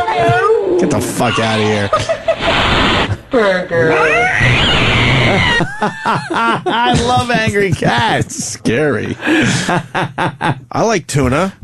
Yeah. I kind of like liver in small doses, and I certainly love chicken. You put some of that shit in front of me, there's no fucking way it tastes like any of those things. I like chicken. I like liver. Meow mix, please deliver. Well, we're going to play that song for Jimmy when he's back. When is Jimmy coming back? Thursday? Is that it? Whoa. What is this? Din din. I want chicken. I want liver. Meow mix, please deliver. I've got you now, Dr. Evil. That's great. Fucking stupid ass movie. That's why Danny's the king of the internet. Jesus, that was a quick find. That's great. So Jimmy comes back Thursday. We'll play that song for him? Yeah, because the similarities are amazing. And Jimmy's been calling in from the movie set up there in Boston. Oh, is messages? We got a new message from Jimmy. Ooh. Hey, I'm on the set. We're in a house waiting to shoot. We have to learn this dance for the end of the movie. It's like, there's like animals and shit dancing, so we have to learn the dance. So I'm in the room dancing with Patrice and 2 of the other guys. And we're all just awful. It's fucking hard. It's like 8 steps, and 1, and 2, and go, and 3. Oh, it's fucking brutal. And, we're dancing, and Brooke Shields comes in. So I'm dancing next to Brooke Shields, and it's just humiliating. Because she's good, or I stink. You can't learn the dance moves. Wish I was a better dancer. And you try to be ironic at first, like, yeah, I don't care, I'm a terrible dancer. Then you realize other people are catching on, and you're going to be filmed dancing. Oh, fuck. I gotta see this movie. Yeah. Just to see Jimmy dancing. Come on. This thing won't be out for, probably a year. Close to a year, right? Damn. Stephen S. from Bayshore, Anthony. Angry Cat. Here's a little callback for you. Yeah. Angry Cat is Jack after he was told he would no longer live in the splendor that is Chateau Cumia. Yes. Poor little feller. Goddamn. He has to dance? Huh? He has to dance with, like, fake animals? I guess, yeah. Yep. Let's say hi to Droopy in Virginia. Droopy. Yes. What the fuck's up with the phones? Why aren't they clicking today? All right. Good evening. Hi, Droopy. Good evening. Yeah, my wife dragged me to one of these monsters of hair metal pavilion shows where there's like 30 of these awful bands. And Twisted Sister was closing. And I realized about 20 minutes in to an hour-and-a-half set, I really don't know more than 2 Twisted Sister songs. Yeah, It was awful. You really don't know. Well, there's We're Not Gonna Take It. We're Not Gonna Take It. And then there was the I Want to Rock. I Want to and, Rock. a lot of shit in the middle. I like Twisted Sister. They're all right. What Watch were out, some of boys. the other bands at this outdoor pavilion? Oh, it was fucking LA Gun. It was Slaughter, Extreme. It was awful. It was one of those deals where you had to go because your chick wanted to go, and you're just like, please, can we go now, please? You realize how bad they are? Yes. And and here's the other thing about Twisted Sister. Dee's the only one who came out in costume and kept in shape. The other three are just fat messes of shit. Well, because Dee had a career after the band. He was keeping himself in shape. Yeah, those other guys were just working around Long Island. Yeah, just kind of. Captain Howdy. Yeah. All right, Drew. Watching out, boys. Thank you. Okay. Someone say he's just making fun of himself in that song. Stop it! He's not being ironic. No, he's writing a song where everyone could go, "Wow, yeah, I remember when I was just like rocking out there. Yeah, I wasn't thinking not about worrying 30. about 30, and then 30 came, and I'm still rocking. Came and went. Yeah, he wanted a long time. he definitely wants a hit there. Yeah. Sorry. Ain't gonna happen. This is the worst of the Opie and Anthony Show. Sirius XM. I want to talk about sex. Let's talk about that sex thing. Which sex thing? What about Jimmy's little problem? Yeah, because that's a fucked up thing. I mean, we got people in the room Really that is. are married, and then we have some people that are getting married, and then we have somebody who's probably never going to be married, who gets to fuck his life away if he chooses to. I'm going to get married someday. No, you're not, Jimmy. That's got to be the worst addiction, though, man. A sex addiction. Because you got to have it. Because you got to have the sex. Mm-hmm. That is, how do you fucking cure that? You just gotta. You have to stop doing certain unhealthy things, like fucking the But masturbation. then how do you get to the point that you're having healthy sex? Yeah, but it's also a disconnection. You're disconnected from something. Is there a cure for sex addiction? I really don't know. Do people get through it? Well, it's like food addictions. I mean, you do it, but you just do it healthy. That's all. And you just know when something's healthy, when you're having healthy sex, it's okay. You just know it. And the difference is if I'm jerking off online and my dick's not even hard, and I'm coming for the third time a day. You're at the wrong website.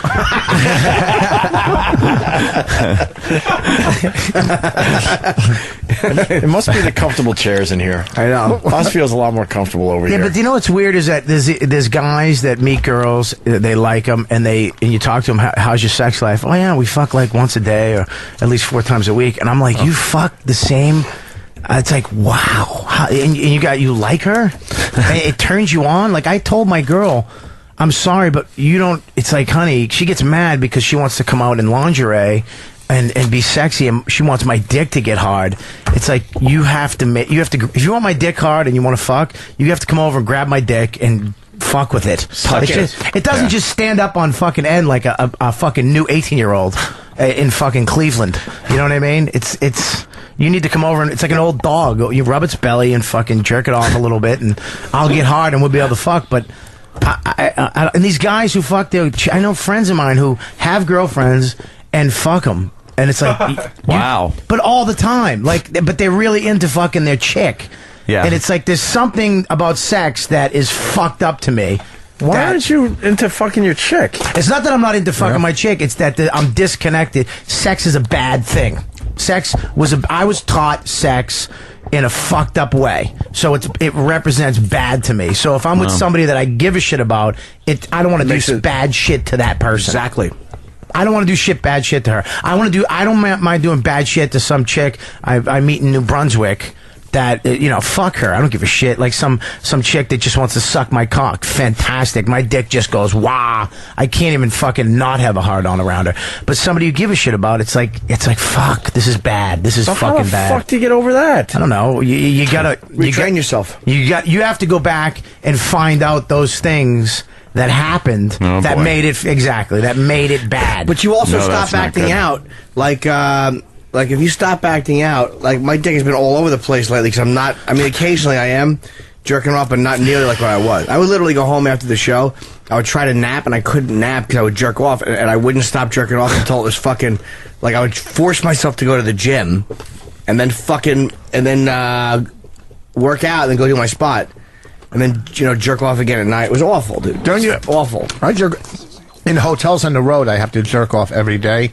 But it doesn't take. Yeah, it's different. If you're jerking off healthy, like if you just scrap a load, you throw some lube on your dick and you fucking pump one out all of yourself and take a nap. Yeah, exactly. That's fine. But if you're on Craigslist for 3 hours hunting down she-males, Not that I do that. No, but me neither. But I mean, you know, if you, or fucking Jimmy, female, why and you you know, get pre-cum coming out for the whole 3 hours. it's called edging. Yeah, and then as soon as you find one, and you just shoot it, and it comes out, and you Edging? feel nothing. Why don't you just jerk off really fast and maybe you can move on with other activities for that day? Believe me, right now that was Jim Norton in the mirror 1,000 times. I would love to know why I don't. But what is that about? It's escape. It's numbing feelings. My therapist told me it's to numb your feelings. You don't feel When you feelings. jerk off in the mirror, that's a sign of split personality. Have you ever? Shut the fuck It up. is a sign of split personality if you jerk off in the fucking mirror. That's creepy. But Maybe you just like looking at yourself jerking off. Listen to me. I'm not a fucking doctor, but I know. You're not, Dr. Claus? Really? Wow. It is something. I'm not even a fucking high school student. You're barely human. It is something about you don't feel, and it sounds gay, but you have to learn how to feel something. No, it's actually because you don't want to, because you grow up with so much fucking pain with whatever's happening, that you learn how to do things that make you not feel pain. I've jacked though to fucking websites and shit like that, and you know, spent a long time doing it. Yeah. You know, you wait, you get right to the brink and stop.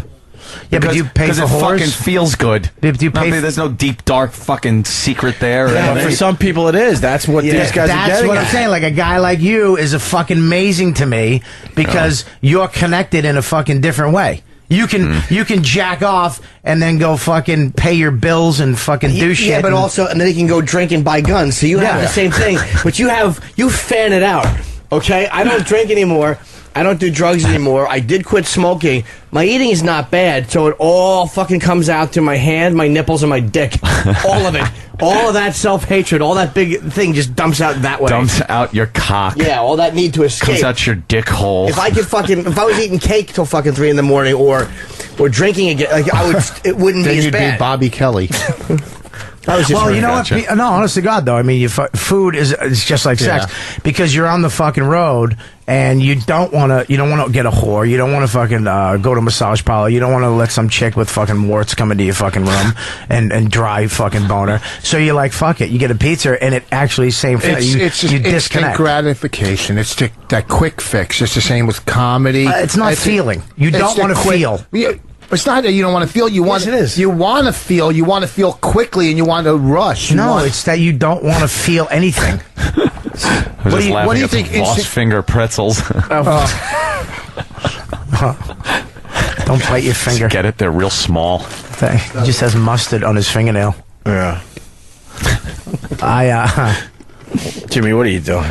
We're having a serious discussion about your make problems. a hand. It's gonna make Voss's hand out of the pretzels. Here's the thing. Fucking visual jokes on the radio. Here's the thing. Well, you got 5 what I'm little saying pretzels about in your my- hand. He just did a They're chin gonna look joke. like Voss's hand. Yes, of course. Very funny, Jimmy. So, Jimmy, you'd like, where's this going to go? I don't know. I hope that I can stay away from it. Let me swallow my pretzel because it's fucking making my life miserable. Is it? Awful. It looks like it's making it miserable, though, not doing it. No. No? Can't you change your practices? Well, yeah, that's what I like have to do. Ope said, just jack off and shoot and then go about your business. But I wasn't even jerking off when I was horny. I was just jerking off because but it was something. Why not? Because that's the thing. If you're horny and you're like, fuck, man, I want to scrap a load, that's healthy. Mm-hmm. Yeah, you scrap a load. No one cares. I'm not saying I wouldn't do that, but I don't know how to do that. Like, what I do is I wind up on Craigslist just looking at ads, or I wind up on one of 8 websites, and it's fucking hours, and it's fucking endless. Well, like Ope said, just fucking jack off. Yeah, but it sounds Get like it over with. doesn't it sounds work. like there's like an OCD thing happening there too. No, I know what you mean, but no. I mean, maybe just that's because it's like there's a tick.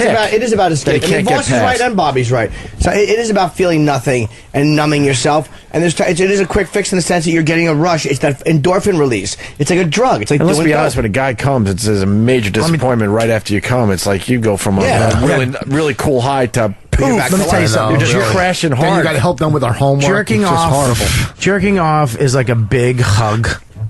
It's like a hug from the dad you never had. I don't think it's quite like that, Bob. A fucking lonely hug of spoons. Well, it was the same as when you Like used to women pin- jump up and start doing chores, and they're like just happy after and stuff. And guys, there's a massive crash that happens. But we're brought up on sex in a fucked up. We're brought up with porn and magazines and fuck this bitch, I fuck that bitch. Women are brought up the opposite spectrum. It's like find somebody you love and fucking romance and blah blah blah, and you don't want to fuck. We're brought up fuck that bitch. You fuck that bitch. I fuck that. I mean, so we're brought up in a fucked up way.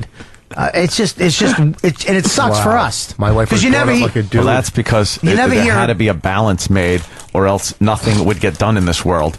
We'd all just be fucking, or if it was the other way around, human beings wouldn't exist. Yeah, but then there's a point. There's a point in life though when you meet a chick you like, and all of a sudden you're supposed to be like them. You're supposed to, hey, let's make love. Well, fuck what? Let's say hi to Wendy the trucker. She's a sex addict. I think we should take some sex addict. Oh, I'd love to. Sex addict calls today. Yes, Wendy. Wendy. Hi. Hey. I just wanted to say that I totally understand how Jimmy feels. I'm a sex addict, and I've gone to therapy. Wendy, can and I it's stop really you for a hard. second? I got to be honest. I'm not even trying to be radio dick guy. When a girl says she's a sex addict, it's kind of hot. Oh, yeah. I don't mean to be a dick, but sure. What kind of? How did you act out? It's more like the hunt. I kind of like You're married saying it men. They're wrong. a lot easier to get, but it's just the thrill of the hunt. Thank you. Once you get them and have sex, then you don't want them anymore. Yep. Huh? So how many? Well, how many guys you're fucking? Huh? How many guys were you fucking? It's probably in the hundreds. Wow. And How many? I've a been week? married, and it's been hard being married because sex gets really boring when you're with that person once you have them. I have to masturbate like every night before I go to bed, a couple times sometimes. Are you still married? No, What's the most guys you've had in like a weekend? in a weekend. Yeah.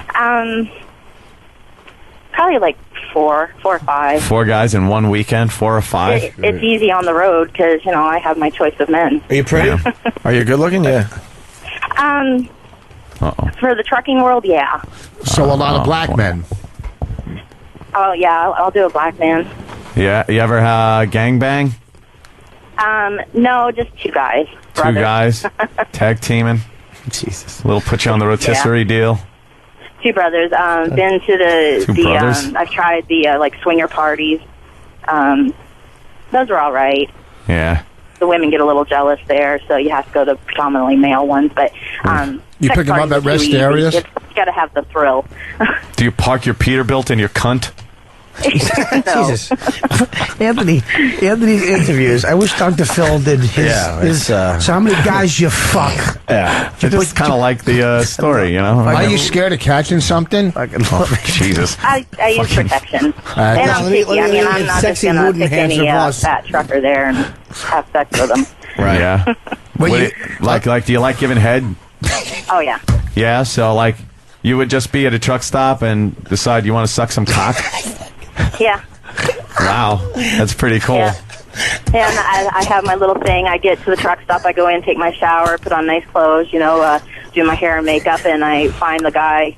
I pick out the guy that I want to have sex with. How And, do you find them? How do you pick them out? there's just a connection. You just know. And then what You about give the 'em a look, approach? and- What about the approach? You walk up to him, what do you do?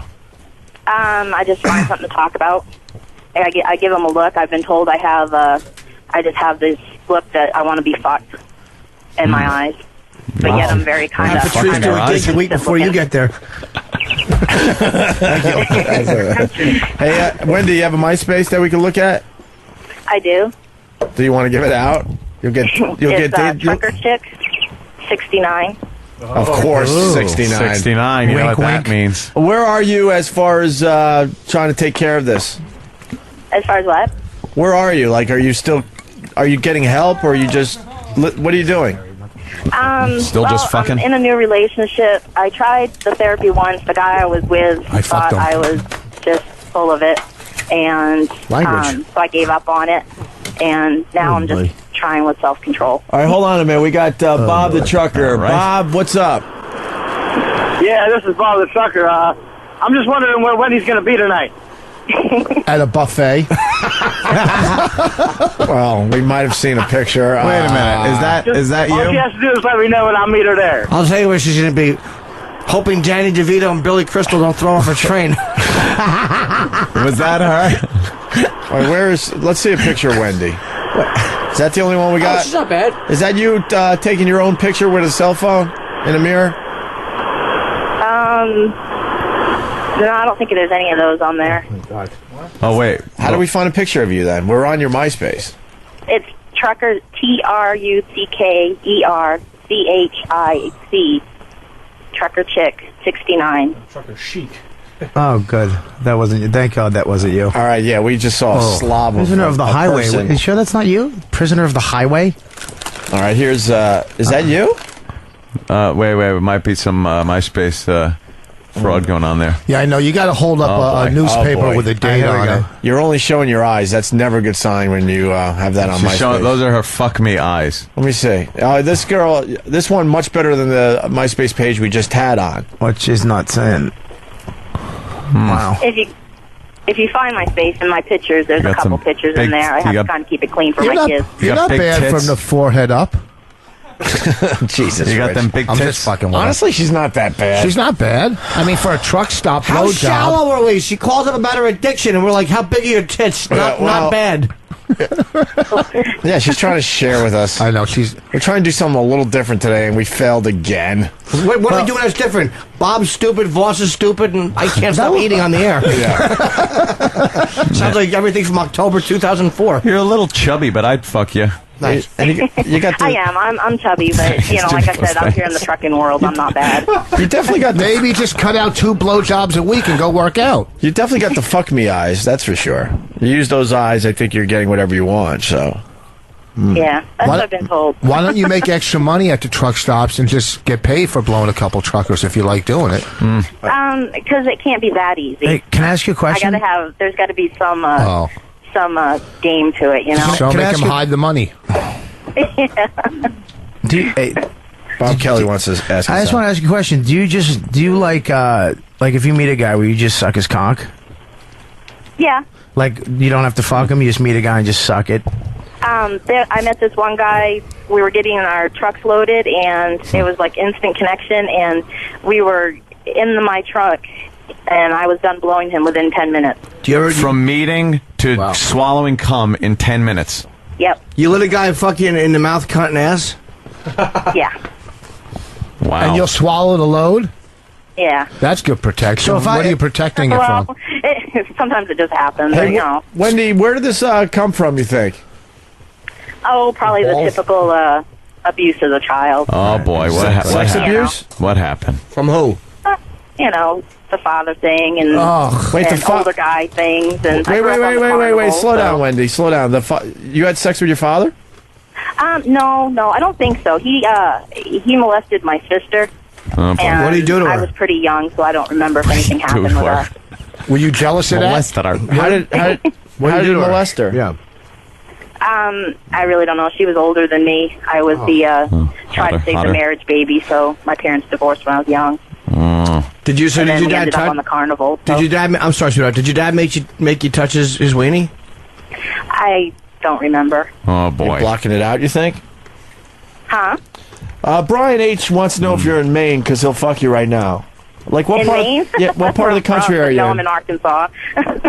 Arkansas. Okay. So if I saw you at a truck stop and I just looked at you and I go, I just want you to suck my cock, would you do it? It depends if there was that connection. Like you I'm go, kinda Cock to picky, your but- mouth? you just walk up and go like, "Hey, how you doing?" And what are you hauling? Hold on. Blah blah blah. Truck talk, and then you go like, "Hey, why don't you come into my sleeper?" Hold on. We might have a guy that actually got blown by her. Dano. Hey, guys, what's up? What's up? We got Wendy, the sex addict trucker, on the other line. Yeah, that was Evansville, Indiana? Nope. No? Okay, sorry, guys. It's like a new game show on the Opie and Anthony show. Did you fuck her? Where did you get Sometimes I don't even know their name. Like one guy that I've seen a couple times, I don't remember his name, but I just call him my Happy Meal guy. Because we met at McDonald's. Oh, okay. I thought maybe he gave you some Happy Meal. Let me. She just knows him as. Ugh. Let's get Johnny from Pennsylvania on the line. Johnny. Hey, what's up, Bubba boys? Hey.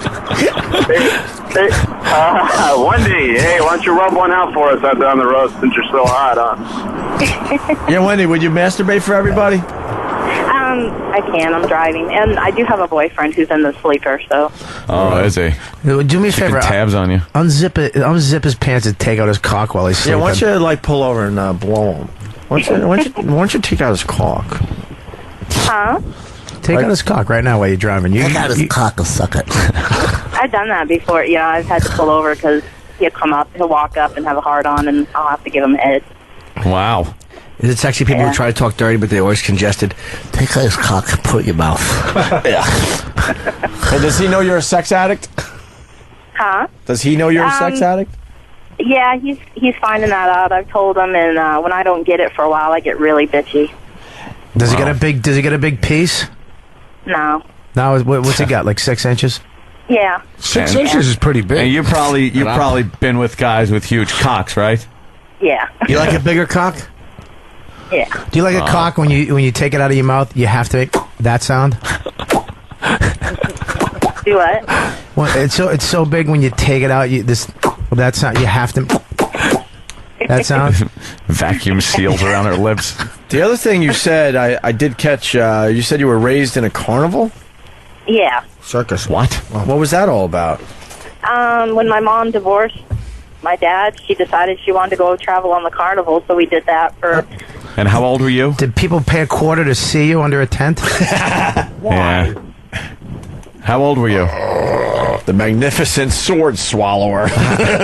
How old were you, Wendy? I know, I'm just helping your bit. I was 10. Oh, okay. You definitely got fucking touched at the carnival. Bobby, what's wrong? What happened? We're in the middle of talking to Wendy, the sex addict. Fucking the guy that runs his rotten calamari ass. Oh, it just looks like a squid mouth. He should have a beak coming out of his asshole. All right. Little sea urchin ass. Yeah, he should shoot black dye from his asshole when he gets scared. Well, Wendy, thanks for calling the show. Wow, Wendy. So, Wendy, how long have you been? How long have you been? How long has this? You've been not fucking?